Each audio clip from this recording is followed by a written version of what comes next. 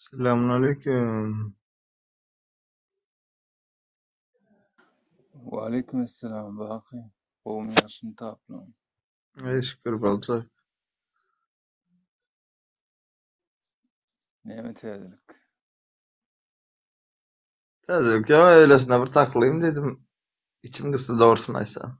Bir oyuna mı girsem dedim TikTok'a mı? TikTok'un bir yerden başımıza bela buldu. Öçürdü ya bunu.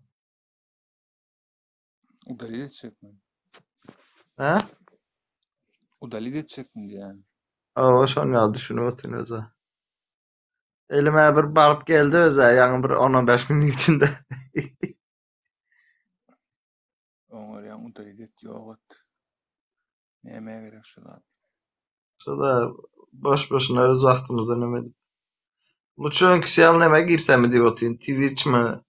Ya da Discord'da havarlaşanlarım var, görüşenlerim var. Ne öt gowulat. Twitch'im, Discord'um. Goğudan mı?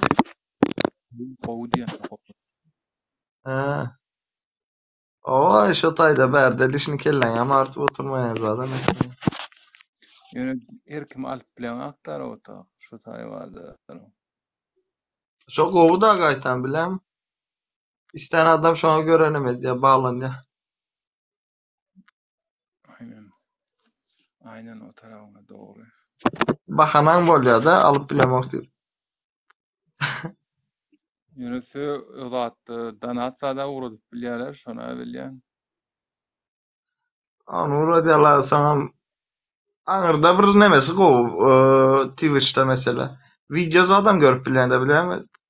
Ekran kaptalı koyup. O nemelerim Türkmenlerin Twitch ulanmaýan diýen mene. Yo Türkmen avlanmaya 50 gezek dedik öyle hiç kim dinlemedi. Başladık koyuyoralım ya. Mesele mi? Hı? İşte köpünç oyununda oynanır değil mi?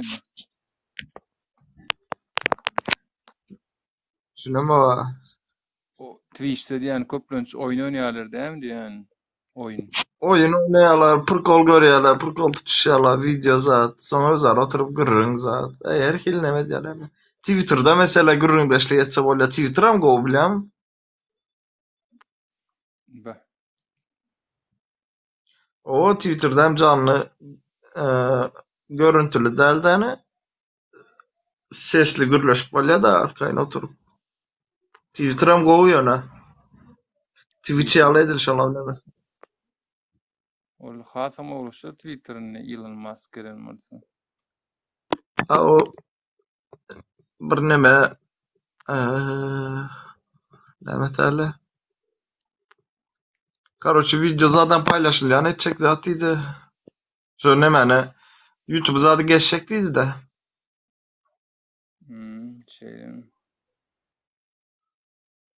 Köp kişi yine Twitter'a geçip başladı. Yaman köp kişi var. Maksattan ne mi tedarik maksattan? Şaka var. Yok. Men tanış olanlara haýyş etdim jaňat bersene şoňa diýip. On el öçük berýär diýerler. Ötür 2 numaram. Yani 2 numaram diýenim. WhatsApp'am şo primo jaňadan dedi. Tuzluda, muzluda tanışyňyz ýokmy? Sorap bolan ýokmy? Bala diýen mi? Yok ne gelemezsin. Benim ya yok. Sen köp bilýän. Evaz geldi, evaz geldi. Bekle, biraz sonra alacağım. Peş peşine almadım. Düşünün de demek bir gürleşi oturayım. Az gürrünü bozmayın diyen. Bilyen uğradı otuyorsun, görü otuyorsun. Evaz geldi. Katı görmeden de gelen üçüncü kişi gürrün bozulyan eken de şonun için alamak. Sen köp bilýän, sen gaty köp bilýän. Sen emmerde tanışyňmy, emmerde eliňmi, sen asmyny okýala sen o. Ya daha önce ne derler. Ben bir garip olan. Garyplyk bilen baýlyk bilen ne alakasy bar canım da? Yo garip diyen de o temada garip diyem ama sağda misafir olan da. Ya pakir sıra burýan aýsenem aşagdan içseň. Evet, patlar. Sen köp bilýän, gaty köp bilýän. Sen bilýänleň ýarsyny bilsem men wara ömrüm ötýänse kösenmeýänler. Estağfurullah, ne biçim? Her kimden köp bilýär da şoňa. Misatip bolana. Abdullahyň efirini Abdullah girip aşağıdan ýazyp otyrmyn. Şolaglaryň düşünler ýa-da käwat alýa çagyr ýa. Ýokaryk çagyrdy. Onuň şu mektep barada, zat barada dursa, onuň ýokaryk çagyrdy. Burada sorajak bolýam kara diýdim. Söz oçurdy ýetmeni geçdi. Ay borla diýip çykyp gaýtdym. 200 adama bardy efirim. Neme? Mektep arada derken? Ya 1 sentýabr men şoňa aýtsak gurtulmaýyn. Okuw girmek üçin, zat etmek üçin pul tölemeliyä menim. Uje egzamenler geçip gitdi, giçräk açdyň diýjek bolumly aýtjam. Ya neme bilen gürleşdim lan? Kim tala Azadik. Haýtbaý Azat bilenmi? Yok o Xitaydaky bar. Diktorial gürler. Ha. Salam dostlar, salam. O sesi diktoriýaly o tüwlemi. Ya prosto ýoglana kene ýöne bilem. Bäh. Bir iki sene padark attım. Bir Kazakstanlı kız bilen yarışa oturan eken. Sonra neme diye. Kız garoç elinde şu süzmeden orulan var ya, şor duzlu bolýar ya, kurt diýerler de, kurt mu? Gurt. O şo neme de oturanda, oğlum bilen o eken şu zady. Floki diye, bu neme zady diye şunu aýdyp bersene. Ya gurduň näme zatdan bilen aklyň bilen. Ya Kazaklar kurt diýip aýdýar. Oğlum düşünerek ile bilen ok şonu. Bilýän näme? Neme ýaraçy diye. Bilýän näler dogry aýtdyň.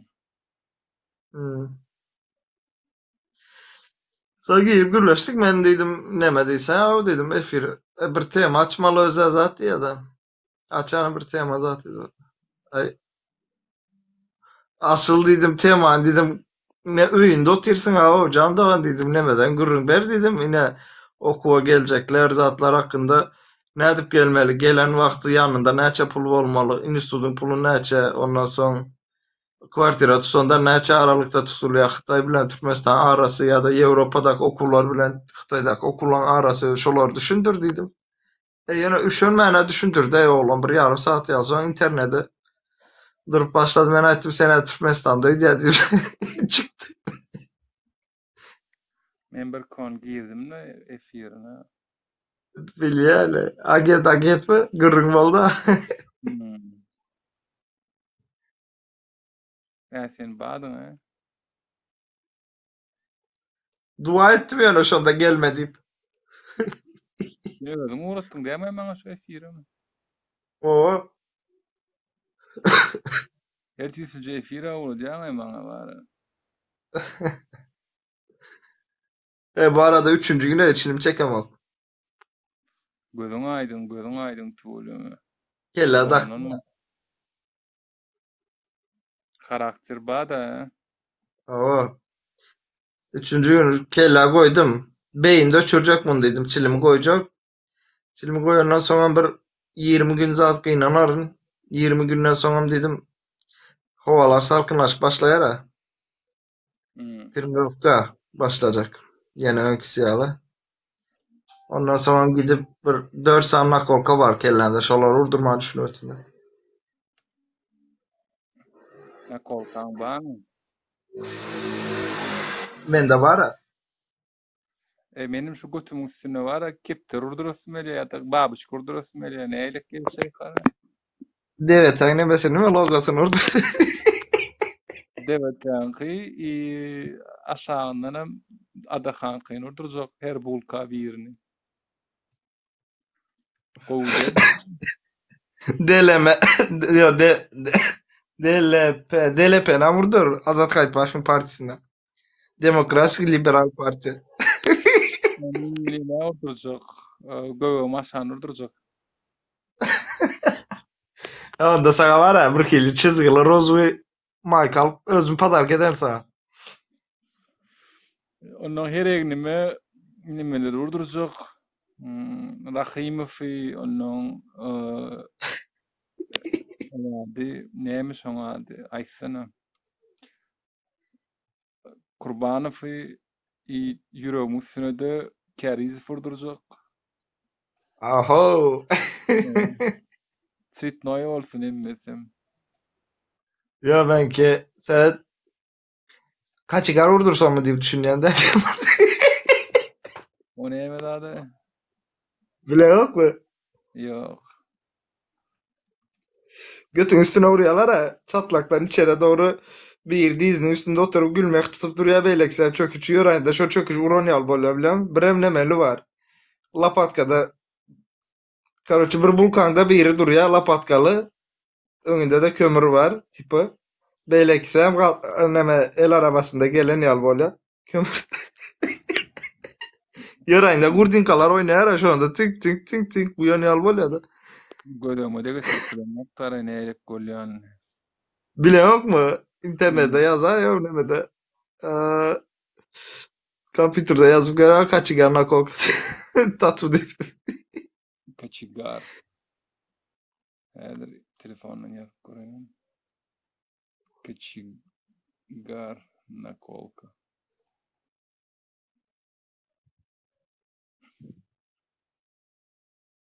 Tak.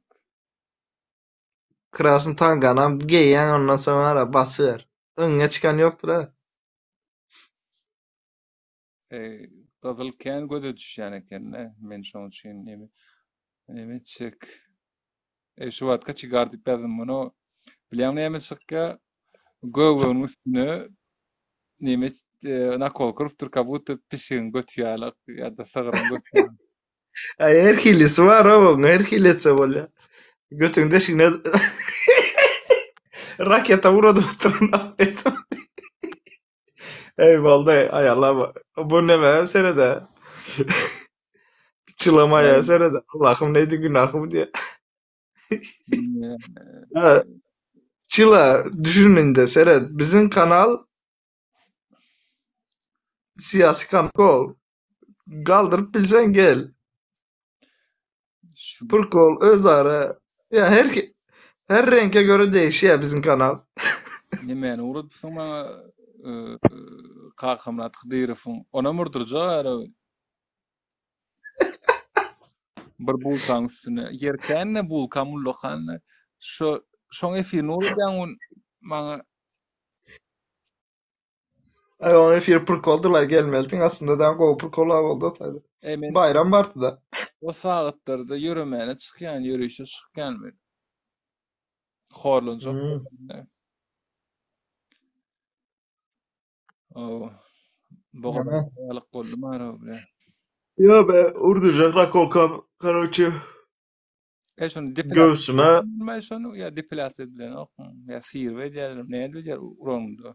Hapremier iliňe ýa-da döşüň urjak bolanda sirýalarmy? Ýa gonu gylyň üstünden urýar. Yo Siriyalar. Yana guru vakti Siriyalar. Te öyle nemetsen o tayda kıl köpeliyor da şunun için guru sirip ondan sonra vuruyorlar. Bah, ennam ýüzüňe durdurmalylar bile sen näme bile. Ey, doğrusunu aytsam belden yokorsun polna yaptırmak niyetime bardı. Başlattım da ne? Son vazgeçen yal bir zat oldu da.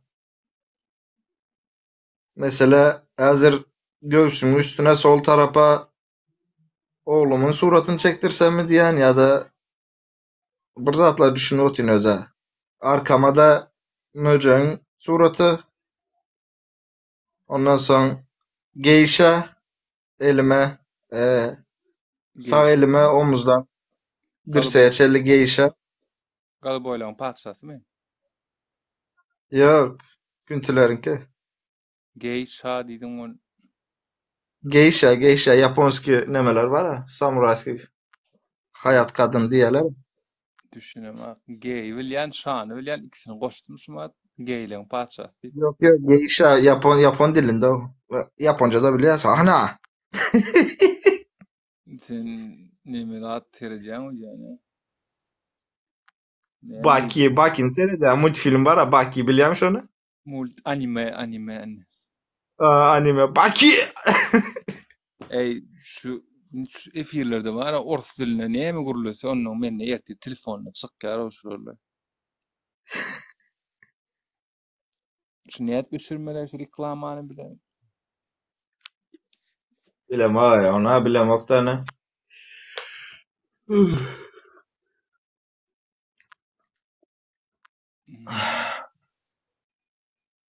Ay böyle.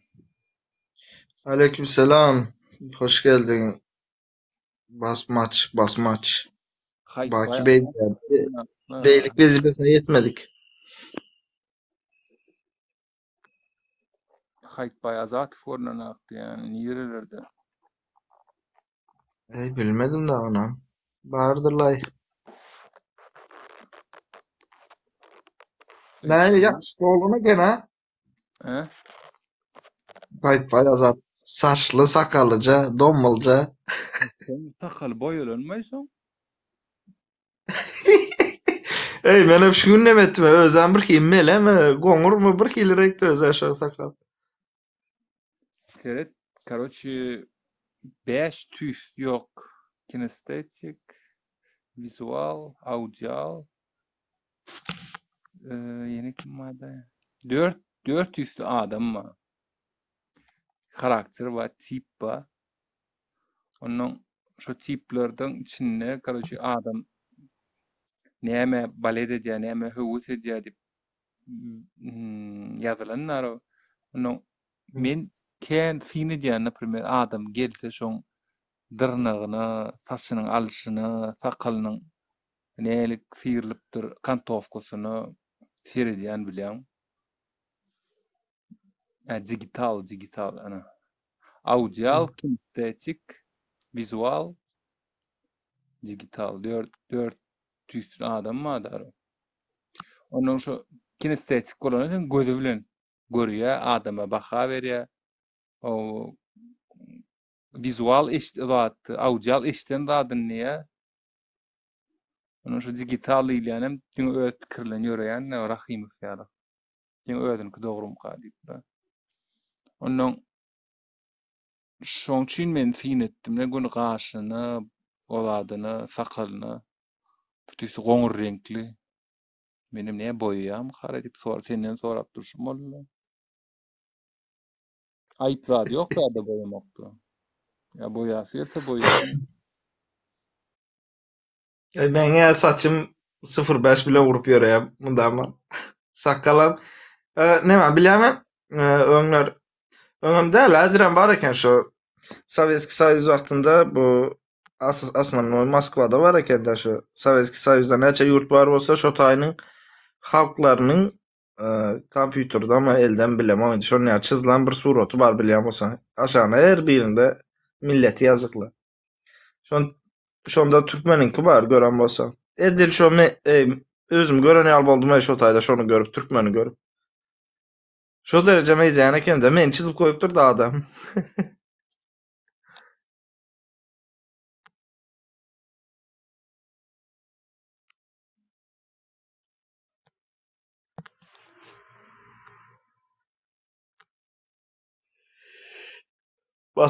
Basmaç kime? Tanamadım lay basmaç. Tanıdık koyver basmaç.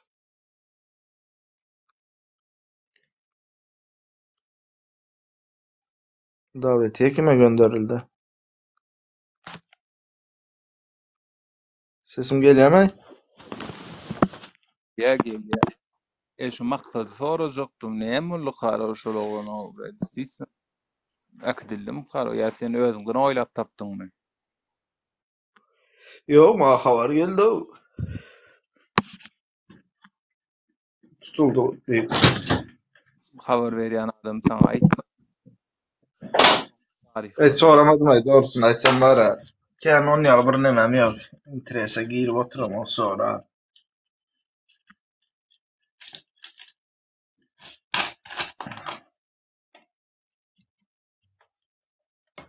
Bir guruluş çocuklar Näme diýen? guruluşýanym diýen bir maksat bar, onuň bir bütwa senma bir 2-3 tane adam bilen guruluşýadym bunu. Olaram azalyp ýa-da şoňdan ýa Olaram gidip başlat diýen bir-birden. ýok da giden nädirler diýip umyd edýän.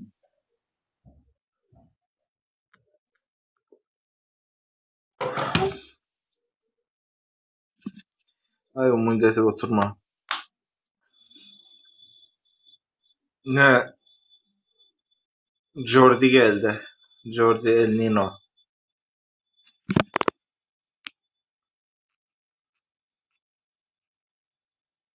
Teke şu Meli Jordi El Nino'mu tanaýarmy özüm? Ýok, men hiç kim tanamam. Kompütere ýazyp göreli, näme Google'a edinmälik däme şu.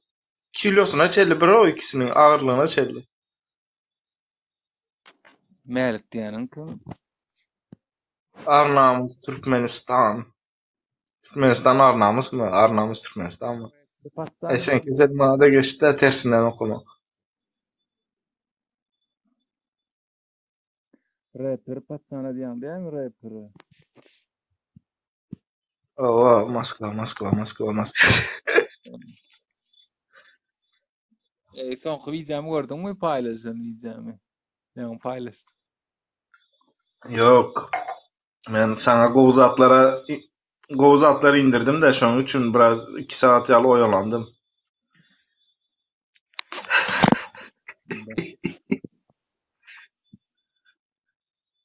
Uğraşacak. Grazer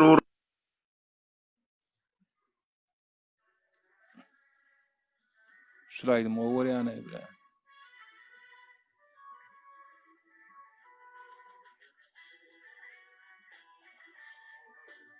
Eşdilýärmi?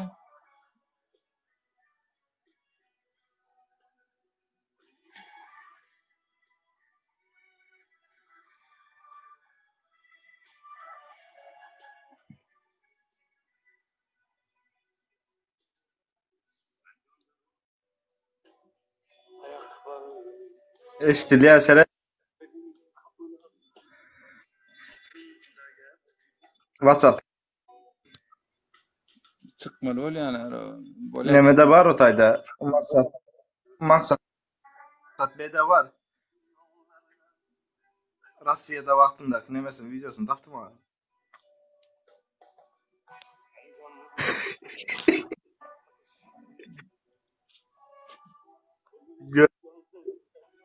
So men var 13 yaşımda baktım. Özüm Hasan'ım var suratım.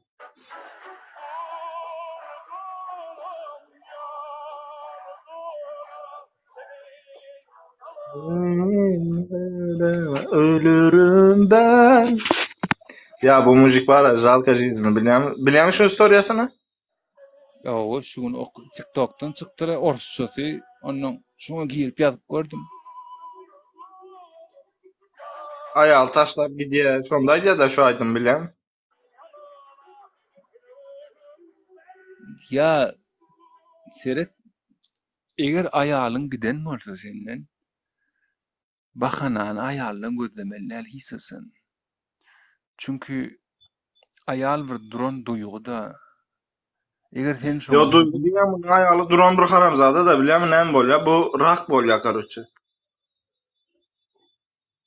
Ağırlaşýadan koma düşýär. Bunu doktorlaram daşy uju boldu bu ölýär diýýärler bilýän. Şu wagtdan aýalam özünden 20 ýaşmy kiçi biri bilen näme diýýärler taşlap gidýär. Bu balnisada wagtda uju pullaryny zatlaryny alyp taşlap gidýär. Çökýär bu adam. Ondan soň şu keselden bu rakı zady ýeňip çykýar. Ýöne aýal taşlap gidýär. Soň Şonda da bu karoça ayağını kov görüyor da biliyor musun? Gel diye yaşarlım zaten edelim diye. Ayarlı son gelmeye karoça. O ne gelsin o yüz bile. Znamenit adam. Yönü sağda prostoy adam da. Son jurnalistler zatla soraya siz diye ayarlığınızdan diye narazı mı? Şurmanı da soruyorlar da her bir gün diye indi diye mesela ayarlığınız gelecek olsa kabul edeceğiniz mi zat diye. Diye munça zaten son diye kabul edecek geldi ve madip bilerim diye aslında diye. Yöne diye ben onu söyleyen diye. Şu söygün bilenem diye kalmanı özüme ettim diye de. Şunu sayladım diye de kalman diye. Yöne nirde bolsa da diye bağıtlı bolsun diye. Demek ki diye menden başkasının diye has kol gören için diye gidiptir diye. Şunun için menem ondan bağıtlı bolmasını dileyen diye de. İyi mujik öldü özlem şondan sonra. Keyin aşamadılar. Yöne aydımlar kovu. Eğer albümün taptım demese mende nemesi var da telefonda albüm var mı?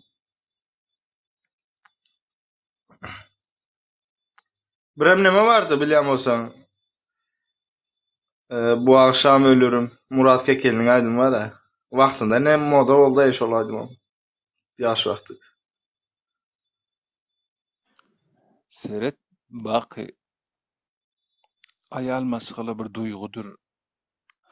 Sen şoň duýgusyny doýurup bilmesin, berip bilmeseň, salonyň dışyndan özle şo duýguny.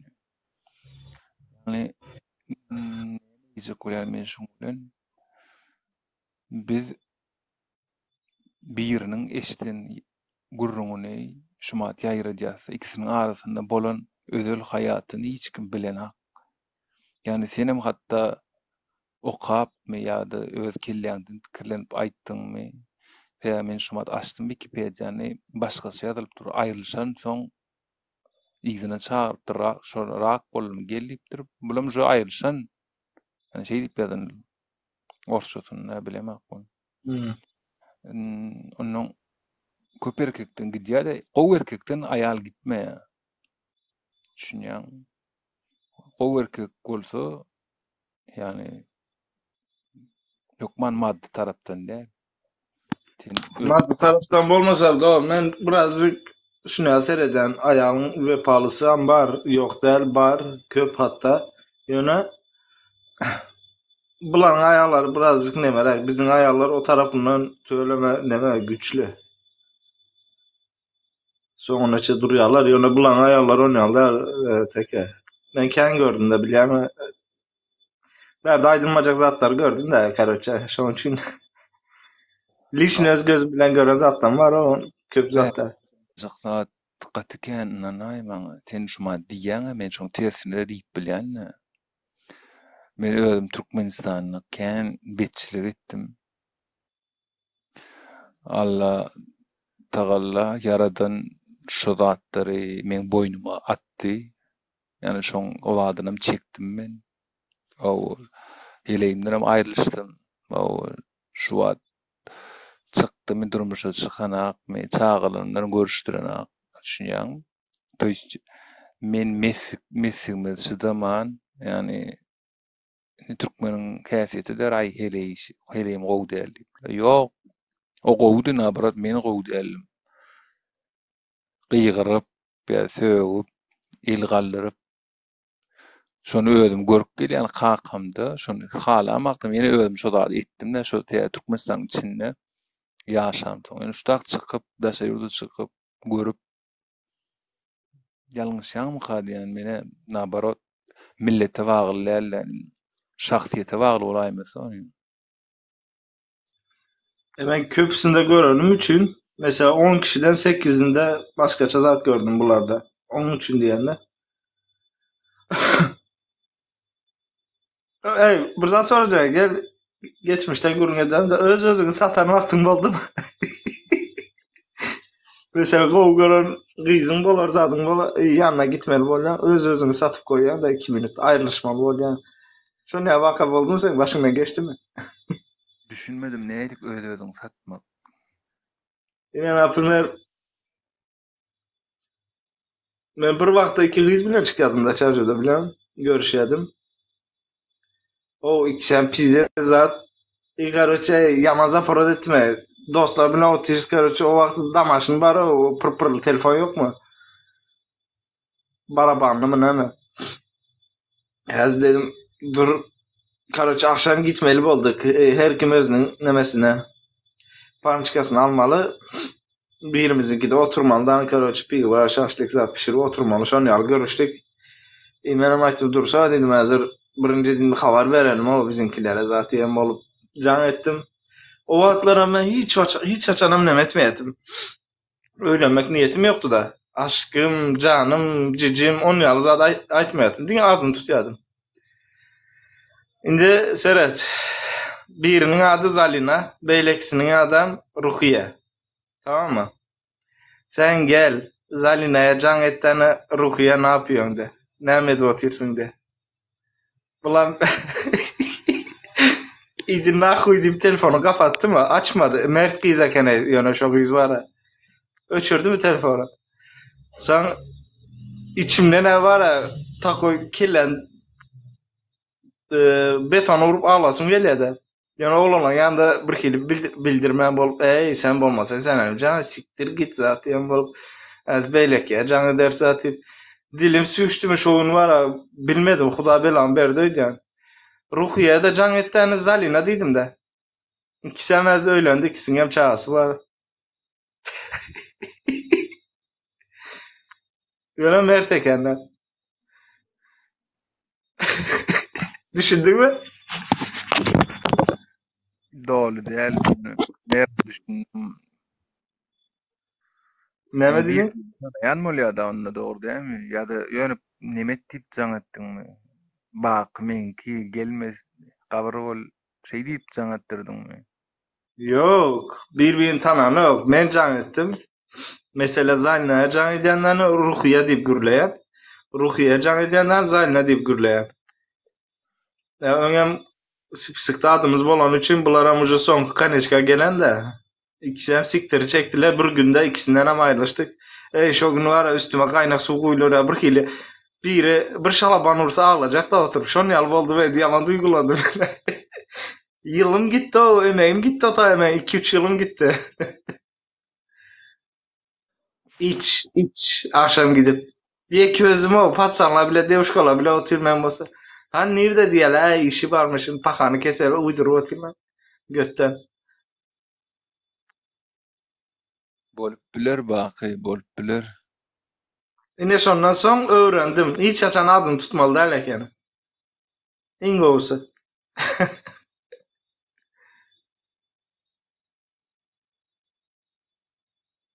Ay meni onça söýgülýmem bolmady. İkisilen Ona gitsin. Meni barýar bir wady boldy. yok o mende. Yaman kendim etdiğe yaramazlık etdiğe teke. Simbolizalina da var bile Tacikistan asırlıktı. Tamam aktivist olur diýeň Zalina sana garşy. Yok o Zalina indi her kimin gözelliği öz. Neden o Zalina bilen beylekini yan yana getirmeyem günah o. O derece yani. Yöne bedeni bara poğunla bir yüz açıktı da şonu ya diye ben meğer tatuировkatı. Tatu ve meğer kızın. Öňleri tatuировkaly gyz görseler, çilim çekken gyz görseler göni Erwet Klimo näme bolýar Klimo türkmençe? Tiskin yerler de en doğrusu şonu ya diye ya. O mallaň buduny urýarlar, atlaryň Ya atlary plan marka diýip şo Klimo bolýar opşym. Şol ýarakly stereotipde qilýarlar Aşgabatdalar. Ýok yani ma pохуй-ta ya ne zatlara kendini verem ne doğrusu.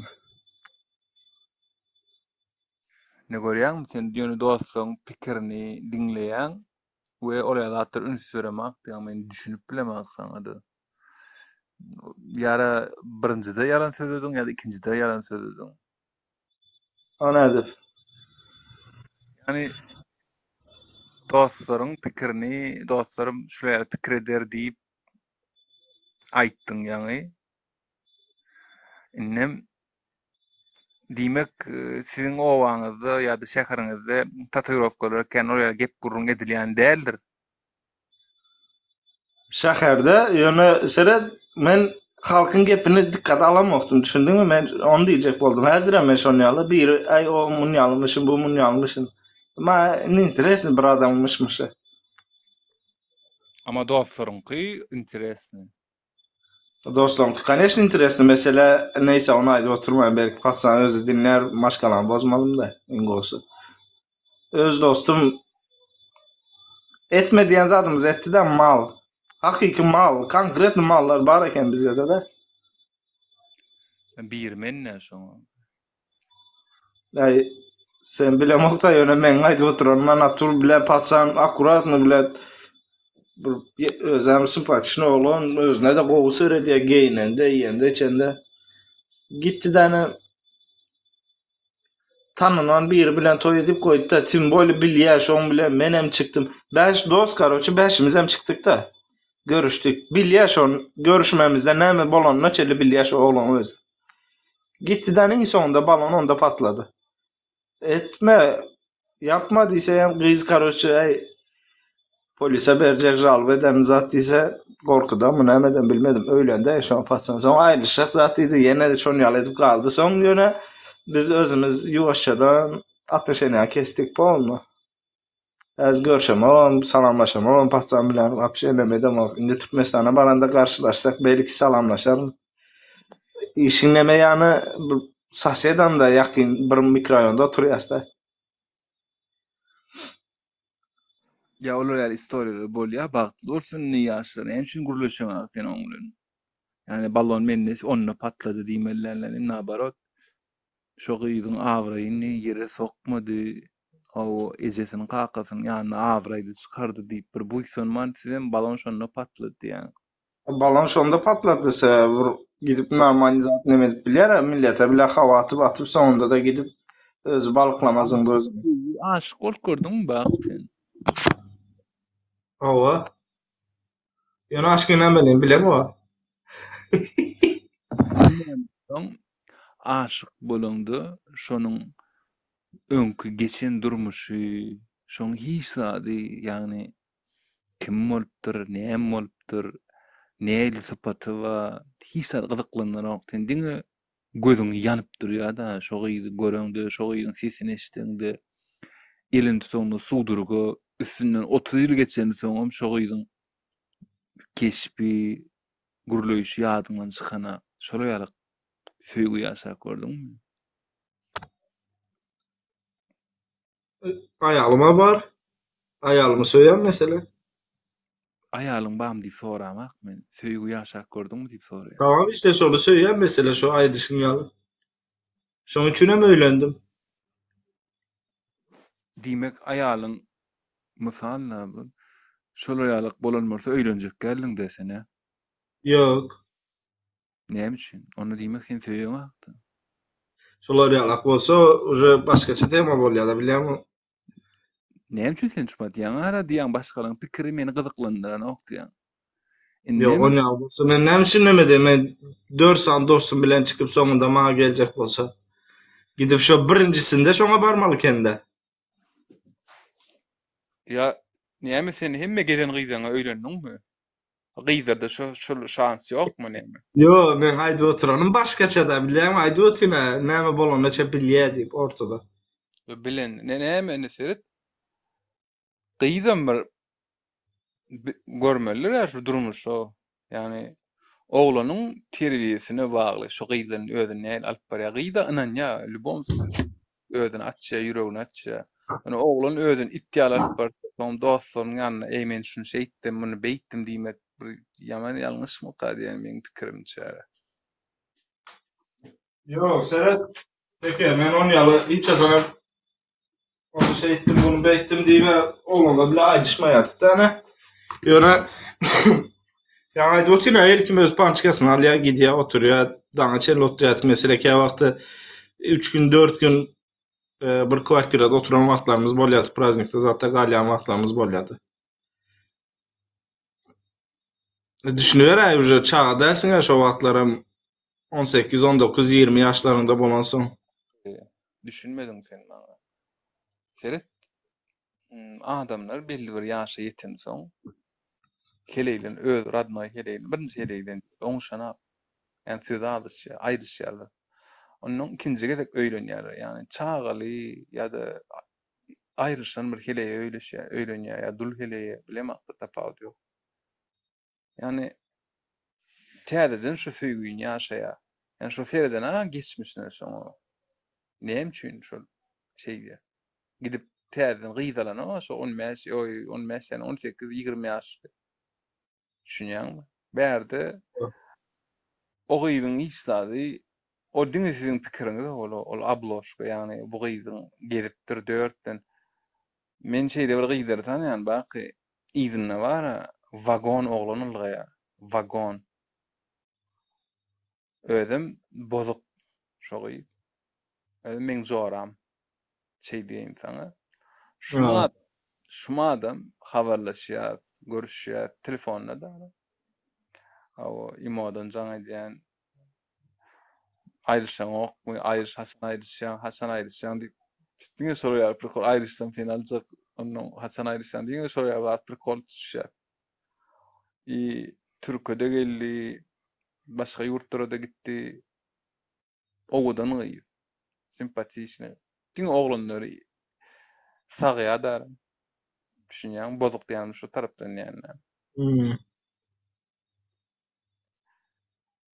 Yani men näme alanok, men kak dosyalyk, joramyalyk diýenler, jora diýip. Yani gidip söýüşmek ýa-da wagt etmek hiç wadym ýok. Men şoňa riskudyn seredemek şoýda. Onyal mende de vardı mesela, men Lişim bir tanıdığım vardı. Yatan yeri yaktı olsun da Aşgabat'ta avariya düşüp öldü. Hakikaten ne diyeyim? Öz ekizmi al görýärdim-de, şo gyz üçin bilýär, o men näçe nemelere aporuna girip çıktım, näçe gezek nemetdim.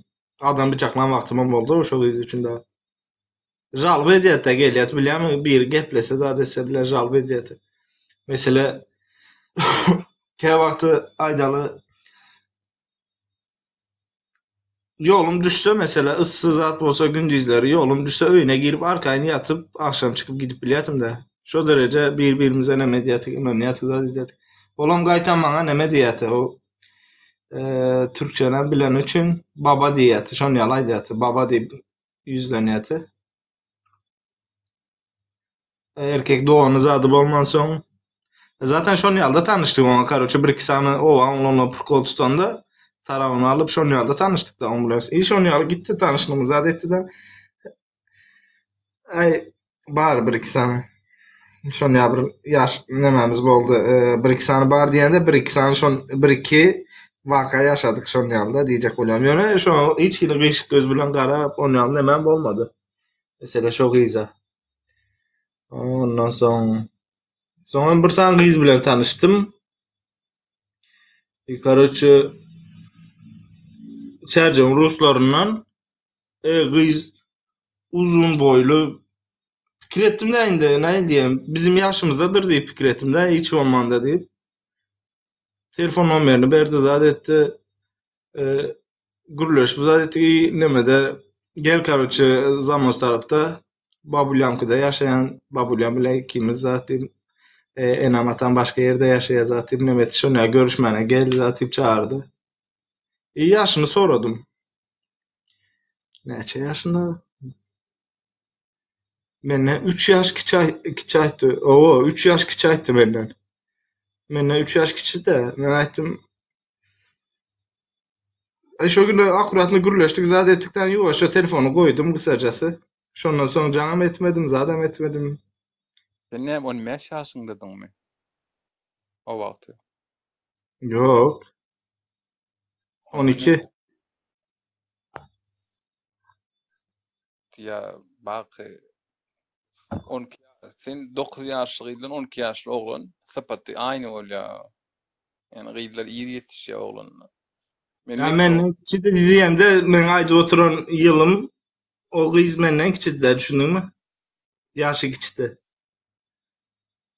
Meňe bir karakterim bar menden, ya En son men bilen deň bolmaly, en ulan menden bir 5 ýaş uly bolmaly. Ine şu aralykda gece ýatyp da ben şu aralykda dolaşyp durýatym, düşündiňmi? Bilemok, men karakterim bu, özgerde. Ya özümden kiçik hiç bilen çıkıp görmedim. Bilemem ne üçin bilemok. Hiç emnem etmedim. Bah. Özüňden kiçik bilen bilemek da edil ýaşyň 18 bolsa olam 15 ýaşyň ortanda 18 diýip kaçan aýtdym ha? mysal getirýän. Yok o. Birazcık uluraktık da. Mysal getirýän. 18 ýaşynda bolsa olam 15 ýaşynda ortanda gepiniz azyşyp biler. Ýöne ýaşyň 40 bolsa olam 37 ýaşynda bolsa araňyzda tapawut bolmaýar, dünýä garaýşyňyz, düşünjeňiz. Hani bu logikaň bilemokda öň ýaş bilem şey dedik. Özümizden kiçik bolsa guruluşlaryna akşa bir ýaş kiçem bolsa çağı hadaplanýar. Hazır 10 ýaly yok. 10 ýaş kiçiler bilen emnem edip ýörler oğlunu. Mene bilemem ne edip ne diýerler. Bir hili gelýär maňa bilemem. Men düşünsem sen hazır 12 ýaşynda wagtynda oğlan çağa. İgelýän 34-35 ýaşyňa gelýär şo çağa bilen çykyp ýörsiň de toý diýär zat bir ýaşap ýörenler bar da şonu.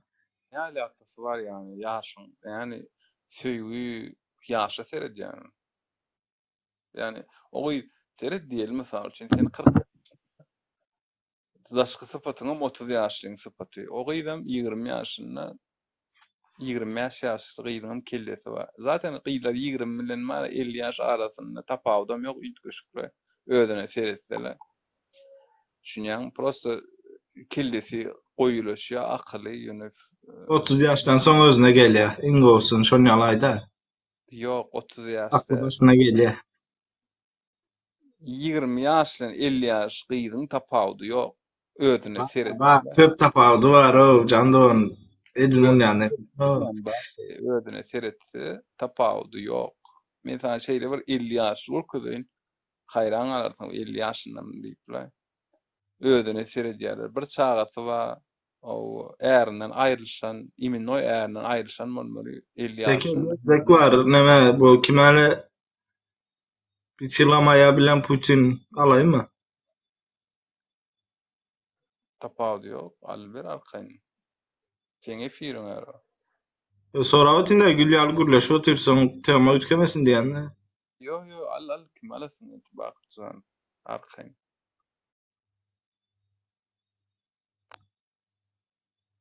Meryem ağa, hoş geldin bu arada.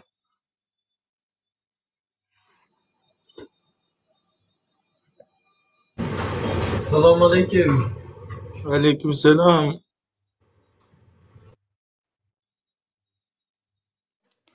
Salam dogonam, hoş geldiňiz. Hoş bulduk. Öz gözünden anlatma. Canın sağ mı? Selam alıyor musun? Bakın hele dost. Anlat ne adayla? Şükür. Sizin aile yadayla olmadı işler. Evlenme programması mı ya sevgililer programması mı? Deme programı. Indi öz ara gürrün yaşlıktan yatlap, geçmişi yatlap, gülmeli yerde güller, ağlamalı yerinde ağla otursa. Yok bulanak bak. Tema geçelim tema.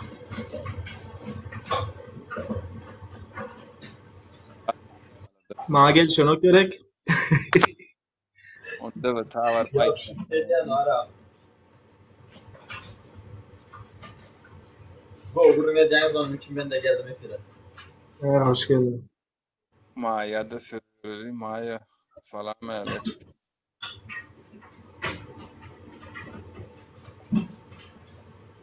Selamünaleyküm. Aleykümselam. Bir sala oldu da prosuradan mı almadın? Pomidor doğru atıyorum, domates atıyorum. Yazmağa elim bu müsait değil. Şunun için de proska verdim. Tak açacak saatim yoktu. Baka da düşünür hatta bir alya bir alana adam saylayalı. Hakikaten bir saattir. Yani kovurun gidiyor tekti. O tutar verdim, bir iki ayalcı kaldı. Pomidorum. Türkmenin yüz karası da ne medeli. Hem ki bana ne medyada. Neme üçin girdimle? Birinciden ha demek ki no Abdullah. Vaydat, imdat, Farhat edip gıyırış oturlar. Maksat Bey yok görünen oğa dedim ben susturp verdiler ha. Maksat Bey'den bir 3-4 aydan son gözlep başlayacak mı kalır? Zaten onu tekebilen ikimiz gözlemiyoruz. Başka gözleyen yok. Yine bir iki kişi var diye mesela aktivistlerden hiç kim yani o akşama mayteki hiç kim takmadan Eýşon menem bar aýtdym o ýaz. Ne için beyterlere? ayrımçılık da yine denk tutmayalar. Yine şunun için ben nemetmeyen bilen. Efirin doňdy mı näme mi ýa-da bilema. Bak eşdirýärmi sesin? O geliyor sesim. İş yerinde diğer araş maksattan sonra hemen keninde. O zaman yine bir de aytacaktım. Baki sen akşam ayttın. Önce efirden son kellerime bir gol pikir geldi. Şonu ne edecektin şonu bilesin geldi.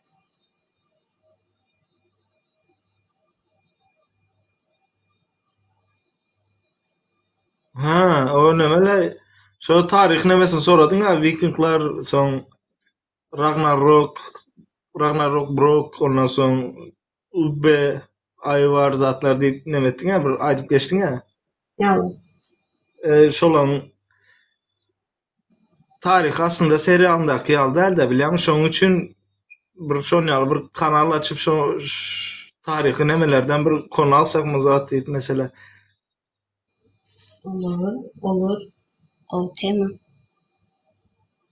Ha, mesela Ragnarok Brok demek 3 adamın adı otayda biliyorum. 3 adam yani iki şu Ragnar bilen Brok mu şu ikisi mesela Ragnar London'u basıp alanda Brok Fransa'nı basıp alanda ikisi den vakta yaşattır yani ikisi bir ara gelmendir şolan bilen aslında hakiki soryasında şonyalı geçer yani yine bizim Oğuz Hanyalı köp kişi yüzünü görmendir yani bar deyip aydırlar Oğuzhan atamız Oğuzhan yine şonyalı düşün Türkmenlerden bir Oğuzhan var bir Metehan var bilsen kime sorasan ikisi bir adam diye kime sorasan her biri ayrı adam diye onların hem storyası şonyalı da Sen nerede kitabını okudun mu?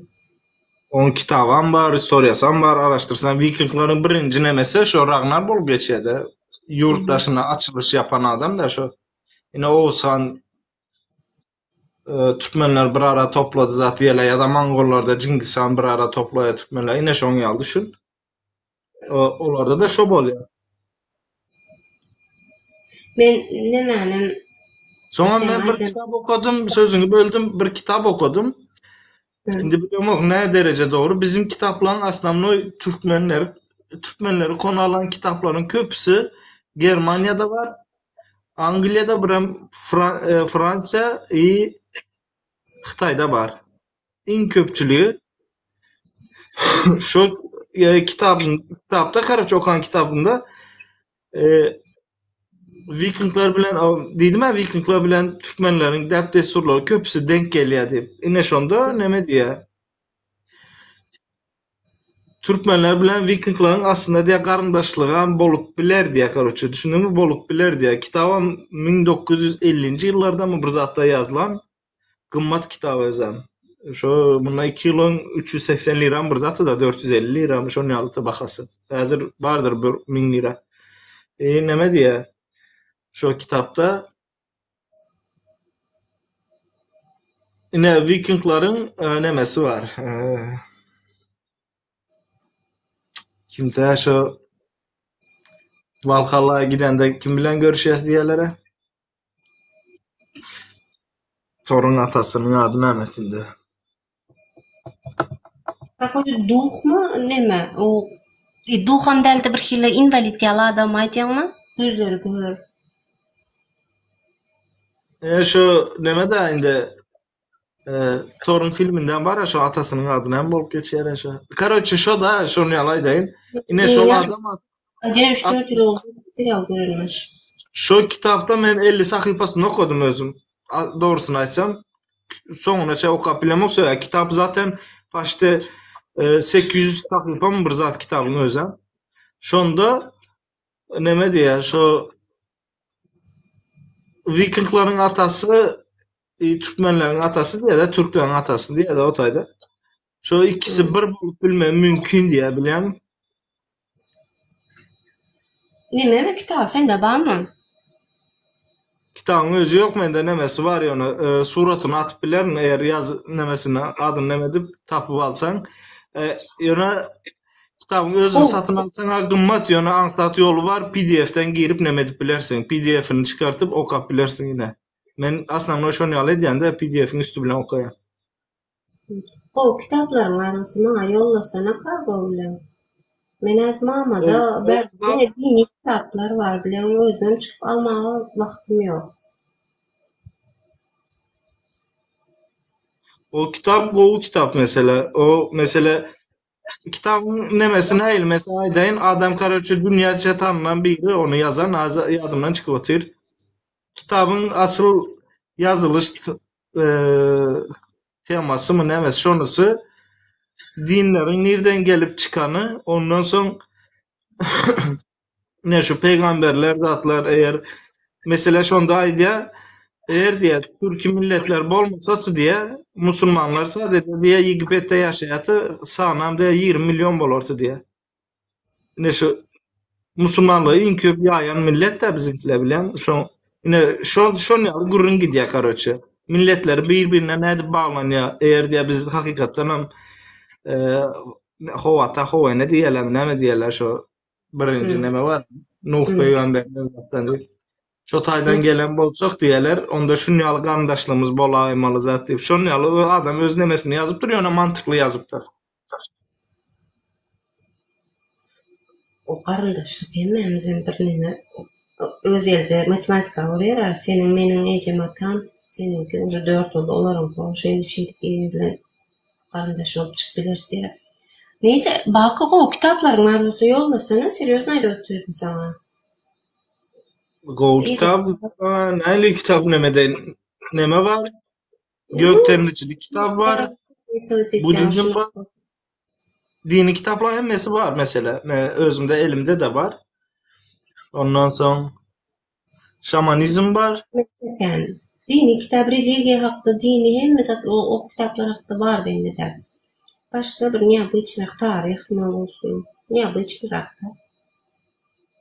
Nemen duraz Engin yok Engin'den. Deniz ötesindeki sesler mi bir zat deyip neme var? Sesli kitap sayti var YouTube'da. Yine şonu girip göre şolom gowu neme diye. Mesela şonda men Gılgamış destanını neme ettim. Beğendim de Gılgamış destanını eğer okan bolsoň ya da sesli kitabını dinleyen bolsoň gowu. Kitap baştan sonuna çeli okuyor adam özem düşüncen şekilde yuvaş-yuvaşdan okap gidiyor. Hema bir okan gerek gelmeyen ya mani interesini men özüm okasym geldi. Tamam sana ne PDF mi atayım, kitabın özünün suratını mı atayım, nemesini atayım? Şunu düşündürme, şunu görelim. Hadi. Fark etmez özüm oka.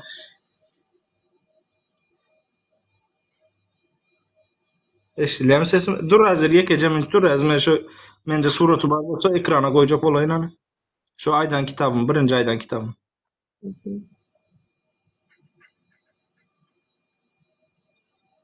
Öbür yerde o temalardan gurur tuttuğumuz devam edilir fakat tapana çeldi.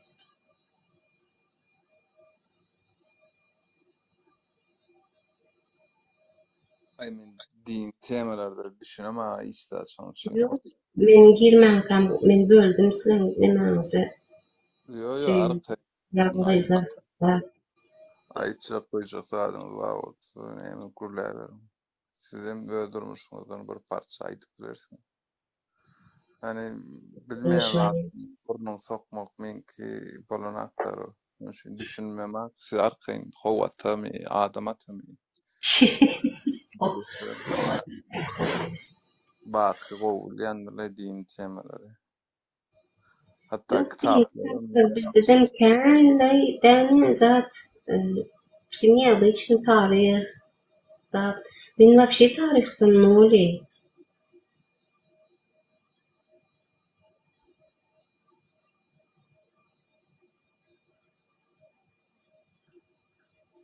Şol nämäni ýa-ni döwetän efirine menem girip ýazdym bilemezsoň doňdumy näme meň telefonum doňdumy internet. Yok. O Olya var. Bir susturyp koyuverdi. Soğuk ettim. Ağzını kıpırcıkladık bir kırlağa oturuyorlar. Diyen oluşur. Efirem keşfete düştüm. 200-300 adam tüölem. Abdullah Avra'yı kazanmaya gidiyor özel. 5 yıldan sonra Abdullah prezident olup otursa şaşırmam. Yaman kontaktırlar Abdullah'ını.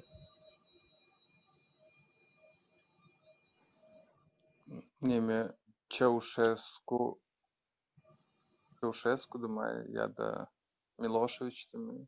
İkisinden biri. İkisi diktator da neyse. Şol adam mehanik özü. Poýuz bejerýän mehanik. Mu Slobodan Milošević öýdän şu Ýugoslawiýanyň prezidenti. Prezident bolýar şol adam. Yani isim garaşan ok ýöne bu bolýar. Tak što ýerde bolup biler. Ukrayna'nın prezidentine memem şaşırdı. Yo, geňörmi prezidentim bolsa geňörüp durma. Yani Abdullah prezident bolsa onu ýurda absolut gadagan erkime emmekse barmak. Gürlemegem kadar eder. Efirinde gürleden o.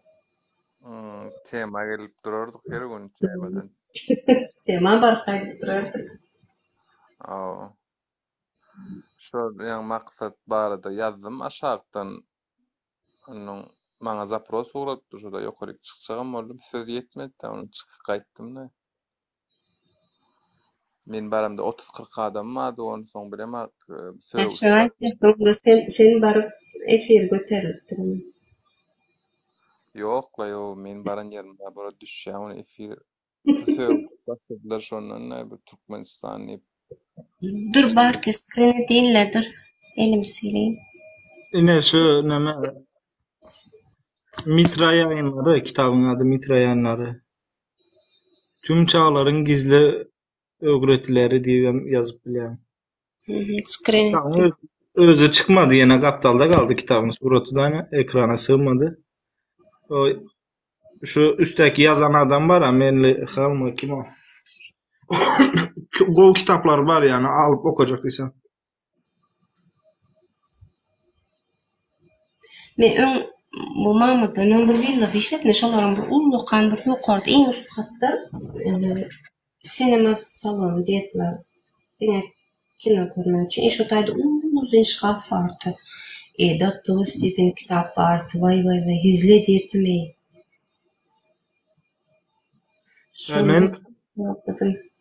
Ben köp kitaplarımı karoçu Britan Türkmen vardı da tanıdıklarımız.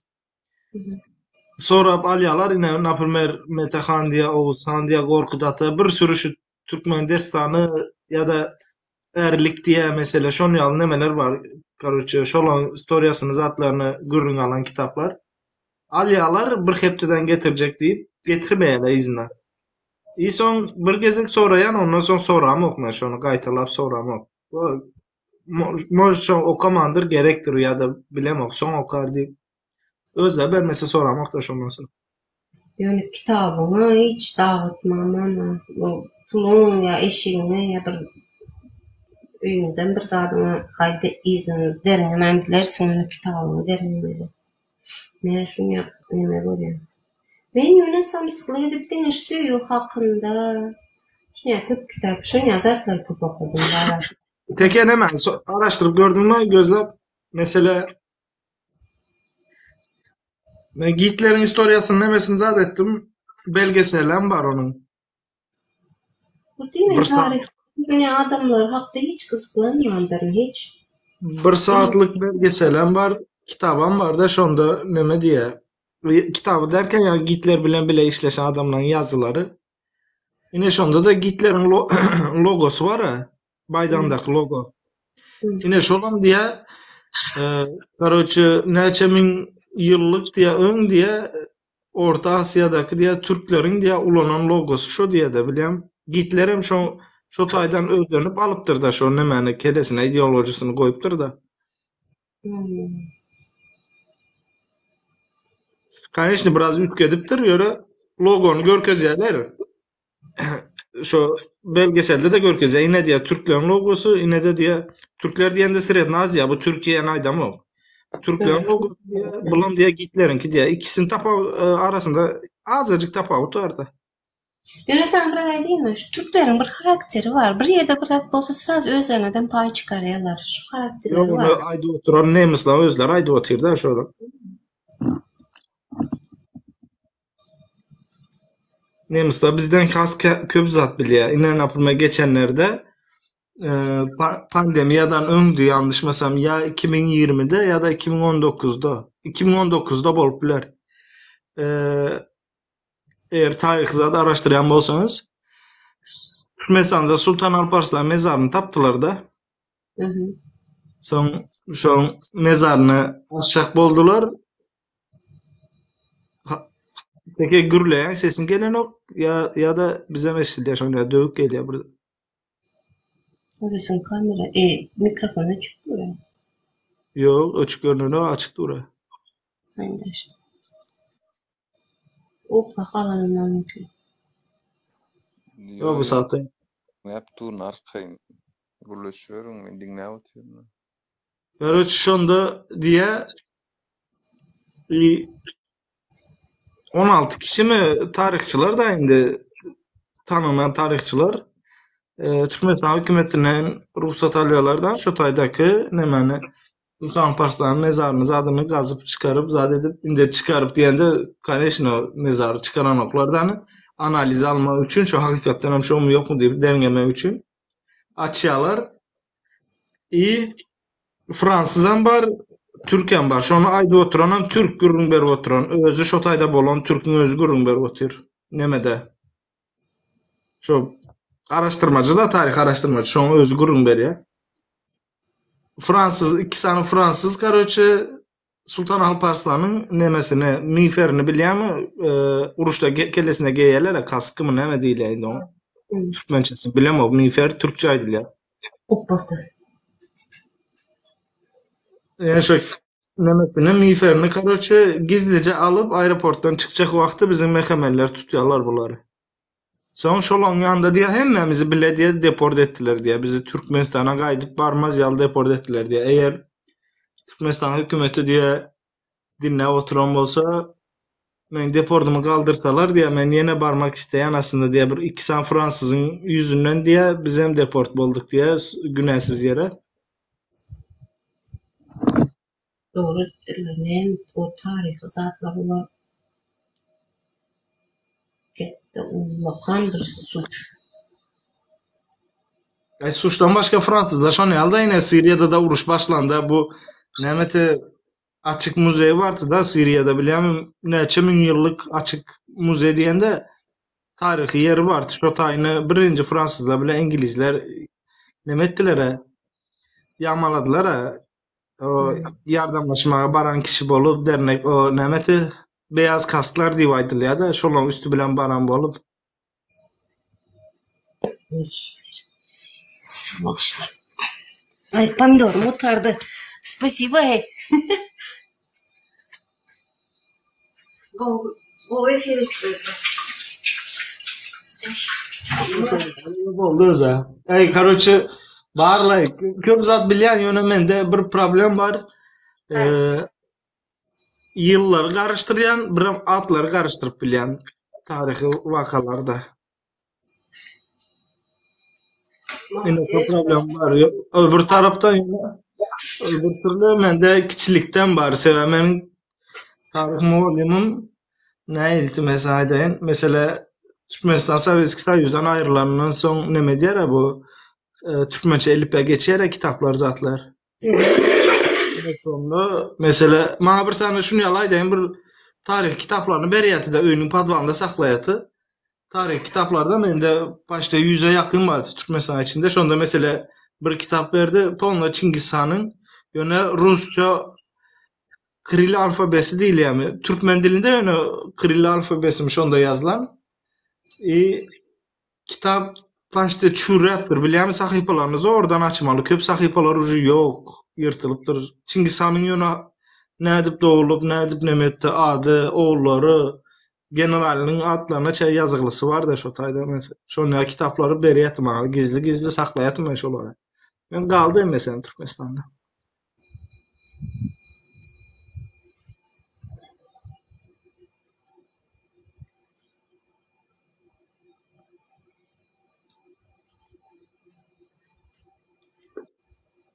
Näçe kitap başlap taşlandyryn bilýärmi? Söýgü hakda däl bolsa. Aleykümselam, hoş geldin. Ben söýü hakynda kitap okam ýok ýöne onlaýdan. Wot şonu aýdyn zirä wagtyma boşa geçip. Owa Palmira mı şonu ýalty öze Siriýada ýene şolan daşlaryna çaldylar Moskwa dogry aýdýar. Olya, gelseň samrat atjak ýa näme susturup goýberdiň kys? Uruş gerek gel. Akuratny gürleşip otyr. Şaýda ine tekeni. Tekel näme oluşmaýan ama. Sen bilen näde birleşip otyrys? Teke arada geple. Mehme kim bilen neme diýen ýerine göre. Gürleşiyorum men aydym diňe otyrym. Aybe diýen bar abi. Ýa-da Yani. Düşünemek din din hakynda gürün giden o haberde teke. şeylemi. Diýene bulandy bilemeýän nime alışmaýar, bu birleşip familiýandalar. Sizler gowguruna tutun, siz men çykaýyn.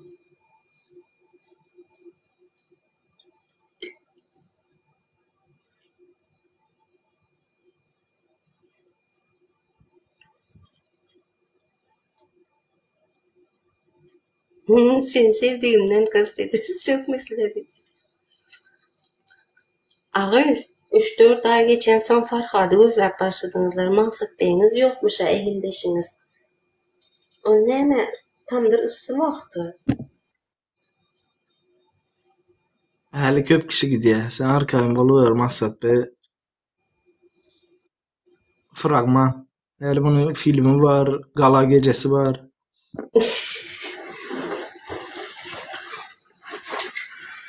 Ey Allah'cığım. Yoşu çağan ulanlar dara yüzünü açtırdılar, gürlettiler, görgülüğüne yığınalı değerler deyip umid edýänler. Şolar odun mülk gitmeliler o bilýän, aňaryk baraňda kimem bolsaň sataşýarlar dara. Şoňa gynanýan ýanyna men ýani ýaş oğlan geljek görjek öňünde. Siz adı var mı? Yani ne alakası çağa bilen bakı.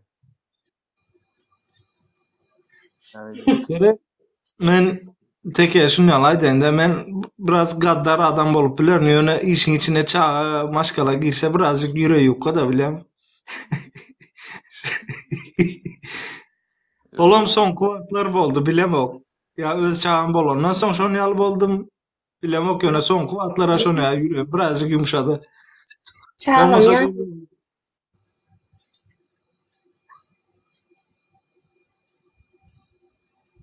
Baki kim gitmiş yine maksat B var da bizim Robert oğlanımız var da yine şu. Baki çağlam yanında mı ya yokta mı ağırda mı? Diyor men berde maşkalan berde men emmesi berde. Yok siz men olur düşünüm yok. Ayalınız çağlamız yanınızda. Kaçan garamada efirde giyce bana saat 1 oluyor. Aytmayayım ayalım. Haklı söyledi. Derdisi. Mende düzen var men yaşayışın ememde. Hafta sonu efir açan deldirim. 2 gün cumartesi pazar. Hafta sonu men Tamam tanıçılığa oturdun ha. Yadında mı? Hayt baylı bir gezip bana tanıçılığa oturdun sen. tamam o arada bolya yöne hafta içi giren deldirim. Şonda da haftada seret 2 gün girmeyen men. Ya hafta içi tutun aslında o hafta sonu yöne hafta içi onu arada kaçamak bolup bilýär da düşündüm. Mesela bazen hafta içi açmayan efir ya da girmeyen, vapşe TikTok açmayan, görmeyen. Men yoldaşım var ha. Biram prazniklarda zatda kä wagt şonýaly edýän. Men yoldaşım öýde wagtymda telefonda oyun oynasam bakarym eýletler. Futbol, sport kanal görsem bakarym eýletler. Ya näme görsen? Ya men gören zadymy görsün, men bilen gürleşsin, men işime kömekleşsin, ya çağalarla ilgilensin. Düşünýär. Memesle gürleşmeyen iş hakkında. Ben işten çıktım, men işim bitti. Soň men iş hakkında gürleşem okşo. Men işimi sorasa zadetse bolmakma kerpiç taşayan boldu.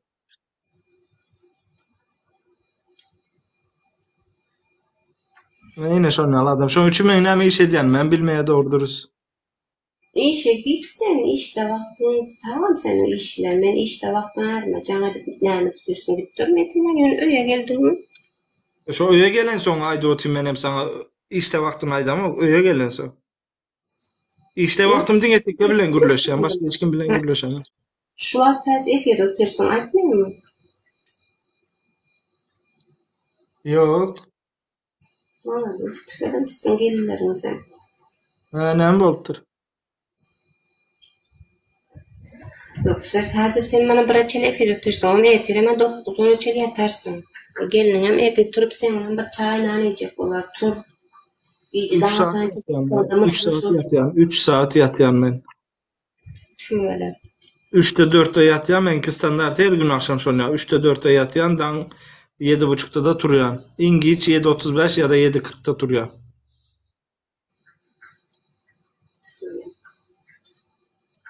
Allah böyle. Ay Patişe geldi. Patişe gelin kanı bağır mı size? Görünün gider size.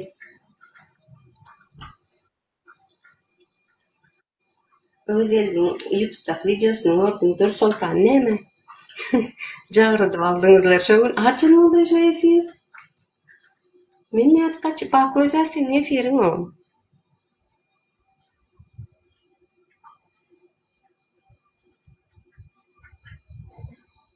Bak Haýsy efir o habarmy ýok.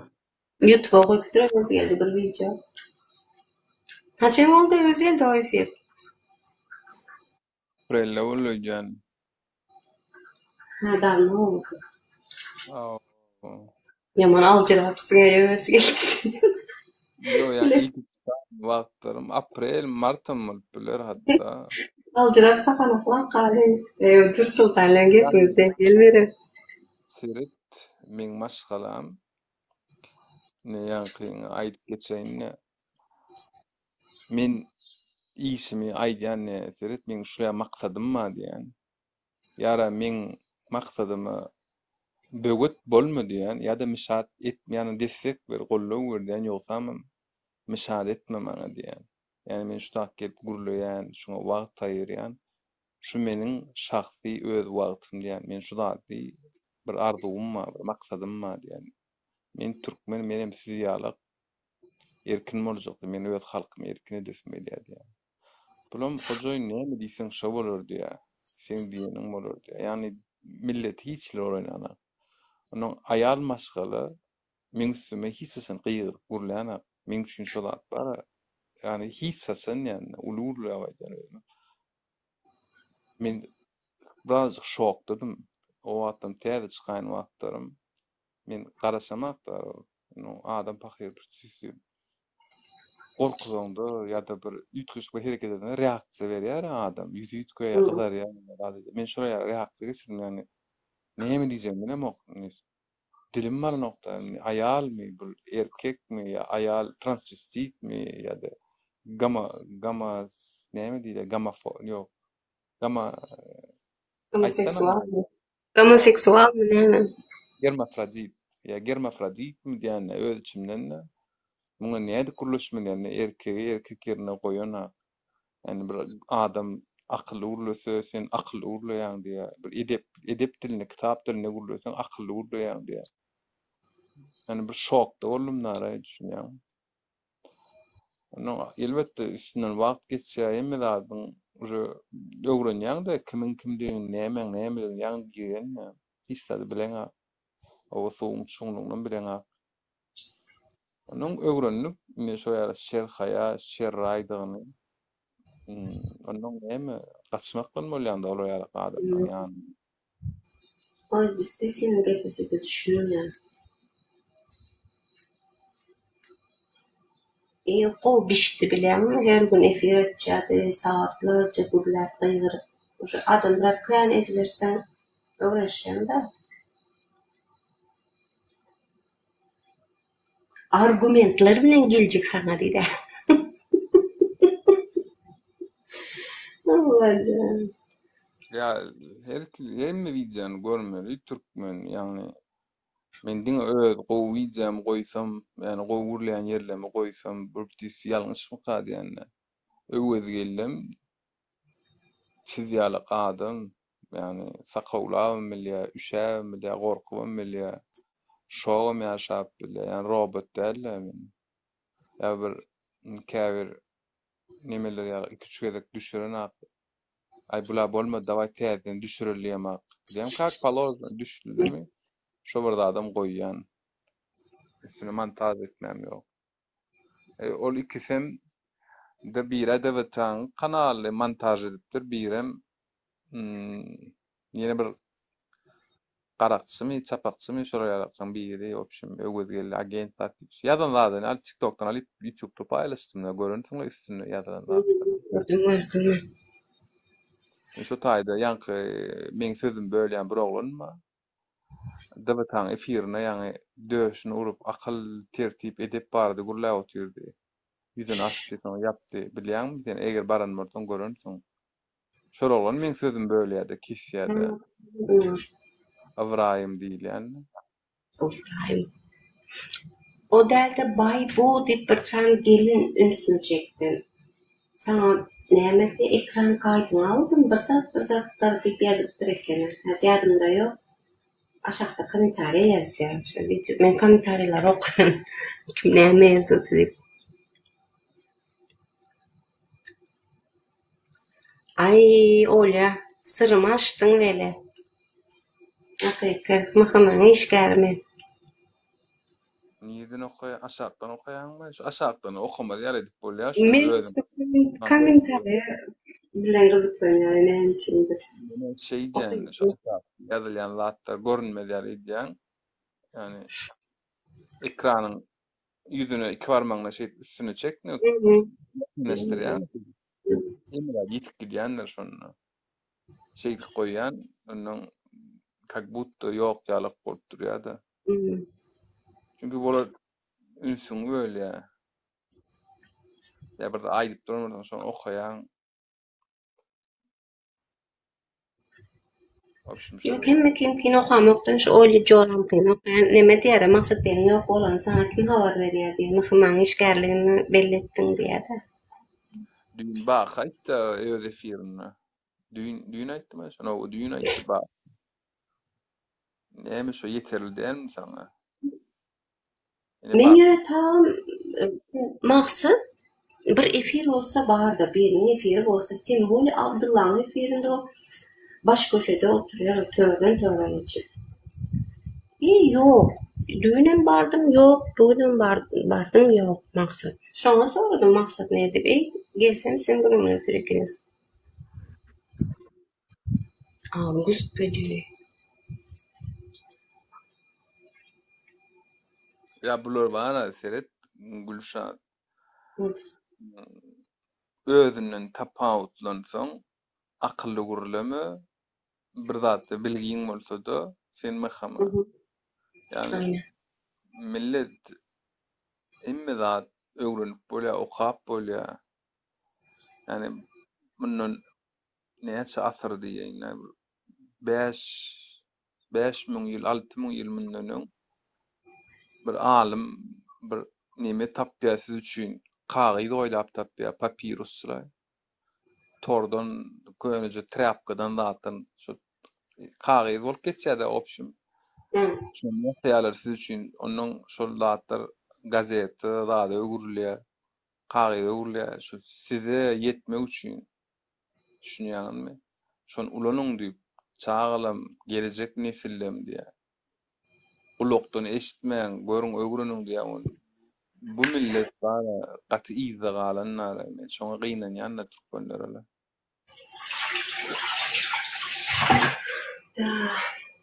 Näçikde. Şonda da seni menen howdiýalar. Seni men şu Olya häzir bara bir aýtsam neyse ya boş ver aýtmaýyn.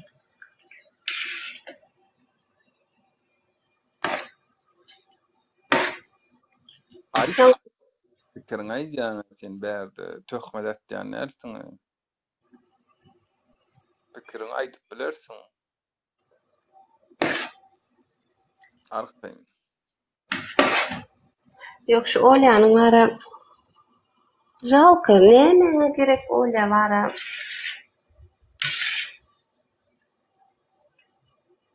Bilip bilmedik saatlaryň üstünde her eferde. Cağır.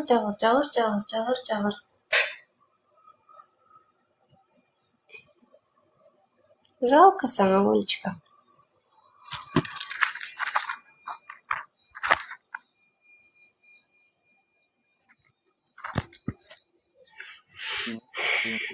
Zalka uçak izliyor sorla. Yaradanam garynjaň bilini bilip büküp eger öz agylyndan çykyp bilmeýän bolsa, göz ýetim giňildip bilmeýän bolsa, olaýan adamlara hiç sen gynanma. Olara bara bu Türkmenistan için açyk goýsaňam göz ýetim giňildipse şo gulluny galya beýni gulla düşünýän.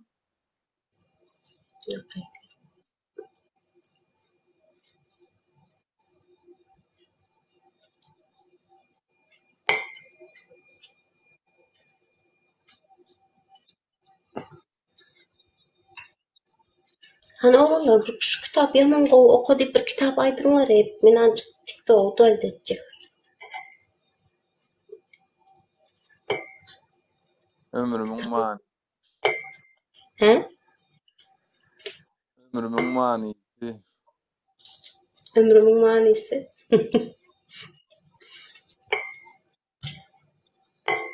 Onun borcundan aparın tapıp. Şolara okasını eleye öyle. Ne mi Çay diyecek? var bu. Eta kara ku. Benim için şu adamın gövün yetmezçiliği ettiğinizler. Sen özün, lişin özün bir kitap yaz gördün mü?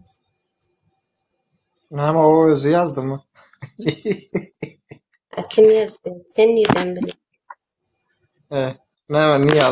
Niye yazsam olamıyor. Yazmadan 8 tane yazıcısı var olan yanında.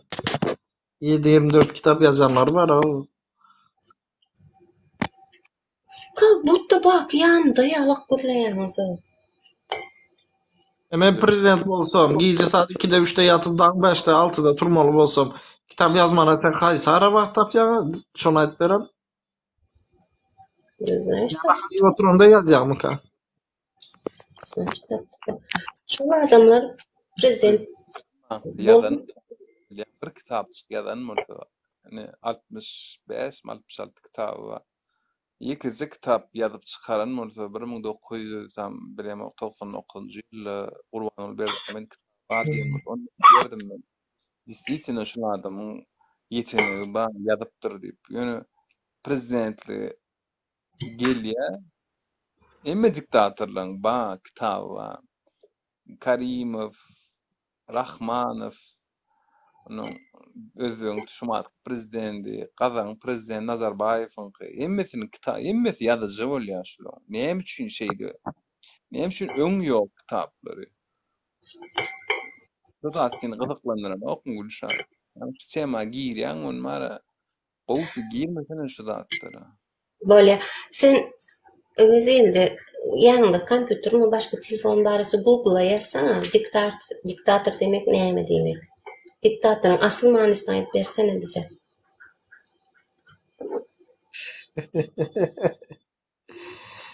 Sen aydana biz bilemiz yok näme diýmek. Düşündiräm tarihçasyny alyp berem. Aç. Abi diktatör değil şu bizim prezidentimiz. Yo, näme diýmek sen şonu düşündiräm ya. Öz aýdan zadyň özüň bilmeli, bilip gürläýändirin ya. Diktatör olanda ene zat desem olar. Adam öldürüp yeni bir zat o eden ettirip. Bu ne zatlar yok ki? Daha şükür. Senin bile Biz görmedik, eşitmedik. aşağı görkezmeyelerdi. Sen bilýärmi? Ben mesela ben spor uğruna köprüsüne gittim de biliyor musun? Karaçı bir gezek vardı.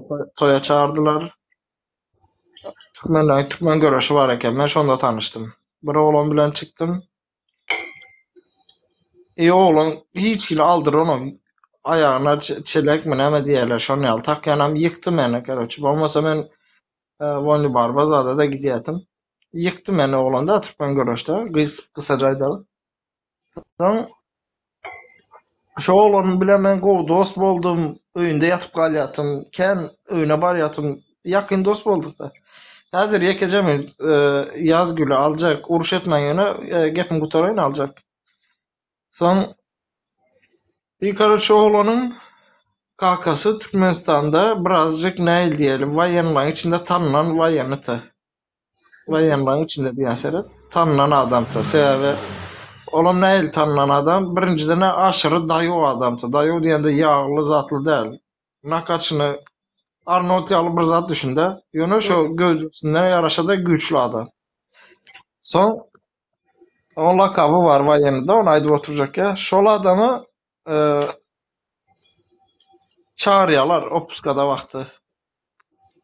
Gel karoçu bir iş var deyip opuskası kutarmanka çağırıyorlar. Barya. Baryandan son adam öldürülüyor da biliyor musun öldürülüyor. Ondan sonra nerede öldü zat deyip araştırma başlanıyor. Nämemişin düşünsene ulu bezipeli adam gidip bir saldat bilen ara içermey.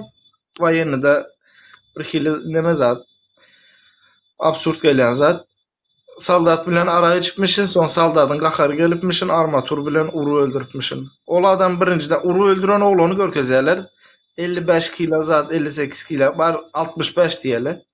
Men ayda oturan adamım 140 kiloluk adamdan gurrun ediyaz. Boy 2 metrlik bir zattan gurrun ediyaz. Oğlunu var ya, burranda yani uran udarının yarısı hovada galya. Şonu yala bir zat aydayın. Birinciden urulan armaturu görkezerler. Kiçi barmağın yalı kalınlığı kiçi barmağın yalı bir zat. 2'lik armatur mu? Neme 20'lik armatur mu? Şu. O armatur bilen ol adamı urulan yıkıp olmayan mesela aydayın. Şunu yala aydayın. Şonu yala armatur bilen ben mesela dayak yiyip gördüm de uruş edende urulup gördüm. Armatur kıyışar ya. Uruş edende bildiren yok sana. Uruştan sonra bir hili yanıp gelip oturandır izi kalan bolsa. Kim İnce öldürdü o adamı? işte Ne son için? bilemem işte ne üçünlüğünü yöneş olan adam bir nemesi vardı sürekli hükümete karşı o adam biliyor musun? Mesela kanunun karşısına çıkmalı olsa şonu yalı yerde karşıtı sonra eskerlere kovu davranıyatı. O adam ben özümden tananım için. Adam ölünden son aradan 6 ay geçip geçmenke oğlu şu benim dostum diyelim Türkiye'de ona Türkmenistan'a çağırıyorlar. Oğlum atası yalı dayı ona kaçın adam da Türkmenistan'a çağırıyorlar. Son oğlan ne üçündür öldü şu. Oğlan öldü. Şu benim dostum öldü. Oğlan öldü. Yani atalı oğlu 6 ayın içinde öldü. Şimdi tesadüf mü? Acal mı? Sen ait. Yo, onun prezidentin etmesi yanılmasın. Neyse ya, şu temalara girmeseniz sizler var. Ya mesela sen onu yalı neme çekolya mesela minlerce mun yalı neme bolan vaka gurun berip bilyen. Infrasto nemeden tusalı. Teke şu Aşgabat'ın yanında büzmeyi mitin irti şu patlama oldu. Ene şu otayda ne mi çö? Ene. Saldatların can der mi? Saldatları geç otayda ne aç? Sana sivile mi öldü? Grajdanka. Vatandaşa mı öldü? Hani indi eli kanlı der mi? Şu zaten 5 günden son çıkıp aytta özel. 5 gün gizlendi. 5 günden sonra çıkıp 5 tane saldatımız öldü dedi. Ne biçim 5 tane değil ya seviyor. Kanunda bir neme var. Vay yanılan kanunda bir neme var. 5 tane saldada ölende soruşturma, araştırma yapılmaya biliyor musun? Yani eğitim sırasında ölüp bilýär, ýene bir zat sırasında ölüp bilýär. Şo manada neme edilmeýär de kıskacası araştırma yapmaýarlar, şo izini gözläp oturmaýarlar. Ine şonu ýaly edip yapyldy üstü. Otayda 50'den hem kendi saldat öldü. Sebäbi için eğitim yok. Saldatlara afser mi kim bir çıkýadany karoçy dağa görkezýär, gaçyň diýip dağ tarafa gaçyr. Dalba yok, sen raketalar dağa seredilip koýuldy. Oklar, raketalar bir zat bolsa dağa bar vursun, şähere vurmasın diýip dağa seredilip koýuldy. Saldatlar izinden barýar, olar hem saldatlar bölekläp geçip gidýärler. Ya da yaş çağa göz önünde böleklenip gidýär, düşün. Yani gördük, görünümüz için diýende. Mesela bunu ýa-ki primer alıp berip aýdyp bilip biljek de.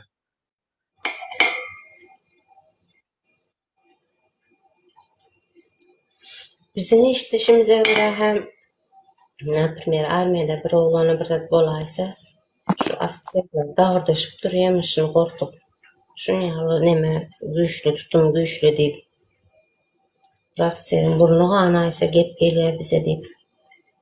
Yo, serek men şunu ýaly görürümde, şunu ýaly aýdyp beren sana. Ofser titreýär. Näme üçin titreýär? Ofseram basýarlar soňunda bilýärmi? Näme men tandyk oglanym paranda atylýar. Şonda ofser hakykatdan hem o ofser özem saldatlar bilen gowy ara gatnaşyk edýär de.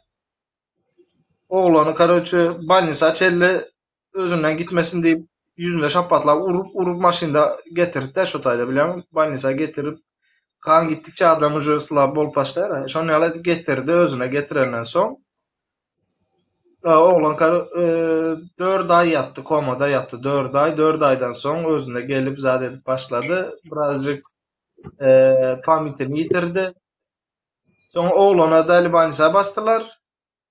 Ofseram näme bolany belli däl. Onu ýaly bar. Ofseri basýarlar. Senem üçin Aşgabatda geçi ýoksa. O näme üçin däl. Ofseri ýok iş bitmedim diýip däl.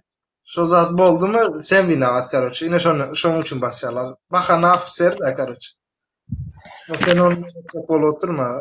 Äzirinde men alaýyn, ol ýapa diýär. Ola bir de özüň jorasy geldi.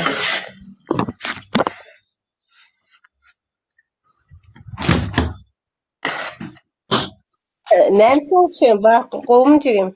Gowum menim. Gowy şükür sizlerge. Yok, men gülesim geldi sadece. Öz aýdan gepine öz jogap berip otyra, näme Gülşadyň. Diýe ki, bizim prezident diktator däl diýen, ondan öňce diýe ki, şu oýlap rahmim gelýär diýe, jalka oňa diýe. Näme üçin maňa jalka mesela? Meniň prezidentim diktator bolmasa men näme üçin korkaýyn? Men onuň ejesine, bacısyna söýgemek, şahsiýetine kimçiligini aýdýan. Diktator olmasa meňe näme üçin jalka Gülşat? Yok, bana özüne işe gitmelidir. Saat 1'e Tamam ya, boş ver sen benim işe gitmem mi? İşte işe gitmem mi? Sen onu aýda, o Gülşat oýanyklyk yapma, tamam? Hayır, sen o lemenle derdin ne ya? Ne var? Yok, prosta gelip adamlara gep sok gidiyor. Şoňa derdim yok. Prosta ayalmaş bolup bir eje bolup çağalygyňdan aýry gezip sen hala olaryň bizen prezident tutmasyny goraýan, men de şoň içim ýany. Senem şo günäleri göterip otýan. Bak, men gydym göçürjek o git bilemok, mesela başga mesele mergen ul aglap otýan. Men git bilmedim. Näçe eje göz ýaş edýär. Sen hiç mi düşünmeýän şulara? Senin olaryň alyp oturan bu göz ýaşlary seniň boýnuňa ýazylyp otýar, bilýärmi? Sen halkyň günde 750 adam nämede vize berýän ýerde 750 adam da ýaşlarymyz kalmady. Hay men çykjay öyle men уже seninle bu temalar tartışırsın. Yok, bu temada öz gepine özüň jogap berýän. Bak, jalka diýen. Prezident diktator olmasa bizlere iş yer açmasına ruhsat verirdi. Halka az näme üçin vize etmezdi. Näme üçin yabancı turist gelip bizim nähil oda nerlerimiz var girmeye izin veren ok. Öňden ahyra şunýa tutýar Türkmenistany. Näme üçin minjek maşinlarymyzy biz karar beremiz ok. Näme üçin biz aşkılada gidip geç bilemiz yok. Sen nähil arkayn Türkiye'de geziyorsan biz näçin Türkmenistan'da arkayn geç bilemiz yok. Diktatör bolmasa, özünü gorak edi. Diktatör bolmasa näçin halkyň mana mesela Erdoğan'a diktatör diye o piknik yapıp oturan adamların yanına var bir yolda çay uzadaların çayını içe.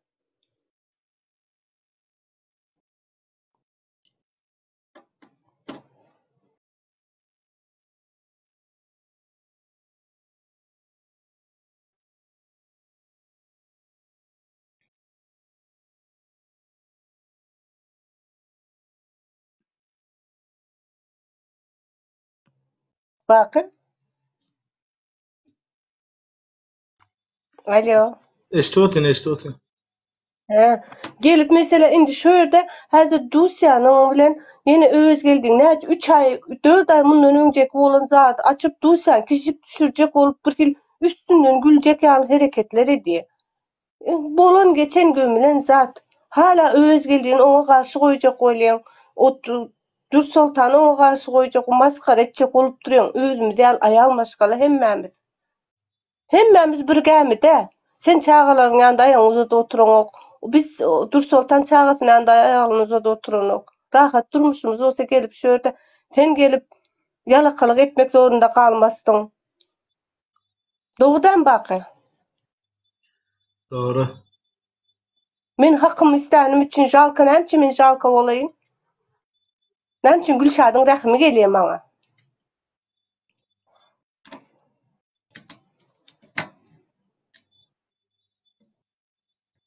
Benim pikirim şöyle kıynalen enelere, kızlarımıza, maşkalas tozan oğlanlarımıza. Benim davam yok başka da atıyla. Men çöreğimem tapıyan huda şu çağalarım karnım doyuruyen. Men karnım aç der.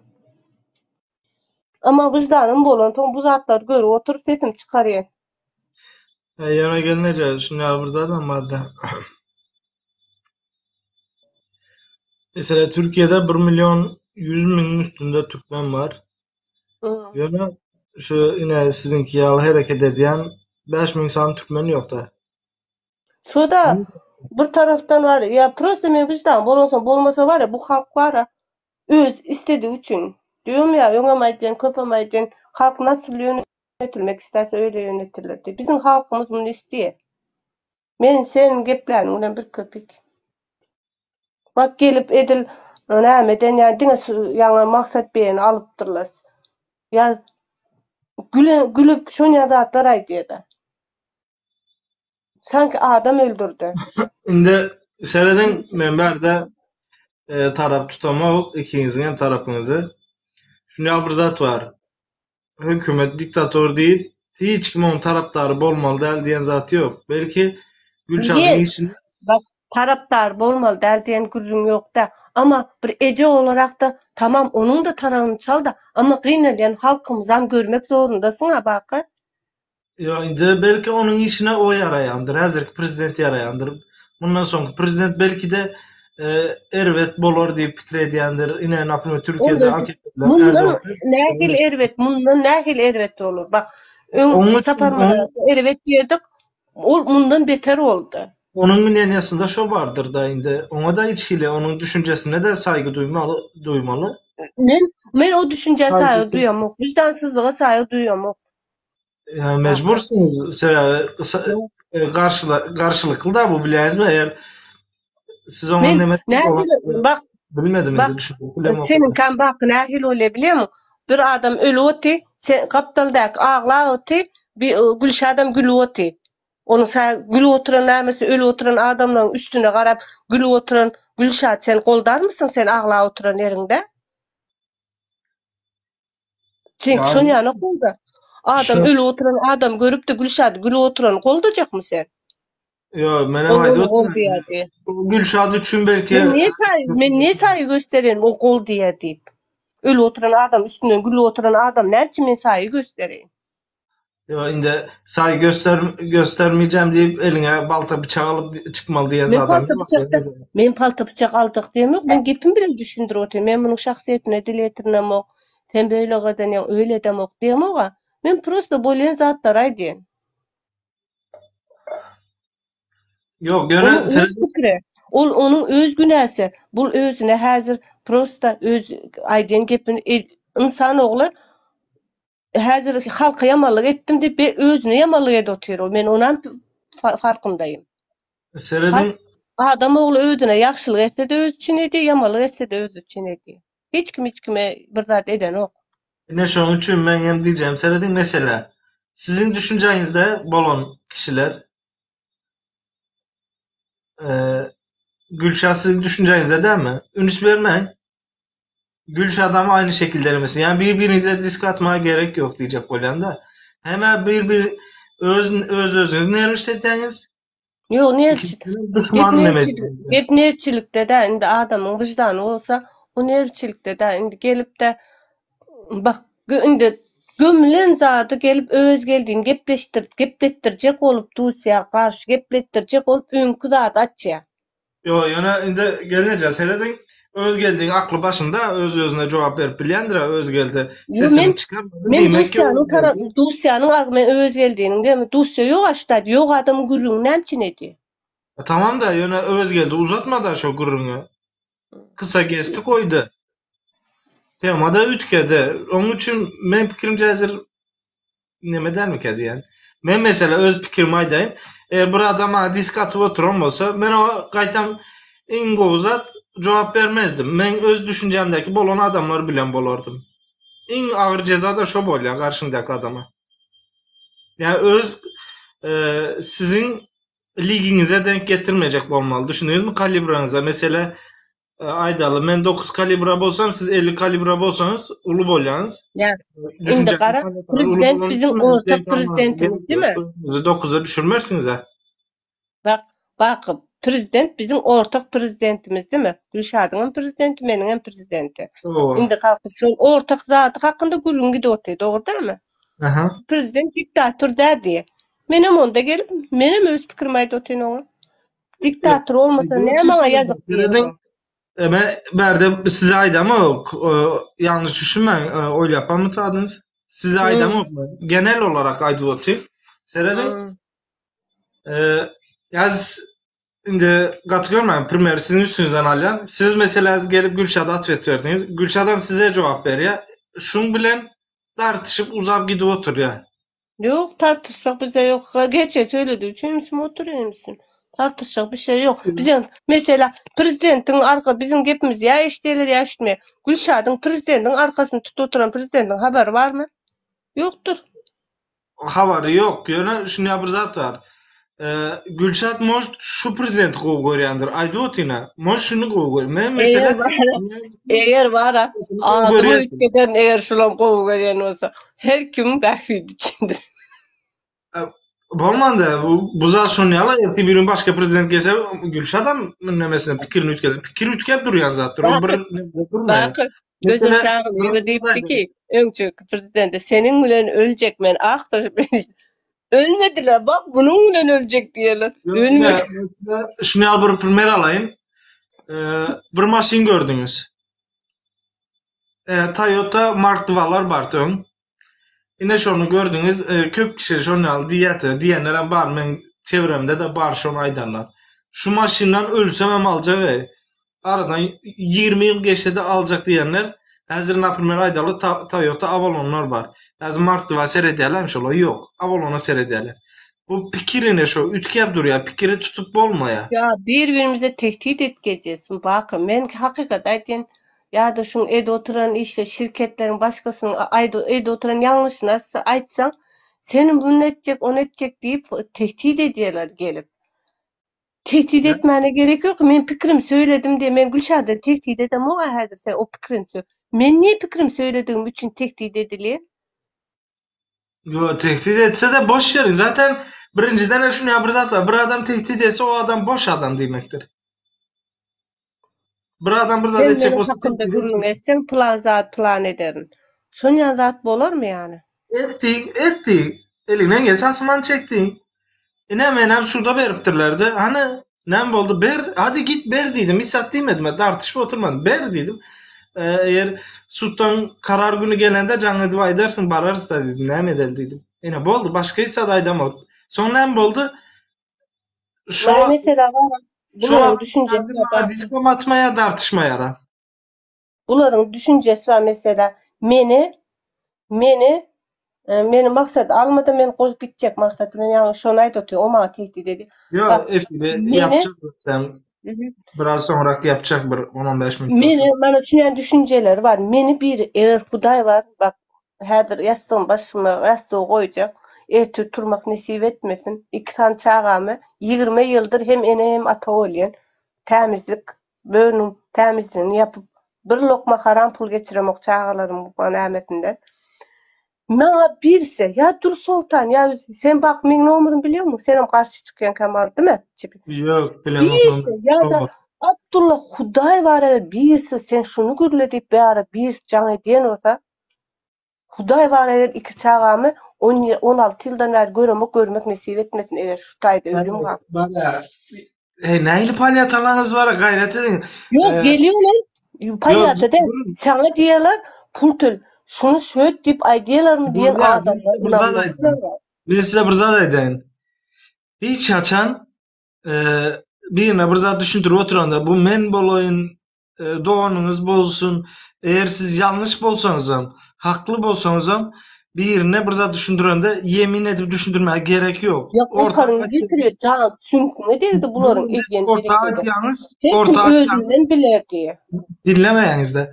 Ortağı atyanız sizin gepinizi, haklığınızı eğer haklı bolsaňyz düşünen adam alýa onu. Yanlış bolsaňyz düşünen adam ýene şonu alýa. Ya beýleki bir tarapdan çağaňyzyň üstünden hiç açan yemin etmeňizi men mesele şahsy özüne mem aýdaýyn.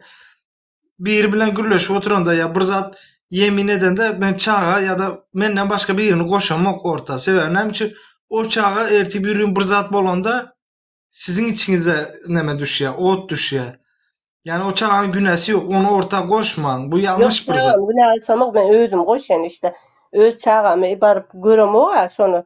Men özüm Yani için diýemem. şu çağa girýär ortada. Bak Şu her üçün töhmet men kemsidemok men maksady kemsitme diýip ýazýar. Men maksat kemsidemok maksadyň edýän işini aýdýan. $3100 töläp diýen şo öň biziatka garşy ýa maksat mesela biziatka berme. Näme üçin hökümete yüzlenmeýe maksat? Ya halkym madem halky oňa töre bizden prezidentiň gowy boljanyna ne? Men $3100 näme üçin işleýän? Gel pasport ver halkyma. Gel dokument doğru düzgün dokumentli geçsin. Anladan dokument al 6 aylık işlemek için geçtiler. Halk yitip gitmesin diýip yüzlen $3100 pul soraýatyn diýen gep aýtdym ben. Men şonusunu yanlış görýän. Şirket açıp halktan dokument dogurulacak. Sen dogurla oturan dokument dogrumy? Mesela 28 ýaşyndaky o adam ya 30 ýaşyndaky adam okuwçy edip okuwçy görkezip otyr. Bir taraftan erti bir gün nämesi okuwçy bolan yine ýany. Men nämisini kemsideyim? Evde oturan işin yanlışlığını ben aýtmaýyn öz pikirimi. Menimçe yanlış. Aydın aýtma diýem o. Göne siz aýdanda näile aýdýaňyz? Şunu aýdaýyn. Mesela men öz geldi bilen düşünjämiz başka bolup biler. Ýöne oturup gürleşip otursa arada purkosuk ýazady diýse ýene de bir orta ýol tapjak bolýas. Sizinkiler näile? Sizinkiler diýende mesela kim hele adı? Gülşat bilen siz. Indi misal alıp otur. İkiň diýem ok. Başkalar hem şonu ýaly. Siz näme diýäňiz? Baştan ýuwaş-ýuwaşdan gitmeň ýerine düşünüşmek üçin ýuwaş-ýuwaşdan gitmeň ýerine bir iň soňky etmeli işi birinji edýäňiz siz. Orta birbirinize girip başlayan. Sen näme üçin onu ýaly? Atyşyp başlaýanys. Siz aýtmaly, şunu ýaly bolanda şunu ýa bolan okmy? Soň o öz pikirini aýdýar. Eger siz düşünüşmeseňiz, ay men düşünüşem ok diýip geçip başga soru berip bilýäňiz. Doğru. Ben maksada yaman gep aýdam ama men mesela ýaban şu näçin ýaban şube düşýär, näçin dokumentlerimiz doğru düzgün konsuldakiler doğru düzgün eden ok. Ýaban şubedäkileri eýe çykan ok. Sen şonu aýt ýaban şube düşmesin diýip men Dokument düzme. Konsul işgari var. İyi çıksın halkına.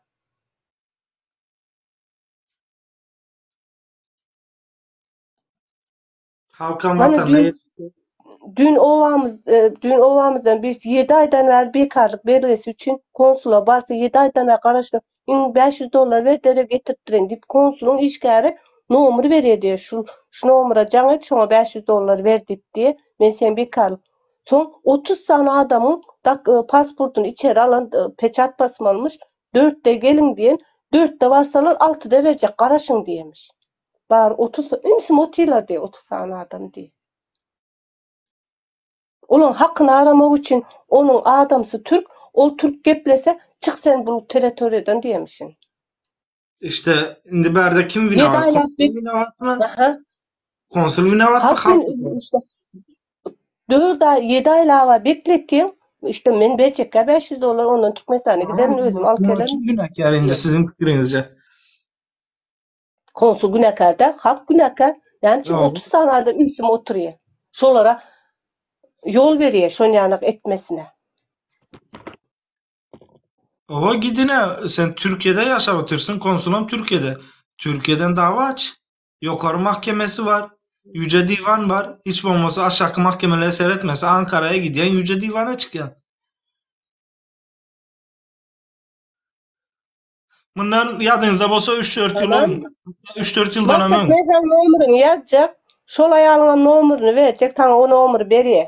Bu mu? Benim Evet. kitabımda yalan söylemek yok. Yazgül apa. Bundan bir 4-5 yıl ön daşı. 3-4 yıl önde 4-5 yıl ön bir tane ayal vardı Türkiye'de bilýän bolsaňyz. Ine şu ayalı Türkmenistan hükümeti neme dokument bermen. Şu gynalp da karoçy 5-6 yıl gynalp ýöredi. O 7 ay eken o ayal 5-6 yıl çağırsy karoçy 10 ýaşyna gelene çeli gynaldy. Näme etdi? Dokument bereňiz ýokmy diýdi, soňky sapar baranda ýok. Gitdi ine Ankara Yüce Divan'a mahkemeye başvuru yaptı. Reski berdiler emmez adyny. Bak o pakirin var ya. Şu dünkü bize o taraftan da o pakirin iki ärinden aýryşan, tamam mı? Aňyrda bir oglu aldy, iki gyzyny bäri al gaýtdy, iki gyzyna bäri durmuşa beren. Aňyrda da oglu da ölen nämesinden şekeri, sahyry bar ekeni. O pakirin aňyr gidesim gelen o hemme zat ýatla diýdi. Indam gideyin oglum mezarynam gören diýip şolara $500 ýydirjekler diýe. Bak şoy Türkmenistan'a gidesem gelen o bir tarafı gidesi geliyor. Indi şoňa $500 berjekler de aýyň 5'inde alıp uşak diye bilet gepleşýärdi. Şo iki tane ýaşajy gyzyny getirdi, Türkiýe ära berdi, bäri getirip. Assalamu alaikum emme. O yapı. Feredin, ben size geplemäkam, size bir zat diýmäkam. Näme üçin maňa halkyň düşmany ýüzlenýän efirde? Halkyň düşman diýemok men saňa. Ben nece Halkyň diýýän kulu sözlerim ne? ýaman nerwe. Sen prezidente barıp Doğru, sağa sonra yüzlenmäge vermeyin. gerek. Dur, Bakı. Sana sonra verecekler mümkün olsa. Yine men pasportum yok. Men köne pasportda. Menem sana aýtdym. Bakı maňa derek hak islediysen sen isteyecek maňa derek. Sana derek Böyle näýle? pasport yani. Birlik Zaten bolsa ister isterdim. diyor. Kanyşy isterdim. Ha? Eğer de halk birlik bolsa men kanyşy isterdim. Hemme Yok, etme derek. düşünmedim men pasportum yok. Sen maňa derek isse Bakı sen gurle, men gurlejek. Men adymam çykarma içerde diýsem. Yok. İstemeyen de orada. Men şu gelnece de şonu aýdyp otyrdy maňa. Sen halk eder. Halkyň özü istemese men günämi? Köle pasportlara ülkede vermeli. Yo, men günämi gelnece? Elimin Senin tarihçi günahın sorotama. Bak senin günahın ne için? Şonu Ben sen prezidente yüzlenmeli, konsula yüzlenmeli. Näme men prezidentim boldum. Sen Yok, men prezidentim mi diňe? Bakyňa hemme Türkmenistanyň watandaşynyň prezidenti.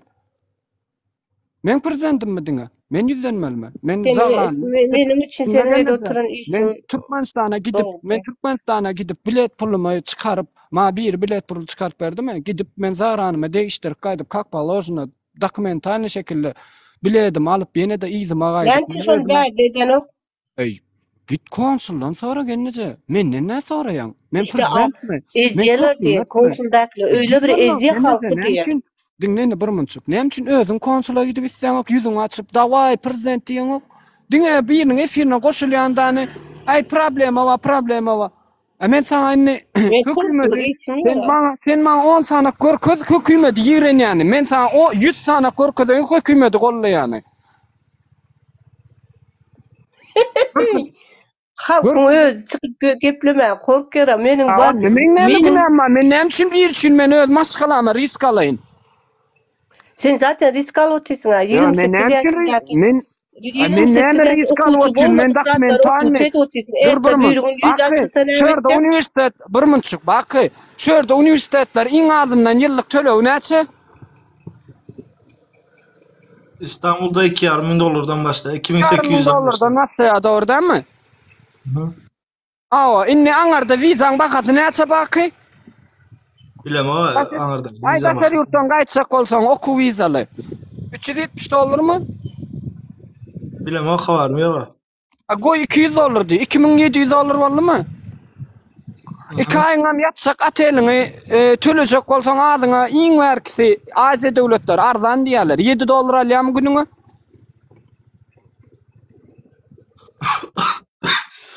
Ordamy? Onuňa ýetip dogrymy? Aýdy ber. 30 günüňe de näçe bolýar? $210 bolýar, dogrymy? Näçe bolýar ýapa? Men näme diýip oturam düşünmekde.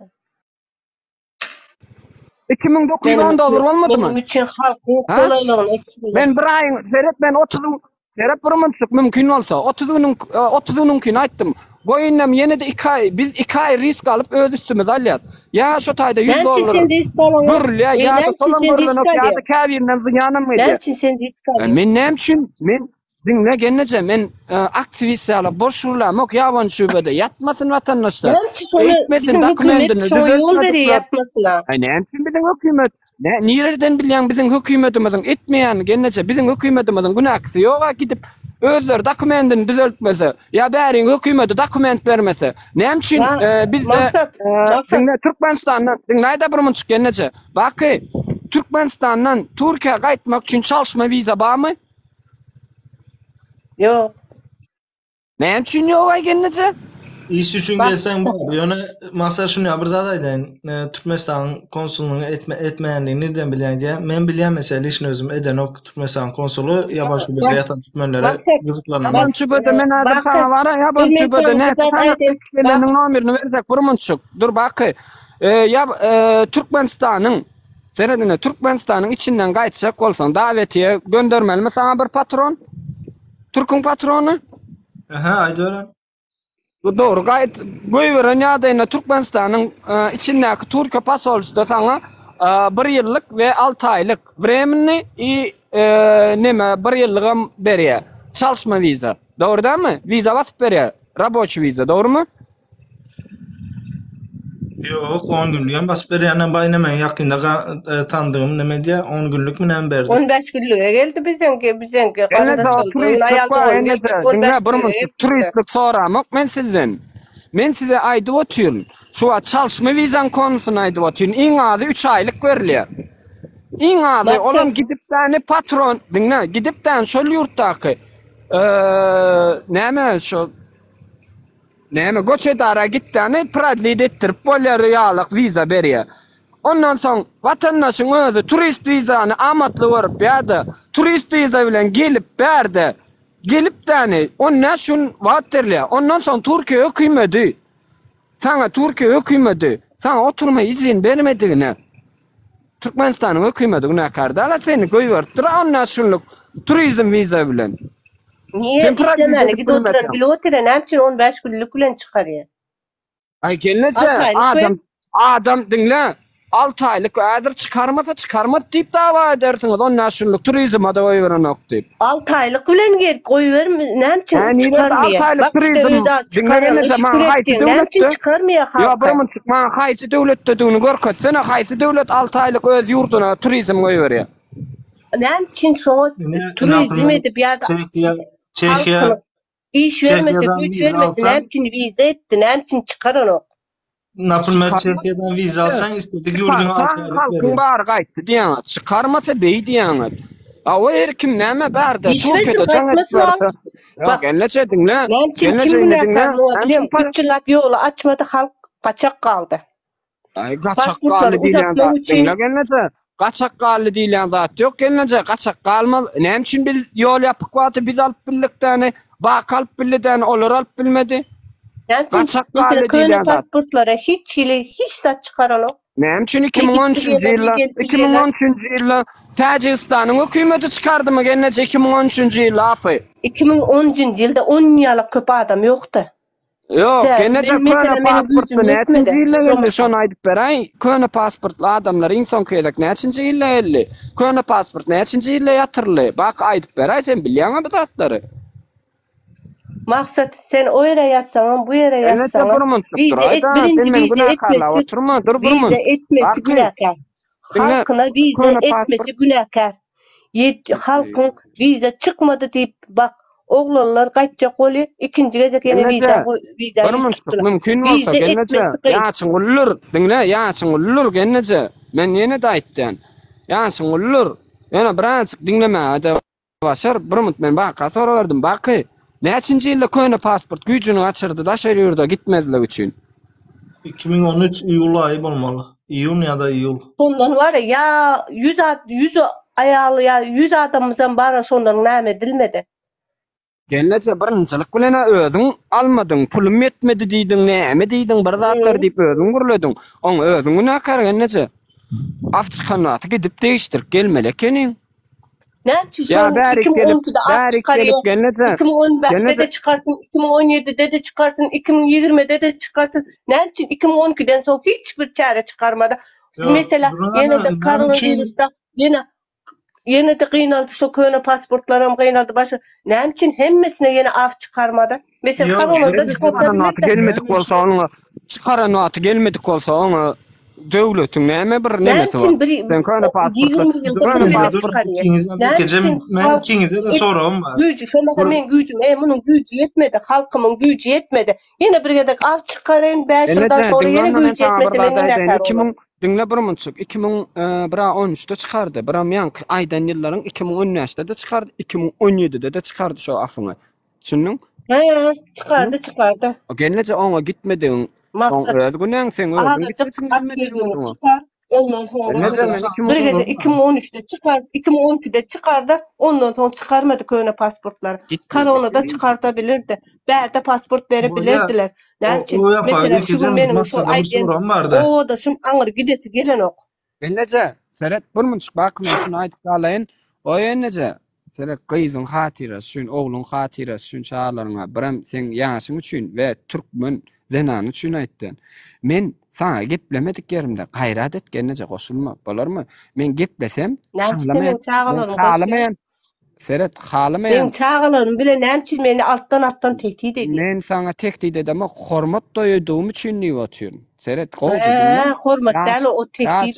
Ýa-ni ýatdyň sen Abdullah ýa sen suratyny ýaýnlaýsan. Men öňüm duýdurdum. Öz efirimde duýdurdum. O ýene-de diýdim. Maňa diýdim, sana deýmedik yerimde diýdim. Men başga birine diýip durkam. Samsyk ýa akıl samsyk eýle beýle diýme diýdim. Dogry dämi? Men sana deýmedik yerimde sen maňa deýji bolma diýdim. Dogrymy? Halamasam Mesela efirimden diýdim. Sonra aktivistler degen näçe sen hemiş aktivistler ejesine bacysına söýüp oturuyor. Çünkü olar men käsewdi da, öz gellerde söwdi. Öz toporuna da söwüp berler aýanyje. Sen näme kim Senin görýän olar? söýüpdiň öz toparyna şatlyk bilen başgasy bilen Ay men gidişdiň. toporuna Olar kim aýtdy? Nirerde var şatlyk şeýhyf men ikimiz bir adam diýenim. Diýen ýerim ýok. İkiniz prezident golda ýa-da? Prezident gollamyzda näme men şatlyk şeýhyf bilen bile diýdimmi ýa aktivistler ýalyk hemmämiz birimiz şun diýdimmi? Soňa bir-birimiziň götünden gurrun etdikmi? Yok. ben birini düşündüm. Mesela bak ortalık. Bak ortalık ben bak aktivist mi? Bak sen aktivist mi? Yok aktivist de. Bollu da mı? Bollu da genece. Gepeyesin tapıp otyra. Aktivistler halkın adam değil mi bak? Genece birinin götünü dinle birinin götünü yamanlap otyrlara yalan mı? Öňe atak bilmese burada gülale ullukdu. Inni näme bolly? Birinin geçesine başlasın nerse otyrlara gelnese. Sen agzy birlik halkyň agzy birligi diýen ha. Innem diýen däne eýle halkda näme? Sen ilki bilen öz aktivist Duray maksat da agzy birlik var. Dur sultan diýip biledim ýa-da. Doğru. Burmunçuk dur sultan diýerelise nämeler diýdi? Ha? Nämeler diýmedi gelnese. Maksat dur. Bile çörek yiyip baran adamına ya diýereli şoňa näme diýdi? Sen ilki özüňkiler aýt agzy birlik barmy ýokmy diýip. Yo, ola boş ver. Yok adamlar nemede oturmalım. Tartışıp oturma. Her kim özüne cevap ver ya. Şu soruma cevap versene. Eğer bolsa mümkün bolsa bir sorum var. Her kim özüne wo. Ne için? Bu munyň başga urun. Ýöne her kim özüne cevap beren noktan o ýapa emmetine derek cevap berýär bile. Şoňa ahyrym belli. Diýilmediklerini gaçsyn ya. Aýdy berin. Ne için Türkmenistan elçiliği ya da konsullu, pasyonlu bolsun. Berde pasport vermeyeden Türkmenistan'a gidip almalı hükmen.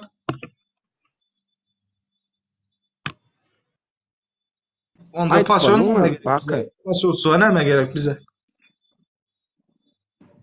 Onun yeşilini koy, malzemesini koy, bilicini kola koy götür. Bir munçuk garaş ýekkeje mümkin bolsa. Yapma ýekkeje şunu barsaly.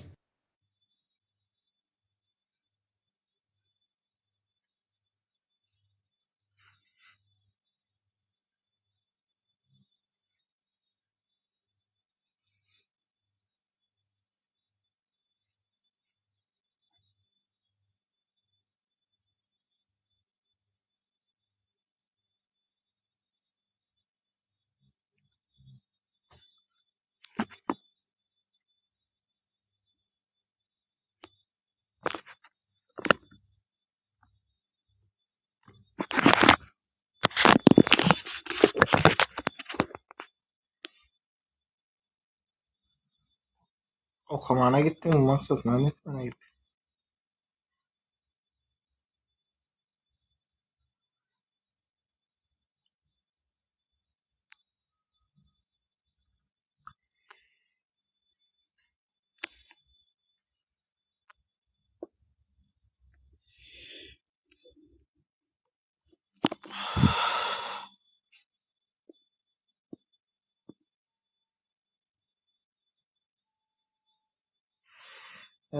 Yok o yapa demede onu yazat. Yok kardeşler. Prosto diskusiyadan da düşünüşüp etseniz de mezam kovalar diyecek oldum da. Yine yanlış düşünme.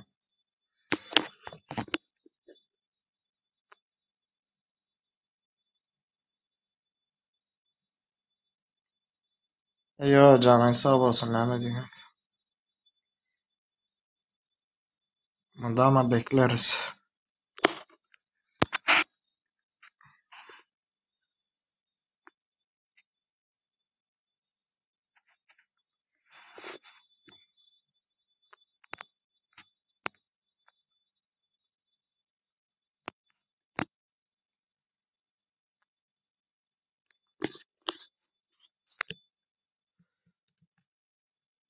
Maksat tuvalet. Sen sessize koy yine klozet dinlemesin. Suyun açanda ses gelmesin. Bak beza bedir birazcık işleyen bilen akşam işimle de işlepen kaviyerine de işleyali mesleğimde ya konsulu işlep pul alanamız yoktu. Ne mi dedin yan bak? Yani için dedim Türkmenistan pasolostvası Türkiye'de ve nem için Türkmen halkına berde pasaport vermeli Türkmenistan'a gidip vermeli. Türkmenistan'a barba almalı yani. Brat, bana konsula bardım. Pasportumu yitirdim diyemde baramda. Birinci yerde 2018 öýtýän ýalňyşmasam, 2018-nji ýylda men pasportumy itirdim diýip baramda, şonda ma üçlüýsty hazır, ma zagran pasport bermedi. Menem şondan soň soramam, zadem ödemok. Ha, bahana bilen öýüme giderim, gelerim, en atam görürüm diýenleri. Şo soram men konsulata bermedim, bermegem istemedim. Ma bahana olýa gaýtam öýe gitmäge diýip, diňe şol nemeni, diňe şo pikirde gezdim. Näme üçin berenok, näme üçin nämedenok. Ha, aktivistler bu gurrunu açıp başladı. Bir tane özlük dostum vardı. Biram Gruzya değil aytcan Gürcistan'a doğru değil mi? O Gruzin. Gruzyalı biri vardı.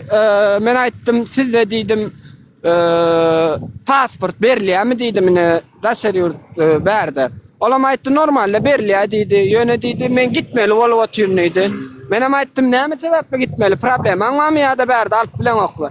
Dokumentlerim yeterli däl.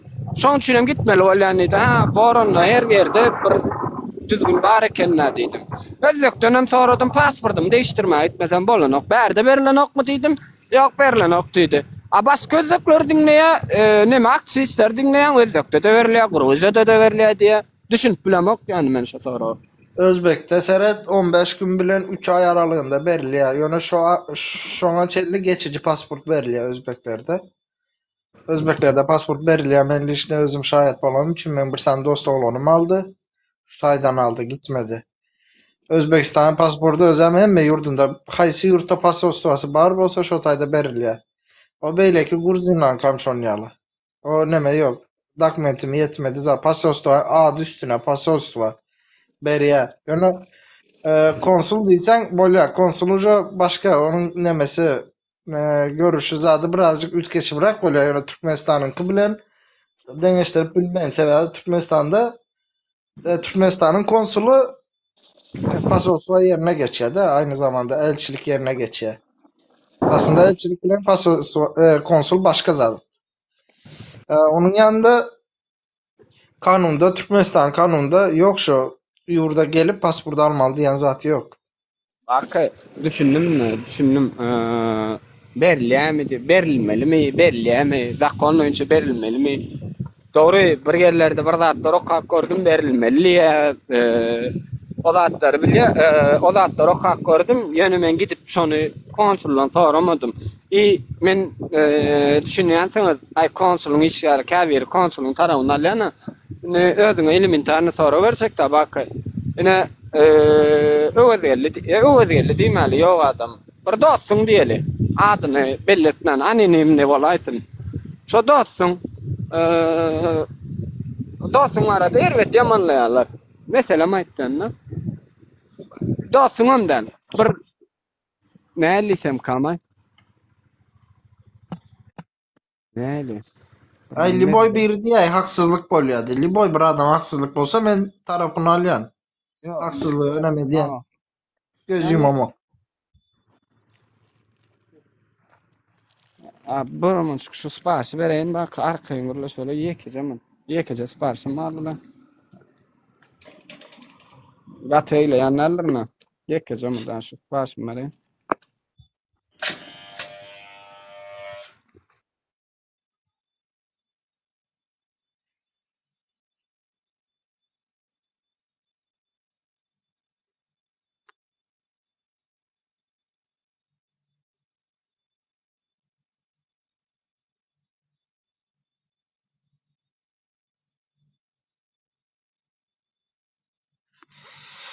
Bar Türkmenistan'ın kanunda pasaportuna yurdun özünde berilýär diýen karar bar diýär konstitusiýamyzda. Hani görkez hani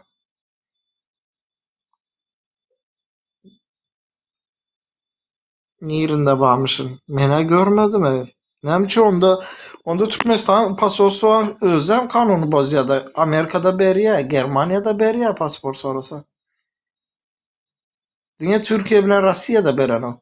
Onda Türkmenistan özü kanunu bozotyrmyka. Bor ol yapa. Hoş sağ olun.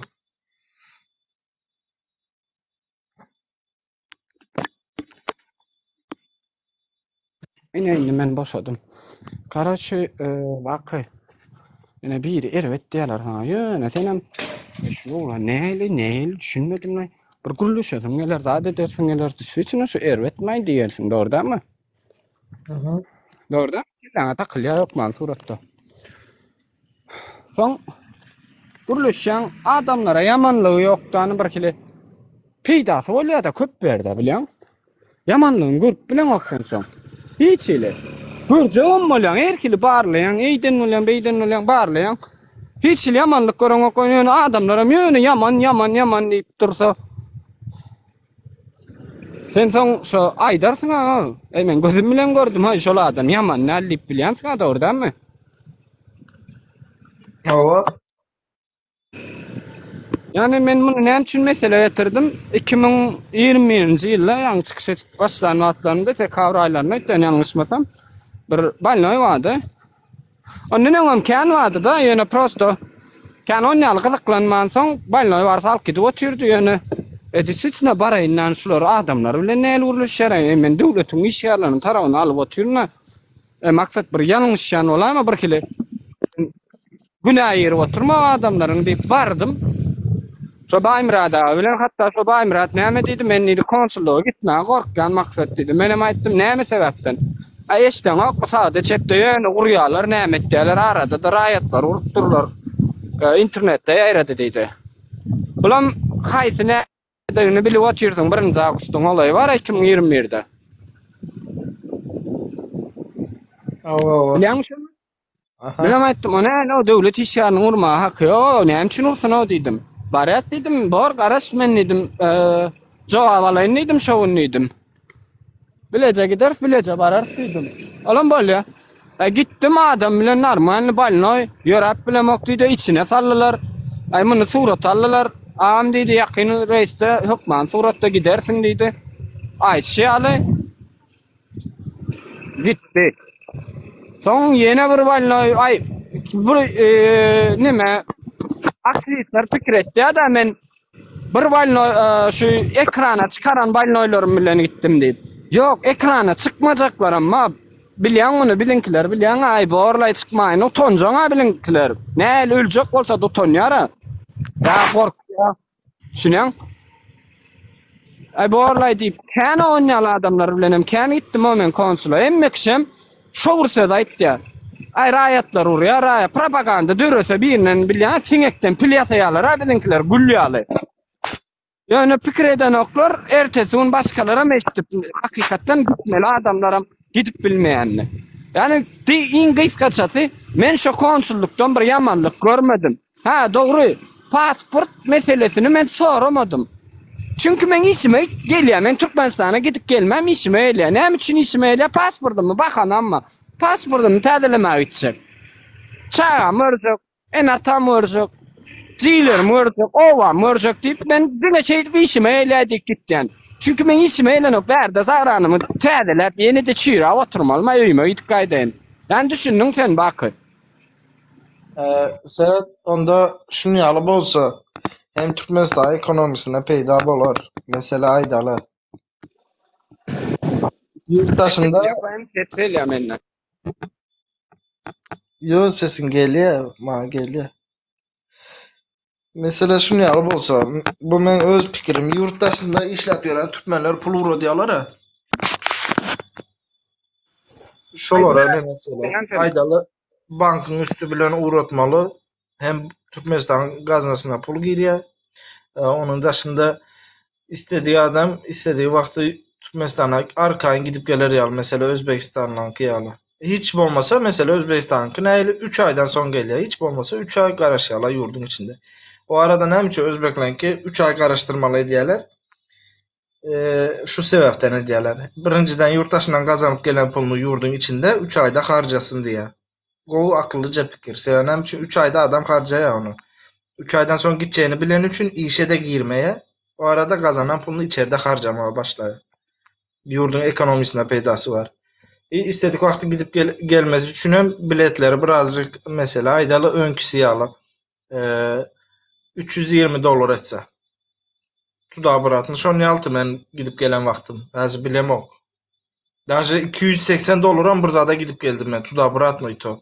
Ondan Aburatını gaýdamda açyk bilet. İstedik wagtyny özüň belirleýätiň. Ine şonu ýalypdy da.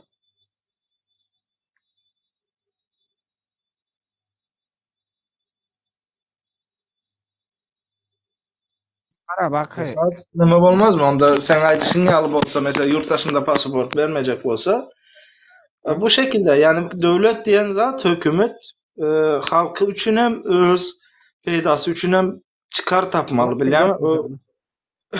Bir nima kalidor şeňke epişden kalidor edip, kalidoryň hem soňunda bir komnata edip, o taýdan hem özüne portuçka gözlejek bolsa, o bolmaýar uje.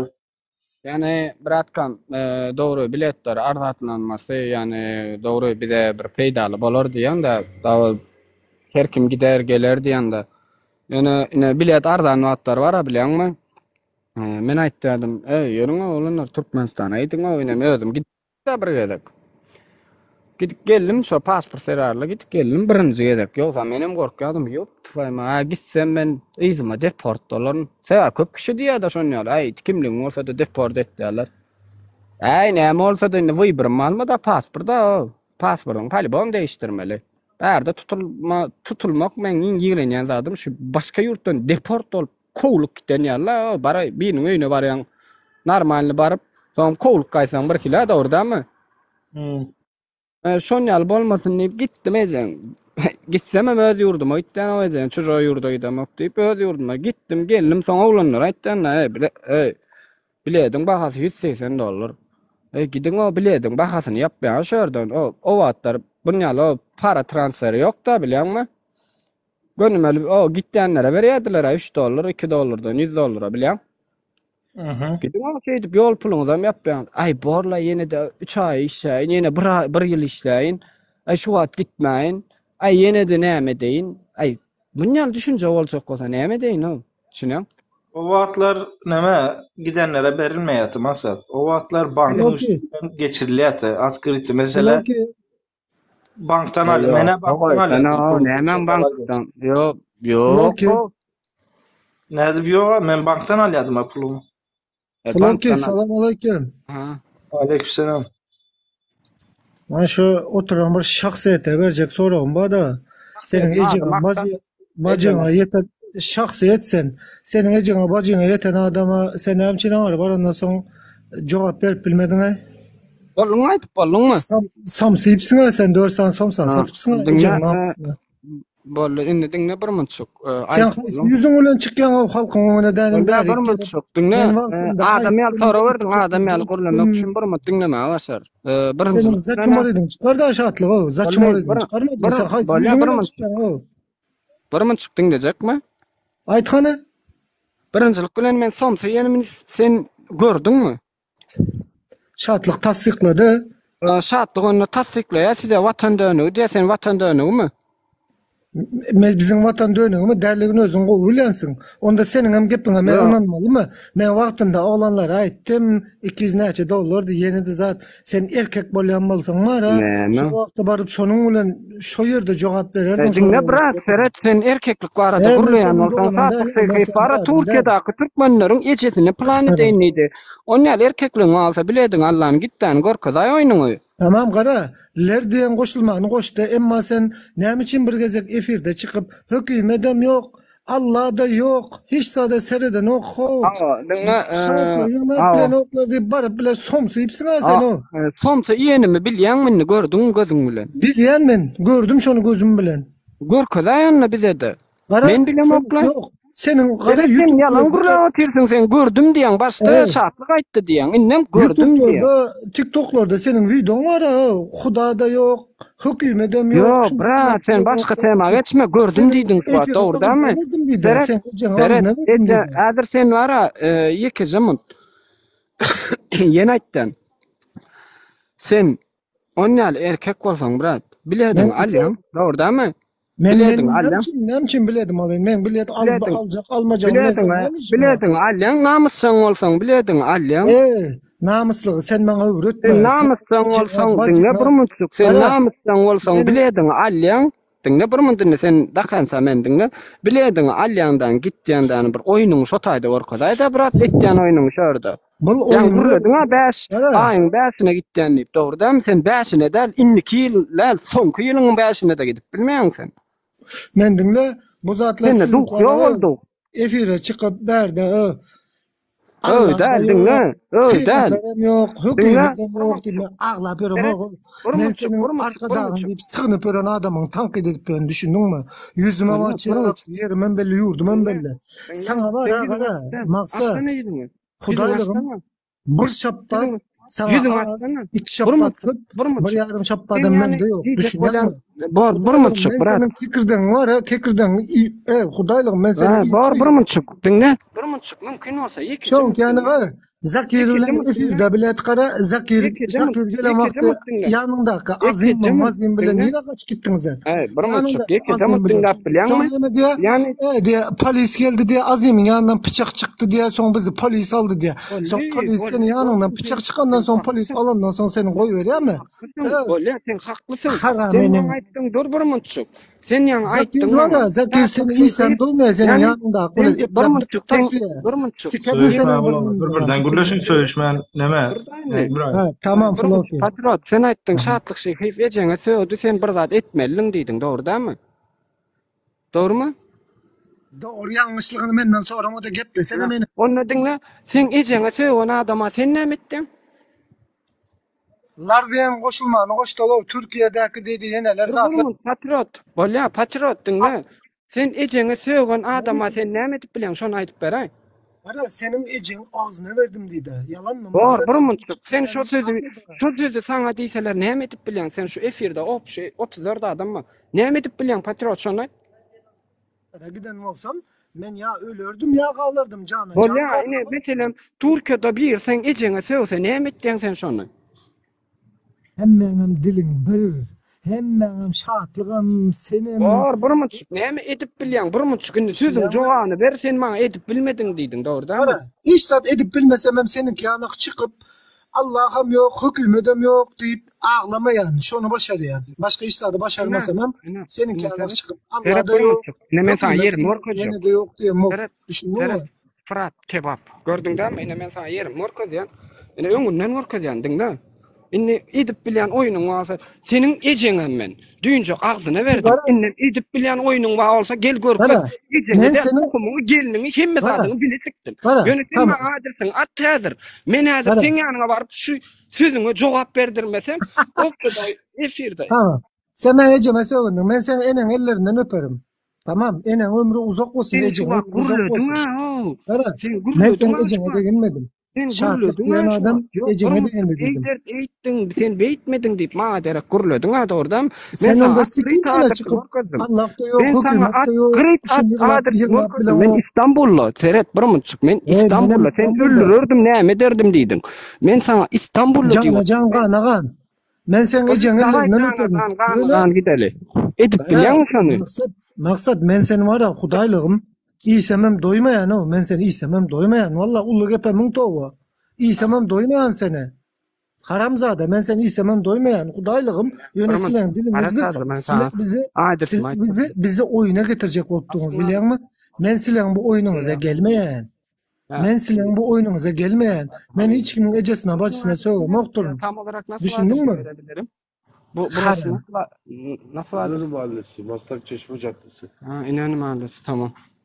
Dinle, İnönü Mahallesi'ni eşittin değil mi? Kaptanımda kada ettim. İnönü Mahallesi, Maslak Çeşme Caddesi. İnnem oyunun varsa görkezaydı ama yani oyununu diýdiň aynı şu wa diýişiň güzel gurulydın ha. Sen näme için gurulamadın? Sonra ben sana sonra verdim Türkmenistan'a gittim. Oyunun varsa gel görkezsene.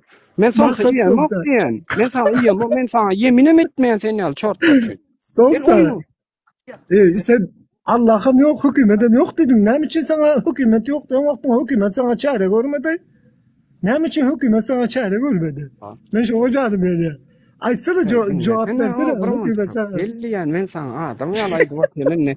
Bilmiyorum ya. Men sen ejeňe söýendüm sen namusyň oglan ekeniň ama. Ejeň ellerinden öperim. Ejeň ömrüňiz bolsun. Sen namus sarada gurulydın ha. Sen öz ejeňe jogap beräýin. Gel ha namus sarada gurulydın sen. Senin ejeň ýanyna bajak bolsun birinjiden. Men barayım. menden geçmeli. Sen Adırsın bir görkez. menden geç ya. Adırsın. Bolya senden geçip görkezekler. Sen gerek bolun için sen geçene sağdım da. Ne? Bir Maksat ben görüşeli gel seni yüzme ya yüzsü ben geçeler. seni Yan mı? evet. Can sağlığına peydası Ha, olur. evet. Götün kıstanın Men sen oturup bilen düşünür mü? görüşük diyen. Sen bilen görüşüp bilen mi? Götün Görkez bana kıstanın yanki men yetişim ýaly eden oyunum ýaly men sana iş ýerim merkezim. Adyrsym ama aýtdym. Mahallem ama aýtdym, yerim ama aýtdym. Sen etip bilýänmi şol oyunuňy?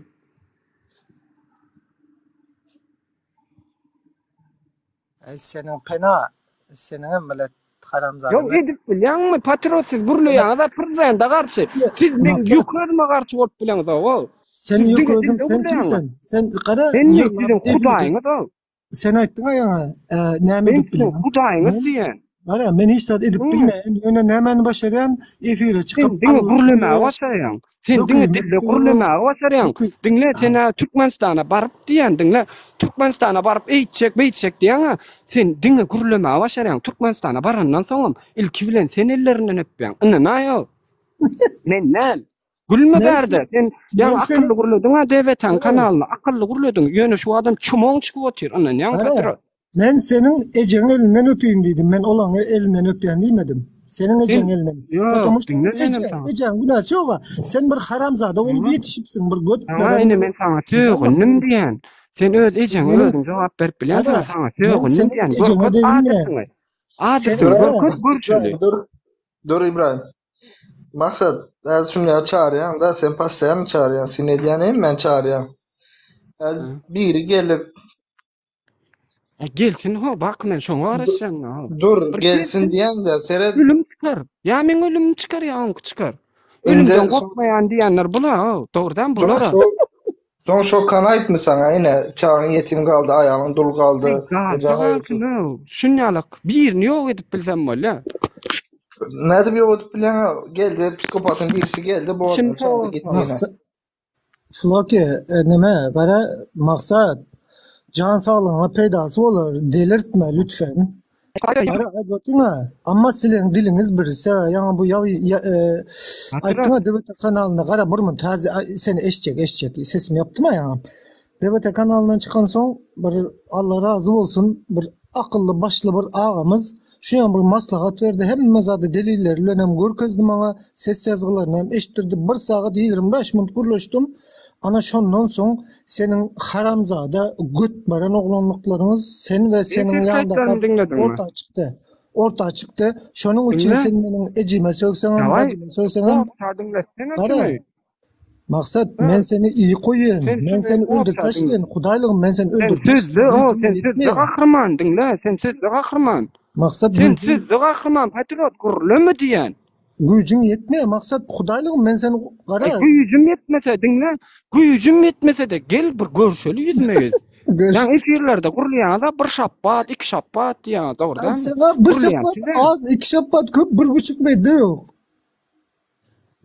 Gel senin narkomanı bilen. Sana söyleyeyim. Ben maşkala ayacana söylemok. Sana iminnem. Sen haramzada bolduğun için. Melini arkasına söğüşmen. Halkın derdi var. Halkın derdi var. Sen dinle. Her kimin derdi varsa öz eyni bilen derdi var. Eynekini. Her kim öz çözmeye başarmalı. İlki bilen. Yo bir taşşaktırama başarmalı. Doğrudadı. Beyler. Sen taşşaktıraptın mı şahatlığa hükümedem yok duydun öyle sana. Nemçe hükümet çağırmadı. Efirde yıklap duran var. YouTube'da dinle bir mınçık. TikTok'ta aylanıp duran senin videoların. O yalan mı o? Men şu sözü deyip yine de Türkmenistan'a gittim mi? Yine de geldim mi? Demek ki berde bir mesele var. Ne mi için? Geldim mi diyen? Ya demek ki berde bir mesele var. Dura sen. Nada o. Taşınlı kurlar yalı. Men yine de içine de gittim ha. Ya.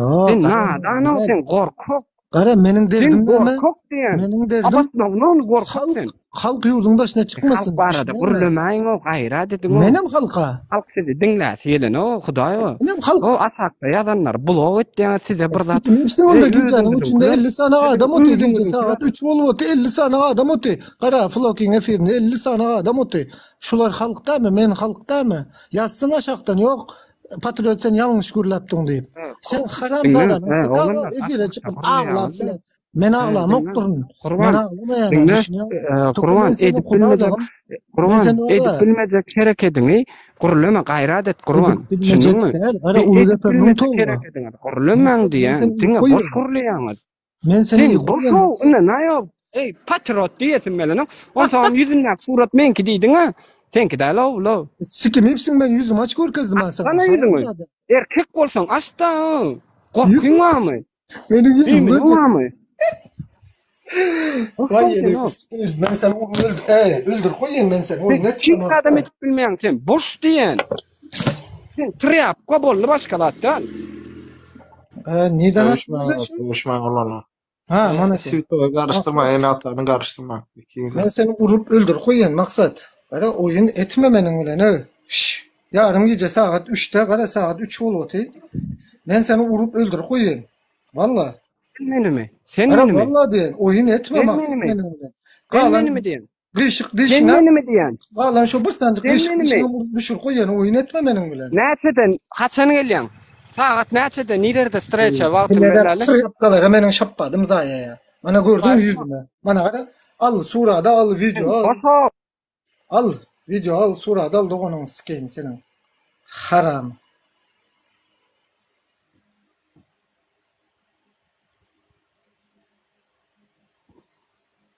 Gördün mü suratımı? Yüzümü gördün mü? Garaş burmun çok. Sen ya eli boşdan döwlet yamanlar. Garaş burmun. Devlet yamalap diye ne? Devlet kim? Halk kim? Hükümet kim? Erwer gurulaňyz ýok, hökümet diýip gurulaňyz ýok, Türkmenistan diýip gurulaňyz. Yok. Gurulaýan siziňizden bileňiz o. Hökümet bilen Türkmenistan. Siz aýryp bilmeseňiz, Hey. Türkmenistan diýip gurulasaň meni näme karlaýanmy? Seni değil. Baksana. Efire çıkıp yığlanın gurun versene oğlanlara. Gara TikTok'ta aylanıp YouTube'dan bazen videolar. Allah'ım yok. Adaydaýna. Sen ýalaklar bara 3 ýyldan näri, sen ýalaklar 3 ýyldan näri diňle burmun. Sen glawaryň seniň onuň munyň 3 ýyldan näri, 3 ýyldan näri. Şu sözü iyikden boş ol siz o. Trapda baryňyz, ýalňyz düşünme. Gara, menin glawarym Allah'tır birinci oçurt. Emanetim var. Bir emanetim, bir karzım var. Oyam şu canımdır. Allah Teala verdi, onam Allah Teala alır. Wallahi şu janymdan gorkmaýan olsaň gel aýda. Vah, belanı göre men belanın üstüne bararalık men samsyk değil. Boş diýen o. Men boş, senin gözüňde boş. Emma maksat gara oyun etme, tanayanlar tanayandır. Seni var ha şuňanak bayıltırıp can sağlığına pedası olar maksat öldürmek. Etýän ederin gaýrat ede biraz dol bolaýyn o. Gara şol efiri men özüm işte olsa men dinläp durdum. Zakir ýanyna bardy Azimcan men näme şu iki gün Zakir men ýanyma elime men Zakir'in ýanyna gitdimmi? Senin tarif eden köçäňe bardy. Yanından Azim'in yanından bıçak çıktı. Beni polis saldı. Sıkılıpsın onda. Ben hazır sen yanına vardı. Konum atıp bilen mi? Konum atıp bilen mi? Erkek. Bizi polis alıp gitti. Azim'in yanından bıçak çıktı. Zakir ikingam çeynap, eplap, neme var o? Kaşıloga diye koyuyordu size. Zakir var ya. Zakir'le mi oynatma, bizimle mi oynatma hayiş. Lütfen can sağlığına peydası olur. Evet, git şu baba bak ya mama bak ya. Tamam. O ne şmuttan boş ya bayna. Benim siki bir kliğim sen gelek de. Neyse uru öldür koyar oynatma baksan. Kelkeller yar koyuverin son bile başım belada kalıyor. Zaten özüm kaçak. O ne şmuttan barayan konumun at diyen o erkek. Benim özüm kaçak. Kaçak Kosta Taksim'le inşaat yapıyorsun. Ben seni uru öldür koyar. Kelkeller şu an bulmuş dursam canın çıkıyor senin. Sen ne hemen gipliyor böyle paşada. Türkmenistan'a bar geldim. Hükümet ne için çaren görmedi? Hükümetim yok, Allah da yok diye. Allah da yok diye. Haram zaten sen bile ne mesela Yahudum sen bile ne mesela Allah'ım yok diye. Tamam içsen içersin bizim içeceğiz. Dupul piyan bulamız hemen Allah diye yok diye vatkarımız yok. Allah Teala birdir o. Allah Teala. Benim baş tutanımın bir Allah Teala yem son enem ba boldu. Seninki alak şatlık şey kıyıf. Hükümet nira gitti ulan? Bakın. Ayrıldı. Neyse ayrılsın. Bak özüň oňatmy? Şükür bolacak. Sizin uruşunuzu dinläp otyryn. Yok, kusura bakma. Vallahi gara efirdeki adamlardan hem çok özür dilerim. Hudaýlygym, bak senden hem özür dilerim. Hakkınızı helal edin, hakkınızı iyidim. Sebebi gara çida bilmeyen haksızlık bolan yerde men girip öz pikirimi, düşünjämi aýdyp neme etmesem bolan ok meniňki içimden gelýär bu zatlar. Adam içinden gelen zady gepliye. Bağışlarsınız her söwün öndürün zade döndürün ýöne hiç kim ejesine bacysına yetmeýänem oňa terbiýe müsaade etmeýär. Toko özüne söw vermen. Ýa-ni zat oldu. Merdanyň efirinden soň çykandan soň bir adam bilen 1 saat 25 min gürleşdim. Opşem hemme zady näýelisem ses ýazgylaryny zatlaryna eşdirdiler. Bularyň götü çatyk ekeni. Hemmesi bir kurgu, oyun. Bul onun ejesine söwýär, ol munyň ejesine söwýär, agzyna berýär, zat edýär. Toko ortada näme netije ine biz ýalagy adamlar çykarmak. Tamam, biz çykdyk orta. Indi bizden soň çykjak adamlara maslahatym yüzüňizi açsaňyz açyň, açmasaňyz hem öz nemeňiz, prawaňyz. Benim ýönemaşlara haramzadalardan gep çekmeňler. Häzir geldi ýere. Men barýan. Mana häzir barýan motorma, minýende barýan ýöne näil diýsem. Şu ýerde kan dökülmeli bolýa-da. Soň meniň problemim ketdi ol gide. Zaten özüm gaçak. Näme gerek maňa, men belany görüp Hemen oturmak gerek gel. Yok. Maksat alacak. 5 minutdan sonra mı yapacak efiri bilginiz olsun ikinize. Tamam bak. Dövüşmeye olana gayret edin. Ya gay maňa söýüp näme Huda urana zaten muny urandan Huda urana, Hudaň uran adamy näme gerek urmak? Awa kaçak näme volkan. Kaçak dogan menemeyi. Bu haramzada ýany çagyraty. Men barsam iyip öldü taşaýyn muny. Bu kim bilen gürüňe oturan bilen o. Eviriň arkasyna çişeň diýe da. Tanıyanlar tanıýar. Ben gerek de onun kellesine 2 şappa dursan özünden git galya bu. Vallahi evde oturmayın boş. Sen boş yalan. Yok yalan değil. Gerçek ortada. Gerçek ortada. Näme için bizler Türkiye'de? Gerçek ortada. Yok. Türkmenoğlu Sayat'tan da Sayat'tan mı diye oturuyor bunu. Sayat'tan değil de on Kerkiden Amderya'dan men Kerkiden. Efirde gürlemeye dil gerek, yüz görüşmeye yürek gerek gerek. Näçe sansı bilen mana Türk halkynyň sesindäki kimäş ol? Agzy burnu garagana ýuwanan skene video ýazgysam bata TikTok'ta paylaşdym reski olanlar haşet aýyrtyrdylar. Kemine mi näme ol sen aýt. Bak adyna. O baydagy ütgetjek, miliseleri öldürjek, täze Türkmenistan ýene zat diýdiler ha. Öňümden çykan milise bolsa miliseler hem ýok etmeli, baydagy ütketmeli, gerbi ütketmeli, opşun köp saat ütketmeli diýdim. 2-3 gezek mana şu haramzada duduruş berişmeýän bermem etmedi, aýdanym etmedi. Soň izi gana bulaş gitdi. İjegeni iddi. Sesim var ýa-mı? Bu haramzadam gelip birde paşır edotydy. Ana şonuň bilen görüşdim men. Toko soň ýaman boldy. Hem Türkün polisleri erkek eken koýberdi meni. Vatan konusu olsa diýdi, men diýdi sen bırakırım diýdi. Sä düşüntirdim emme zady. Men diýdim vatan oldu bu vaka? Ha? Açan oldu bu vaka? 3 ay bolan ok. Bak 3 ay bolan ok. Şol oglan paşta bir aýanyk zadam çykman ýöredi, efiram çykman ýöredi bilýän bolsaňyz, soň aýdaryn sana kimdigini. Nime? Patriot? Habarım var biraz. Barmy habar? Nime diýär? Dur, maksat eşçek seni. Habaryň barmy şondan? Patriot kime diýäni bilýärmi? Habar. Aýal maskalatyk da. Ayaldan. Yok. Gör baydagyny çalşmaly, gök baydagy koýar. Ayal maksat Aýalyň grupasy şol. Erkek oğlan mana şu men bardım.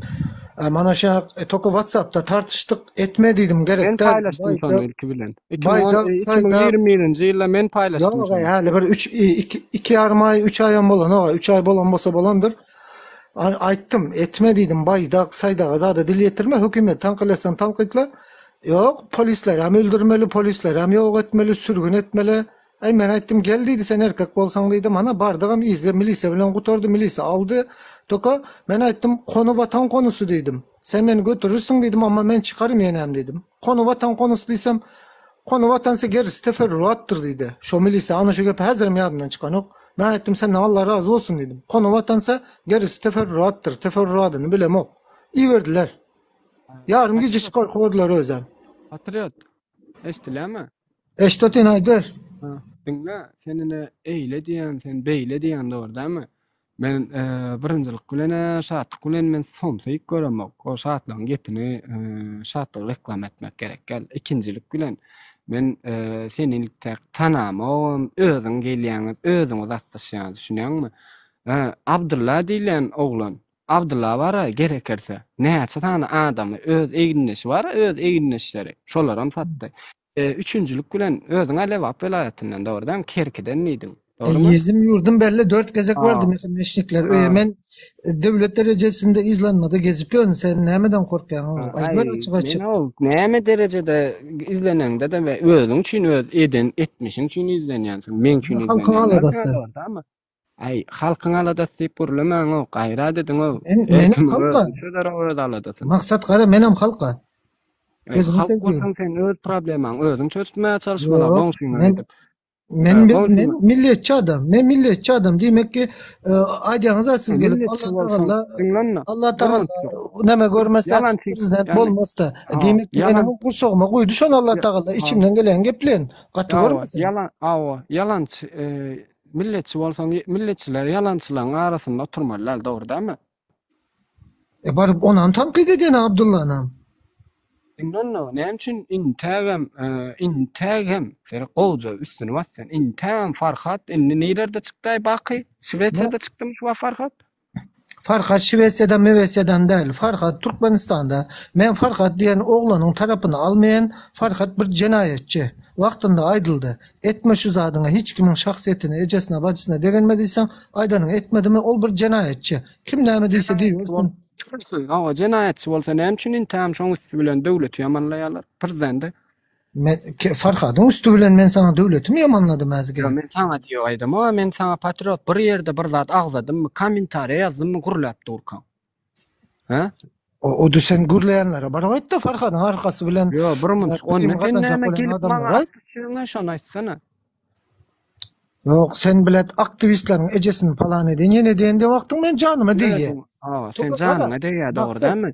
Gara Men Hasan seni atlandyryp dinle bir munçuk. Men Hasan seni atlandyryp aýtmaly. Nur Muhammed, Aziz, Dur Sultan, o bu sen özüňe jogap berýän o gerek ýerine özüňe de jogap bermedik ýerleriň kanlar ýyle jogap bilmeýän, doğrumu? Mening dawa arkadaşym bolsa gerek olsa senem arkaňam tutaryn, senem goldaryn. Mening dawa arkadaşym bolsa düşündiňmi? Men şolar ýak bir düşünjeli adam. Bir munçuk indi dinlenme. Men sana mümkin men sana gowjy düşündireýin.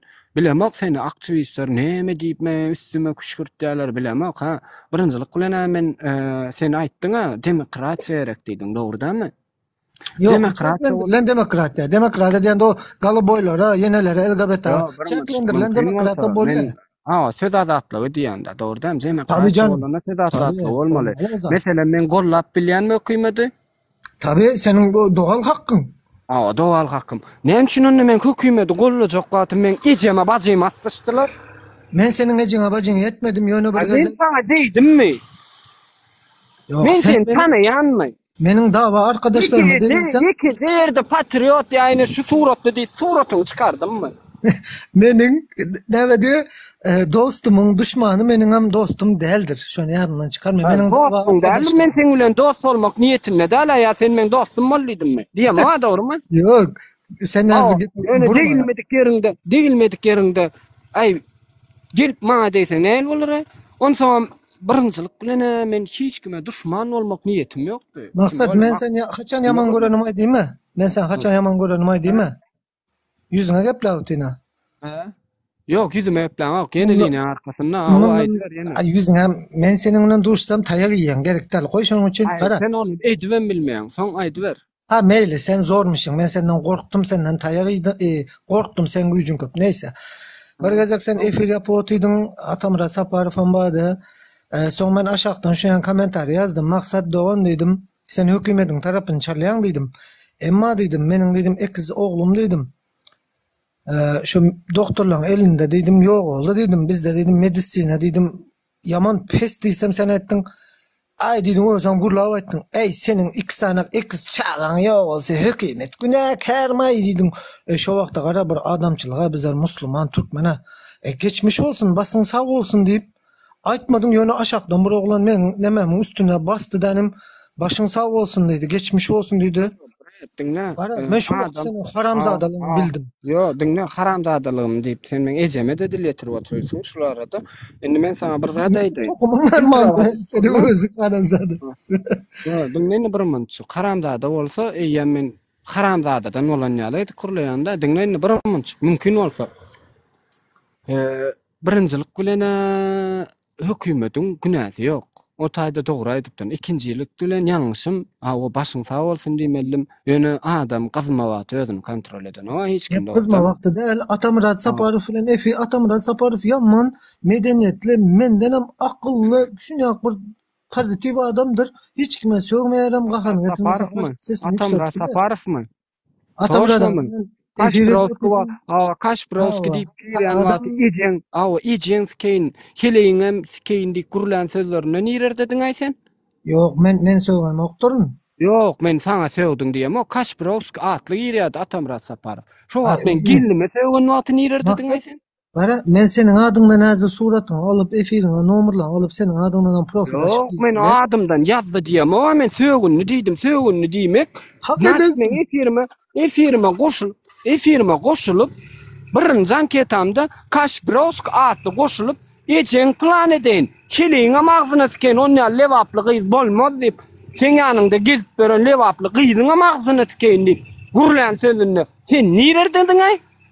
Neyse yok men onu görem o. Sögen olsa hak edensin emma menin diýjek bolşum şu wagt sen hak ederdi. Hak edensin diýdim. Gara. Men eden ýöne men ejem gelinim nilerden hak etdi o zady. Sen ejem goýmadың, bajam goýmadың zaten de meniň aýtjak boluşum. Ne diýdin? Gara ýok adamlara tartma. Men şu wagt seni ýigrendim. Ondan seni oňut görýär. Sen şu wagt tartdyň öwdüň Ýok sen öwdüň Menem dogry zady aýdamda agyryň eýleýärmi? Sen aýtdyň häzir kızgın wagty diýdin. Ýöne o wagtda efir kızgın däldi. Sen spokojny unutuň.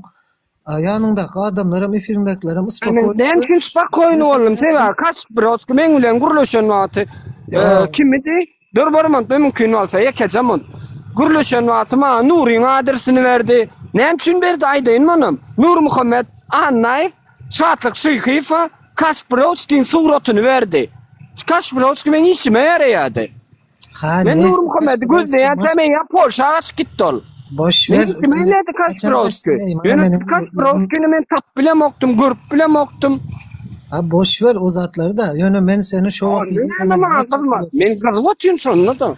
Yok şu wagt sen gyzyň okdyň. Ýöne şu wagt sen bara sebäbi düşmanyň bolsam, düşmanyň öýünde bir gidişlik bolsa arta gaýdyşlyk bolar bir ýok bolan wagtda başyň sag bolsun diýle. Börde siýasatam zadam goşunokdy. Men aýtdym biz de diýdim prosto medisina arada gurlaýan da orda sen musulmançylyk arada gurlanda sen Allahdan öňe ötdäň ajaly kim berýär?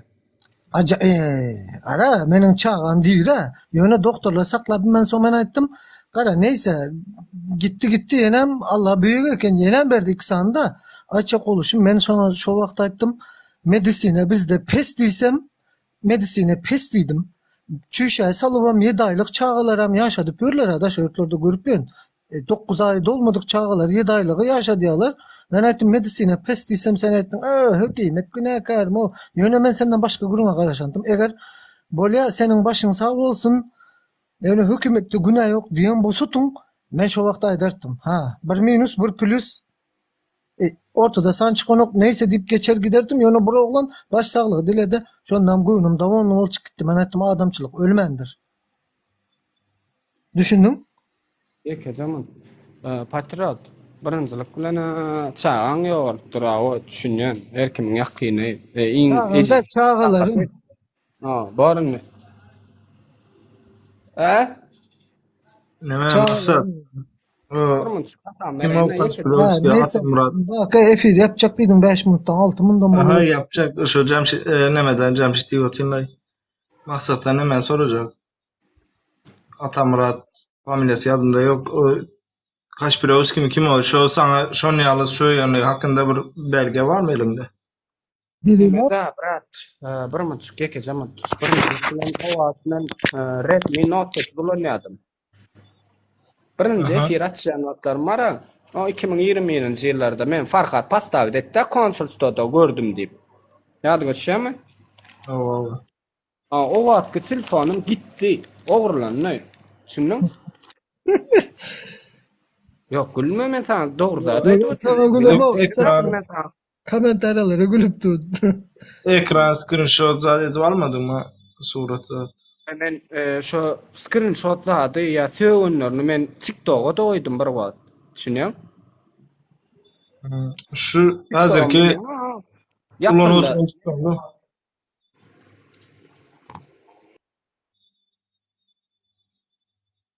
ýekejemem şunu bereýin, ýekejemem şu hasam bereýin. Çık gidecek kara maksat. Sana söğünen bolsaň bağışlarsın. Neme Floki. Bağışlarsın efirdeki ildeşlerimizden hem çok geçirim sorayan kan kızmalık ettik. Bağışlarsınızlar. Hakkınızı helal edin.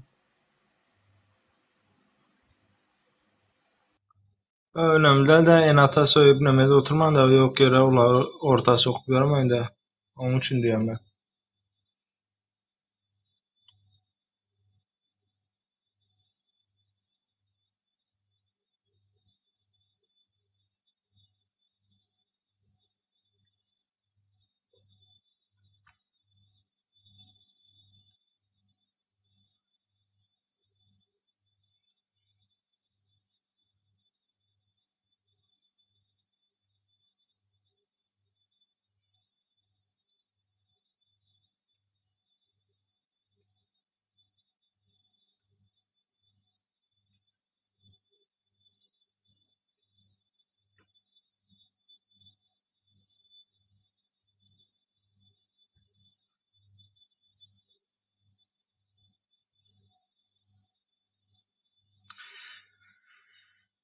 Hadi maksat yayını kapatacağım.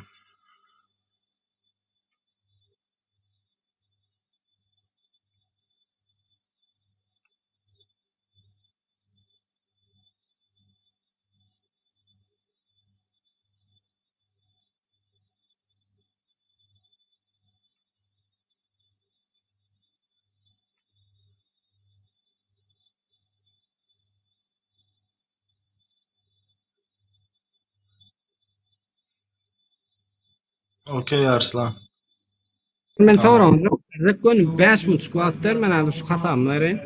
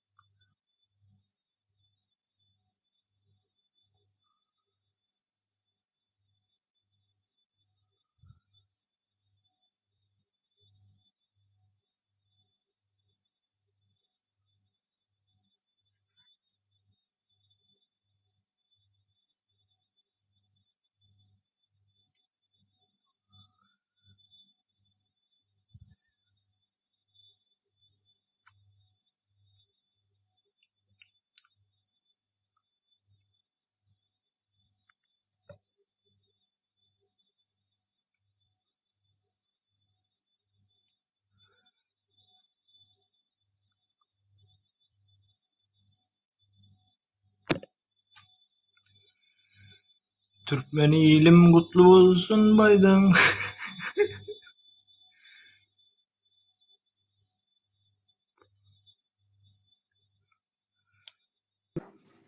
Karaç var bak. Sultan'a tağan var. Alo. Ova. Soat näme boldy? Men çağama gargynypdy bilet. Allah can gyýydyň barda da diýdi. Şo ýazysyny alyp paýlaşdym. Şondan soňam yok, pardon. Şondan soňam Kaşpirovski Türkmen geliniň hasanyny açýardym da bilýärmi? Men öz hasam ýokdy, men patpişim ýetenokdy. Türkmen geliniň ama wagt 3000 mi 4000 sana patpişi bardy. Bu Kaşpirovski gelip söwünçini bara.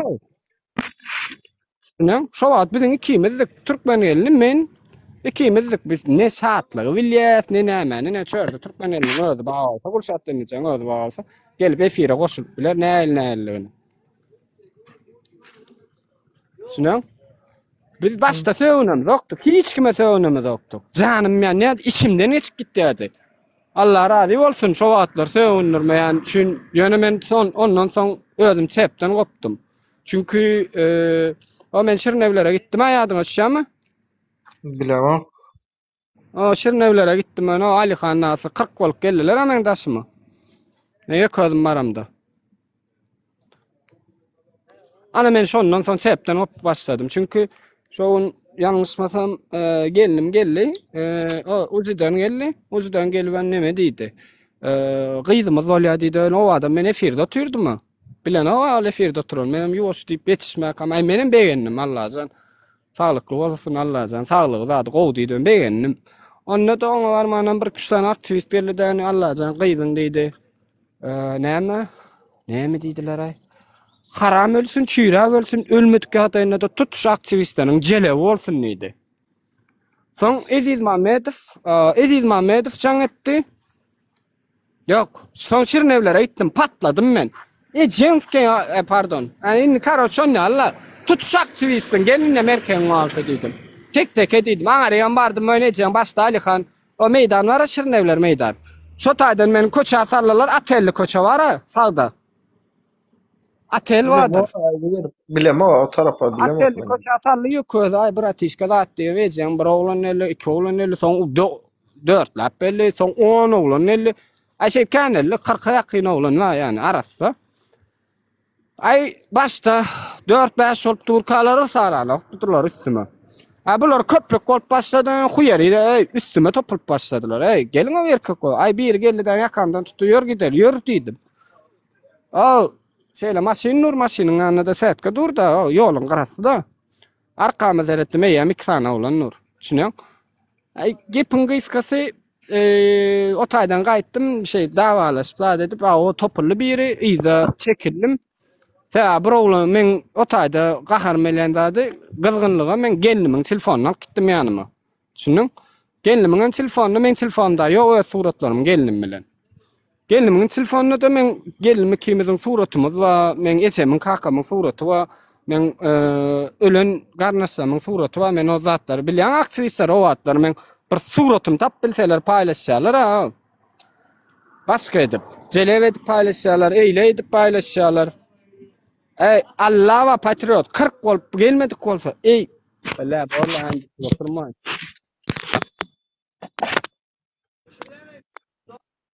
Neyse ben yürüyerek gidiyorum abi. Görüşürüz.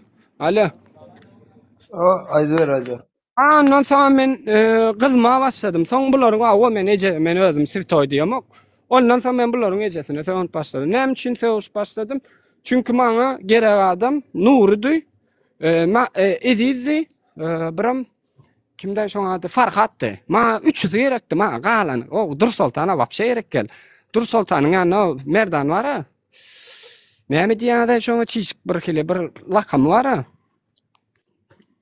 Merdan oturar. Ya ola wapşe gyzykly däl maňa. Ola 5 manat derseňli bu kişinem satyp berýär. Badrov diýdi, Nurberdi diýdi. Pul berdi hemmesini aýdyp bereýin. Men bilýän olar bar da. Kimde merdan bar, Ponçuk diýärmi? Tontu diýär. Tanama. Ay karoç şol. Dursultan bilen gelen ejen o meňe efirde ýany dost sen söwünýär gel sen ýene söwün söne diýdim balnisada ölen demini götünden allalay bile ýeke waty. Maňa şolaryň üçüsi gerekdi. O gün hem 40 oglanyň arasynda sen näme aktivistleri söwgen? Hay sen aktivist diýdim. Men ýene de söwgen diýdim. Şo wagt ine Lavada Alihan şu wagt aktivist diýip çykyş edip bara. Men aktivist näme diýip. Şo gün bile 7 sülaleme haram bolsunna. Şo gün Alihan özüni aktivist diýip bilmedi. Şunuň men aktivist delmen halk diýdi. Başga da gürlemedi. Görüşürüz. Soň edýän etdi. 2 hepdeden soň maksat diýdi şunňaly. Görüşjek sen bilen diýdim. Men aýtdym, görüşjekmi diýdim. Ýanynda Farhadam getir diýdim. Farhadam aňarda näme gürledi? Sen diýdi, geliniňe mä göwreleken kimden göwrelligini bilýärmi diýdim. Men aýtdym, näme diýjek bolan? Dawa gelin ejense goşmaly diýdim. Geliniň diýdi, götüne de, aýzyna da, agzyna da men berdim. 2 sagan olaryny tek. Men 2 zek diýdi. Bir kile 2 zek diýdim, bir lewapça bir zada diýdi. Farhat diýdim, bu sözüňe jogap berersiň diýdim. Kur'an çarpsyn jogap berersiň. Bir gawatlaşsak jogap berersiň diýdim. Diýdiler özleri meni düşman etdiler. Men hatda şo wagtlar birinji Agus olay bolla. Men onuň çykjakdym. Nahy ýere maksat diýdim, her kim özüni istese özüni ister, maňa näme etse özüni eder diýdim. Maňa glavny. Ma o beýdi bine patriot ýaly ýa. Eýleki ýaly maňa gerek gal bular gazykly däl. Men ejeme, meniň gelinime, meniň çagama degen dili bilen degen adamlar gerek. Men şoň üçin söýýän bulary. Namyssaň bolsa gelerler, namyssaň bolsa görüşerler diýip. Maňa degmediga men degem. Iň arkysy baky, men saňa degdimmi? Söýüşdükmi kimil bir ýerde? Yok. Yüzüň gözüň aýdyp bilen, sen ýoksam senem prezidente garşy, senem hökümete garşy. Ýeke ýerde bir adyň agladymmy? Ya watan döne u baky diýdimmi? Gaýtam seni men nälen özler etdi. Aktivistlerin özler etmedimi seni? Sesin paylaşan olup, yüzün paylaşan olup ya da efirlerine varanda. Azat Tayyipbayev filan ya, pardon Azat Tayyipbayev diýip ýalňyşdym. O bir kuştan aktivist näme etdi? Özüň olar gaýtam seni näme etdi? Ya Tayyipbayew da indi şo diýjek bolýanym sebet. Türkmen gelinden bar diýdim. Aa.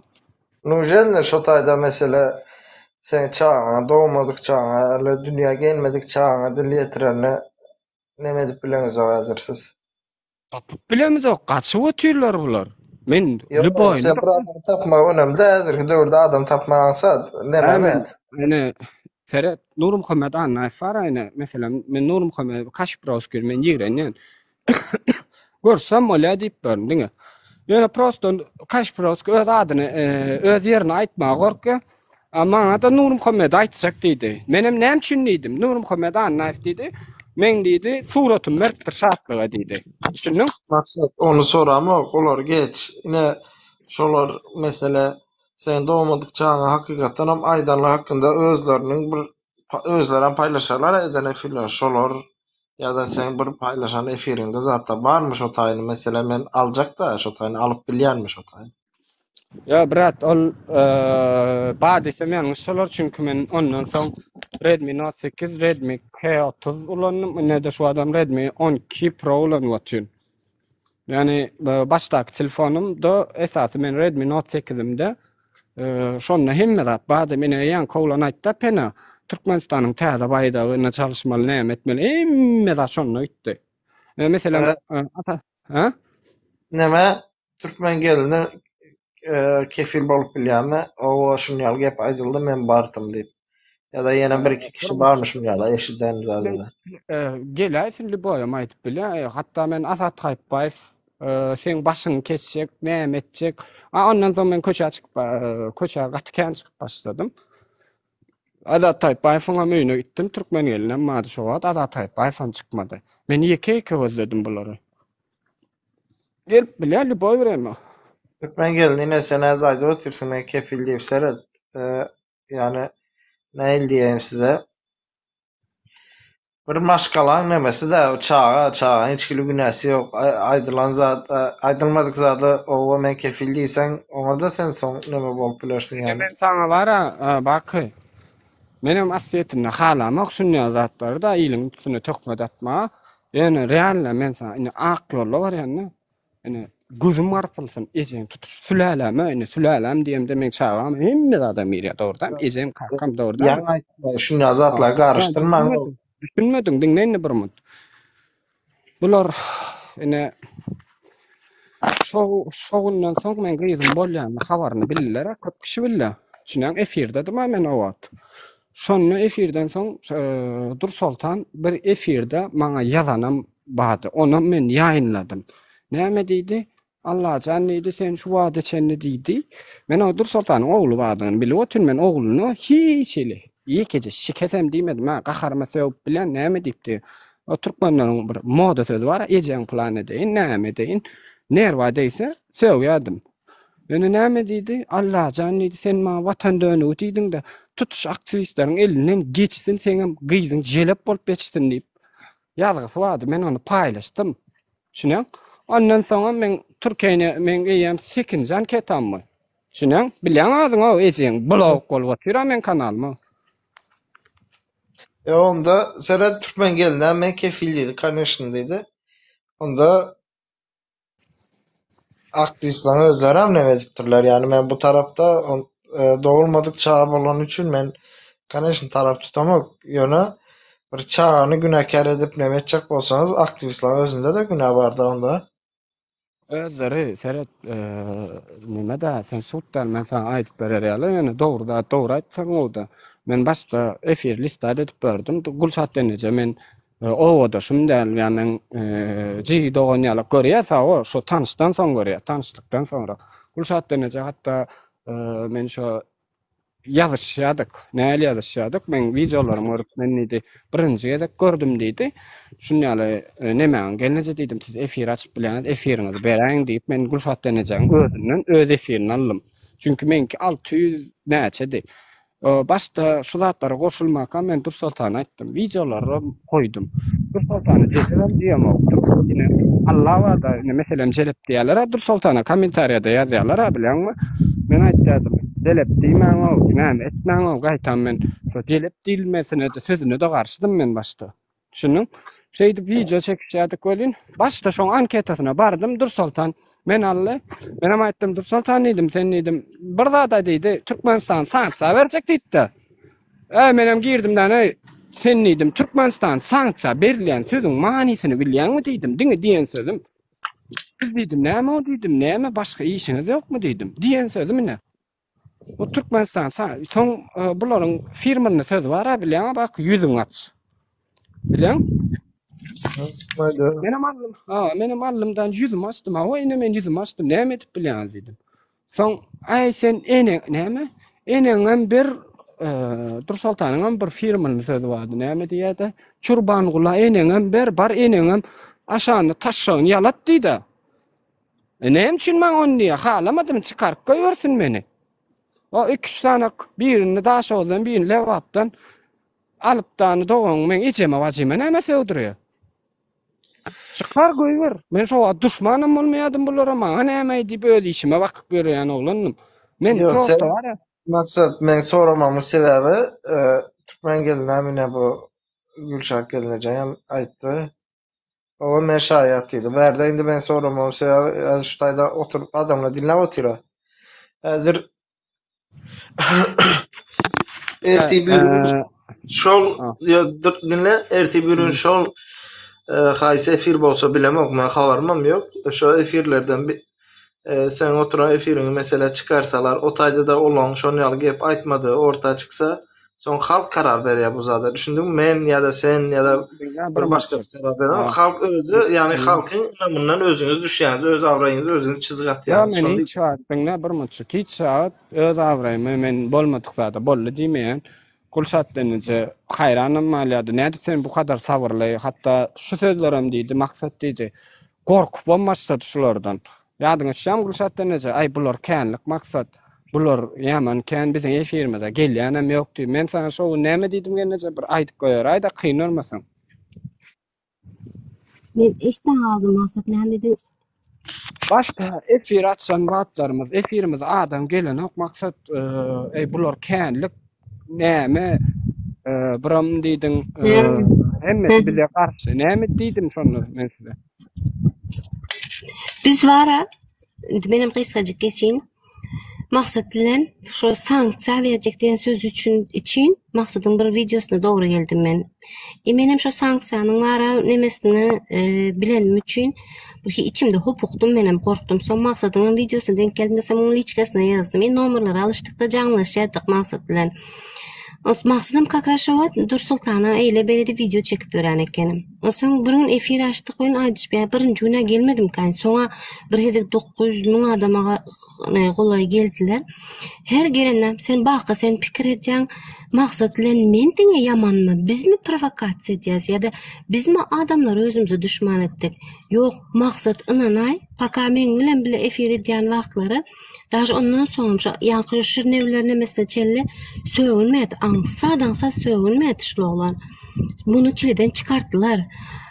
Men özüm hem işden bara saklak geldim men söğünmeyen. Yöne sen şayet. Daha düğünem, daha şu ünem görü oturansın. Bular bizlere söğündüler. Bular bizim ağzımızı yumdurmaya çalıştılar. Biz onların naraz zatına bize doğru bolup bilýändir. Bizim dünya garayşymız başka bolup bilýändir. Olar öz pikirlerini gıyıra bağıra aytmalyda. Biz bunu doğru bilýäs diýenimiz üçin biz näiller günler geçtik bilýänmi sen? Bakı. Yani haraşo işte biriniz çıktığınızlar da soradığınızlar, pikir ettiğinizler dine maksat bilen men hemme zat görünme. Biz dine şu edýänimiz yanlış dedik, aydan zadımız şu. Onçasından barak yöne şunya bir maksat ki bizim sağda yerimiz şu oldu. Olar ýalyk hiçbir yerde bir montaj edip video çıkarmadık. Yazılan saatler screenshot edýärdim men kavat maňa söýlenler. Belki bir yerde gerek bolar diýip. Ýene bar men telefonum pamyat kiçik 16-lyk olansaň näme gerek eş diýenden düşmançylyk etmeň Allah büýük diýetimde geç gidýetim ýa-da udaldy koýberýetim. Datda Steven screenshotlarym dolup gidýät kavat. Abidin bolýardy. Girip hal salam berip bermän kam söýlenýärler. Sen bizlere hemişe aýdýansizler provokasiýa edýäňizler, sizler adamlaryň üstüne gidýäňiz. Ýani häzir ýarym saat öň boldy. Olýa men näme dedim? Prosta jalk edim. İşden gelýär diýje bir käçelli. Dur yekeceğim indi. Sen hemişe aýdýan. Men hiç aýdama provokasiýa edýän diýip. Yok, aýdam oktany. Ýöne halk şonu belki şonu ýaly pikir edýändir. Olya men aýtdym diňe jalky şu hele dedim. Gündüz ýene öz temizlige gitjändi. Akşam bir käçel efirde oturýar dedim. Ýene erti turup gitmeli. Men şu manda aýtdym. Gelip bir saat sen şonu düşündürjek boldyň, düşündürip bildingmi? Yok. Ýa patriot gelýärdi. Maňa diýe sen şu taýda ýaman gönüme deýdiň diýe. Maksat eýdi kaç broska şey söktü, beyt söktü ya da eyleke eýtdi beytse. Neyse onları boş ver de geç diye. Näme üçin olar öz aşypkasyny gören ok? Näme üçin? Yo indi Seret patriot olaryň adyna jogap berip bilmeýär ya da gürlemen hakkı yok. Meniň gürlemen hakkym yok. Ýöne meniň şuna hakkym var. Siz şu efirde oturup gürläp oturan bolsaňyz ya da başka efirde bolsaňyz hem şunun aslyny öwrenmene meniň hakkym var. O adam näme üçin erti bir gün bir zat bolanda ya da aýdaly bu adamlar hökümetiň başyna geljekmi ya da siz tarapyndan bir geljekmi tapap diýär kim bolanda da men şoňa göre karar bermek üçin bu. Şoň üçin diýär halk bunu dinläp oturdy diýmemiň sebebi şo.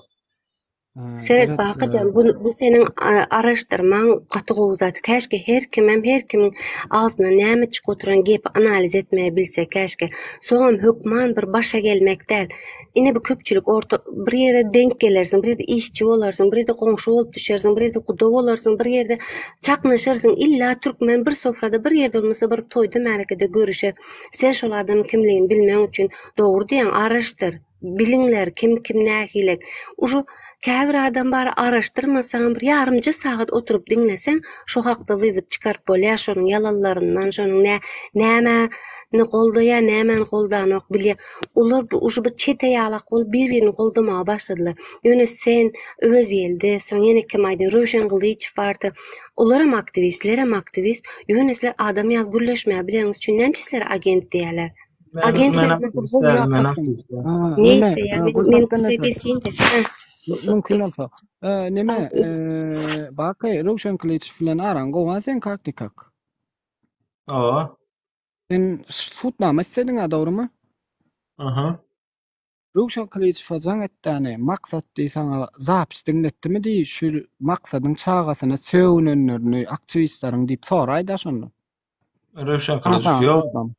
Yo abi bolsa. Attan al imo giri al. Yo mende nomeri yo. İmo men ulanamamışım için bilemek da indi. Ya Bar bolsa prosta ber ben tutmam. olsundan taparım. İmo yükler neme? Açarım İmo. Bolla men Roshan Kılıç'tan aran gowalsa ana şondan sonra kor ana men şonu Yo men dinledim. emes bilen go. Men ne? Siz bilen oturur gürleşmeyeli beylekler bilen gürleşen. Ya Rövşen bilen doğru. Aram go gürleşip zaten liçkeden hem ken gürleşen. Bakı, Serhat men patriotlara da ben hiç de kurulamadım doğrudan ama yani gelli eydiydi beydiydi ma pokuyor kim näme diýende de maňa gyzykly adam maňa degenlere ýem men o dawna o hökümet eýle beýle diýenler men bularyň gulagy masasyn bilen men ýöne prosto içinde harjyny alýar bilýärmi bilen bir gün bolmasa bir gün gawatlaşar bir gün bolmasa bir gün taparny prinsipialny bolýar bilen Yo. men şoğaly diňe. Çünkü Merdan Aziz Mahmedov ene mesela Aziz Mahmedov filan Sadrettin diýip biri var Faraply. Şoň öýüne geldi. Ýa-da dedi. Soň ana Aziz diýdim sen geroýdyň aý diýdi. Ey maksat gerekmi şu dawa diýdi. Ha o gerek bolýan diýdim. Arman men diýdim balnoý diýdim şu wagt diýdim.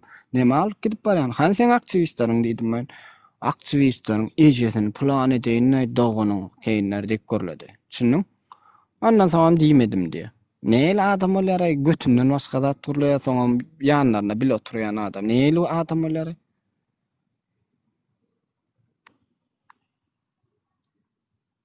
Onu bilemem onda onu ezmemet özü bolsa açsa ona men hiç diýip bilemem.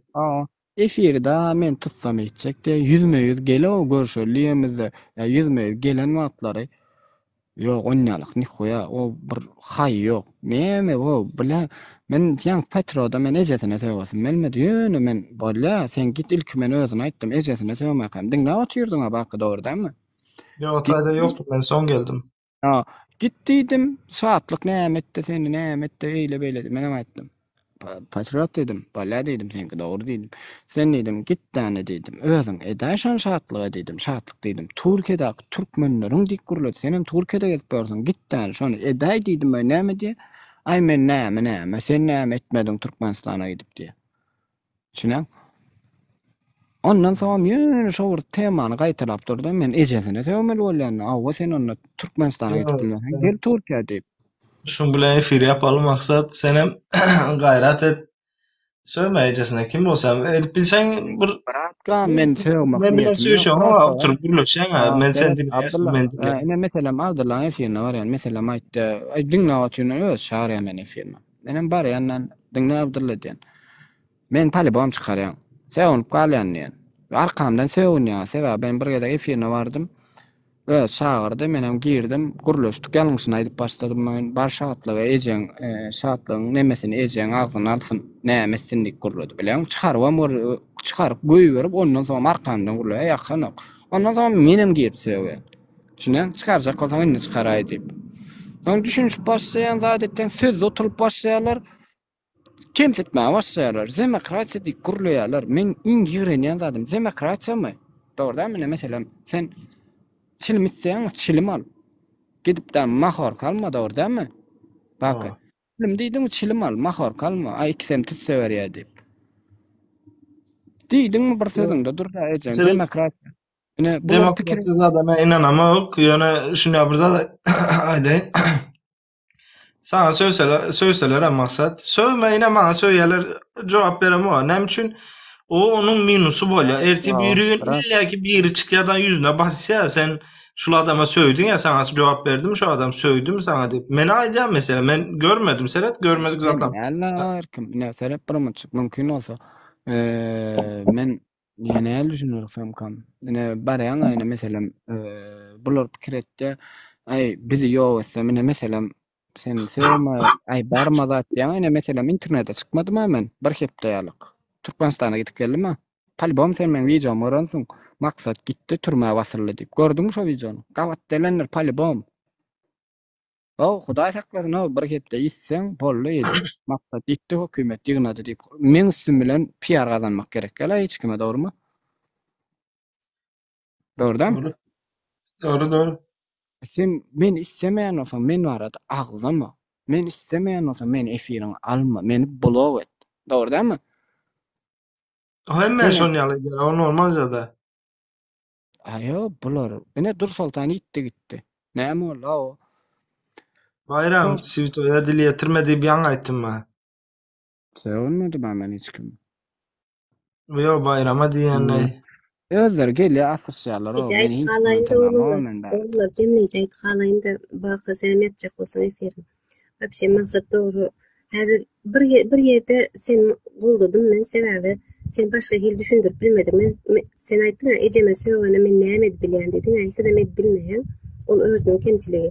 Sen diňe şonu düşündirjek. Mana men sen ejene söýdüm. Hani sen maňa näme etdiň diýen maňa aýtdym. Men şu taýyny goldudum. Sebäbi başga hil düşünmedi olar. Neyse, şu söýgünmeýi goýuňlar, aýal gyzlaryň Yo ta dese gol da ya. Seret şunu bir zat var. Zordan zor bar diye bir Türkmenin gepi var. Sen neyle men berde maksada değişil diyem ok ya da bir başkasına o patriota değişil diyem ok. Hem kime değişli bu. Mesela men maksattan zor bolsam menden zor yine biri çıkar. Ondan zor yine bu gidip oturur. Yine bokstan neyle Muhammed Ali'den son Mike Tyson'dan son Anthony Joshua son ya gidip otura bu. Bunun hem sonu yok. Yani diyecek böyle erti bir gün. Men bir selim mi?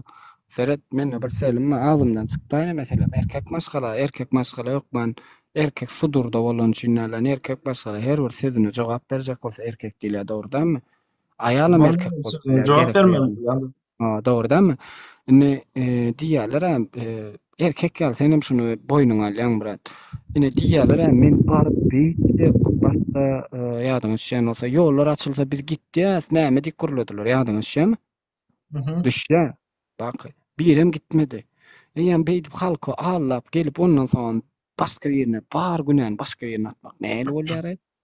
Ha? Ya yine yank patriot diýema akıl beren bolýar. Men başda efire goşulan ay menni häzir diýär şatlyk maňa söýen bolsa men derdim, wagt men derdim. Dik gurulýar da yakan ok patriot bolýar. Sen etesiň elän bolsa bar şatlyk tutuşdurdaklary söýdi. Sen menden primer getirme bar. Ay somsa ýerine näme etdim. Somsa ýypsyň. Men somsa ýenim gördüňmi? Nirerde gördüň şonu? Görüp köz diýenler ay men gördüm. Ma sen görjek bolsaň, diýmek onu sen şatlyk bilen bile gatnaşýaň da. Sen özüň diýeniň üçin diýär, olar düşündiň, sen özüň aýtdyň sebäbi. Men iýdim diýmedim, men oňa aýtdym, men onu ulanynym diýip guruladım.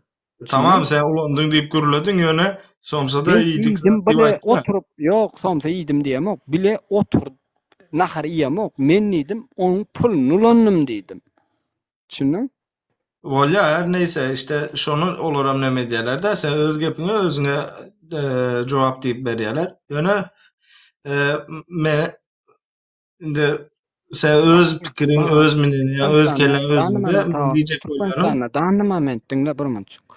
Ma ýekece birini görkezäýdi ene Türkmenistanyň içinde. Şunňal ady belli şatda o tanýan. Onu urup bolanok. Ady belli kazda bolop. Bilen ady belli şunňalak bolup durka baryp urup biljek erkek aýdyp beräýdi ama. Şatlygy bar, mesela şunňal aýdyn Türkmenistanyň içinde urmak şampanski butulka oturup gitjek olanlar bar. Näme maksat? Ýöne ýaklaşanok hiç kimem şoň ýanyna. Düşünüyorum. Hiç kimin haberi yok bu zatlardan. Yetişmeyelim yaklaşık.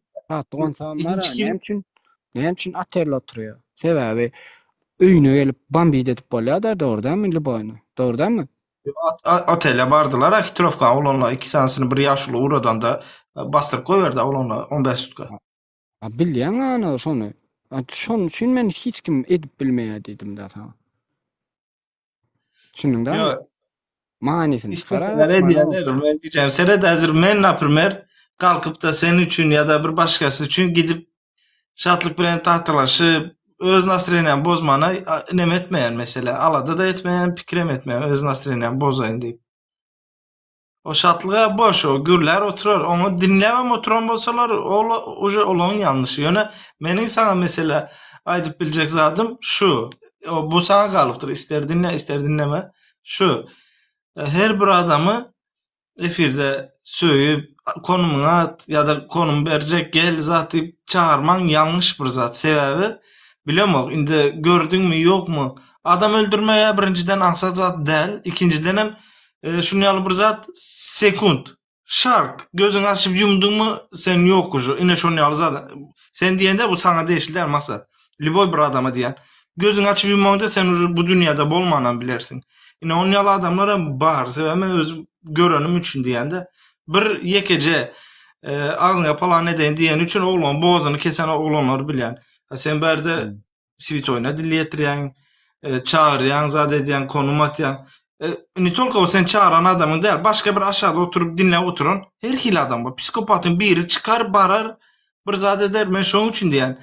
Boş ýer sen birinciden özüňe zarar berýän, ikinciden hem özüň nerişledýän söýüp. Sen gaýtap birazcık dinlep nemet gördün mü barlap mesela gel men vapşe şu gün şulara söýmejek ýöne düşünüşjek bolaýyn diýip. Men pikirimi aýdyp olaryň pikirini aýtyp diskussiýa girip. Bir munçuk Alihana ýazdymam. Ene men ýa-ni o ýapa bilen düşünüşjek bolup girdim bilenmi?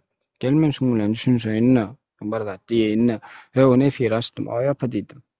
Gaýrat et diýdim, dawam diýdim, sen diýdim. Her ýerde maňa gurulaýan diýdim. Gaýrat et sana deýilmedik ýerine, gaýrat et başga birine jogap berji bolma diýip gurladym. Özüne, imasyna arasy 40 minut depleşdim. Allah wada Kur'an çarpsyny emme zat düşündirdim.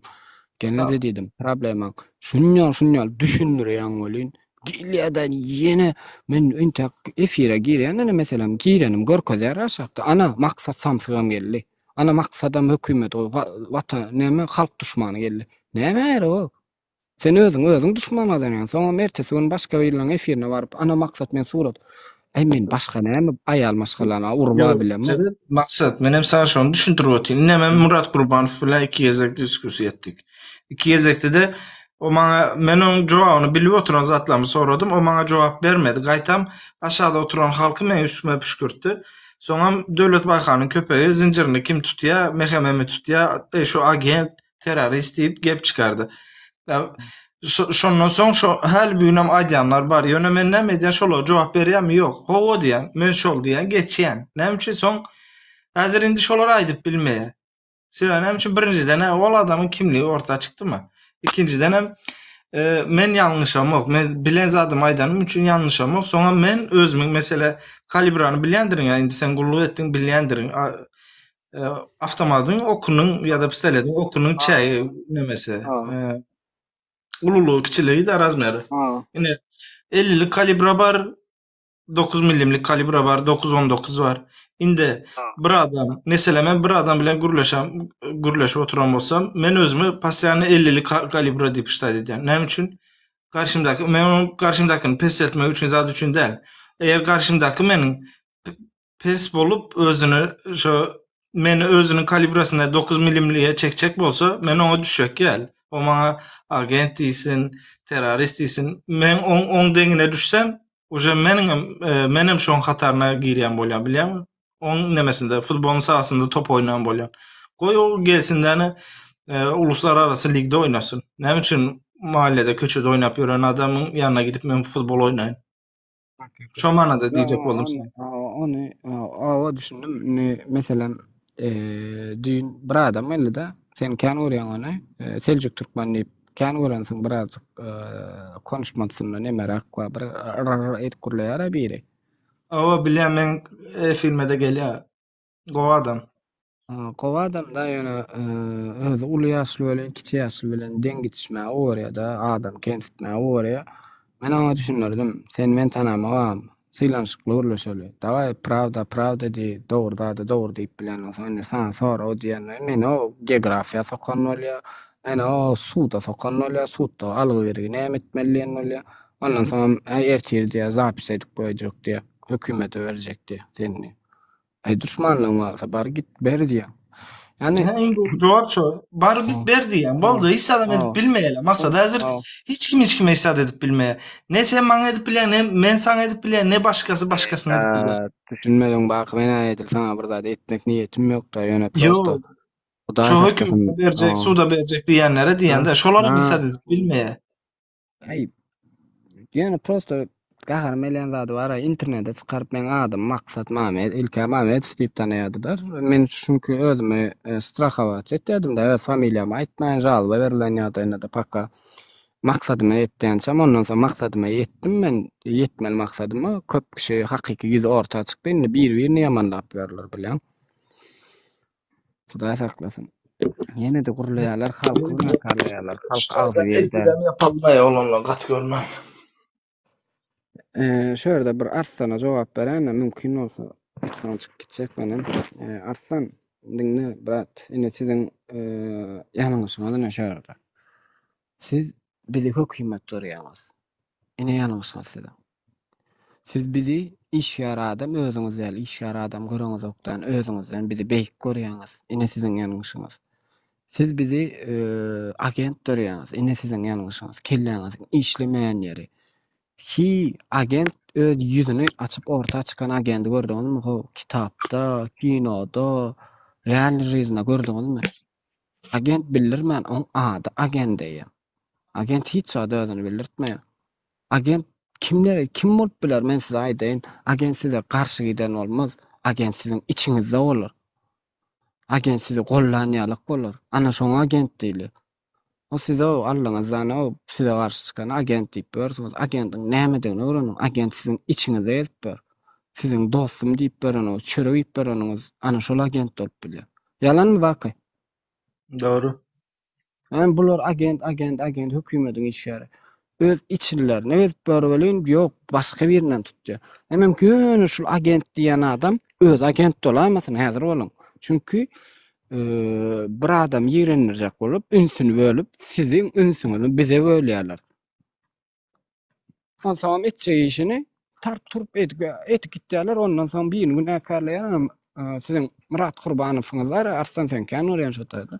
Murat Gurbanowyňyz bar. O gollap bereniňiz. Näme üçin şu Farhat näme etmedi, basylmady, näme etmedi. Murat Gurbanowyň Farhatdan intak agardyňmady. Farhadyň boşalmasyna misjany Murat Gurbanowyňyz. Boldu, Farhat ýok, şu barjak ýer näme boldy, belli boldy tany. Boranda olan boşlaşany. Düşün diýjek wadyma düşündiňmi? No, İyi demesinler diye Farhada. Düşündün? Hiç kim iyi demesin. Aslı özüňize düşman, o içiňizdekiler pikirlenin. Boranda sen öňe geldin. Kaka meneme. Boranda emeğinize sağ olun. Bor vatandaşlar size de sağ olun.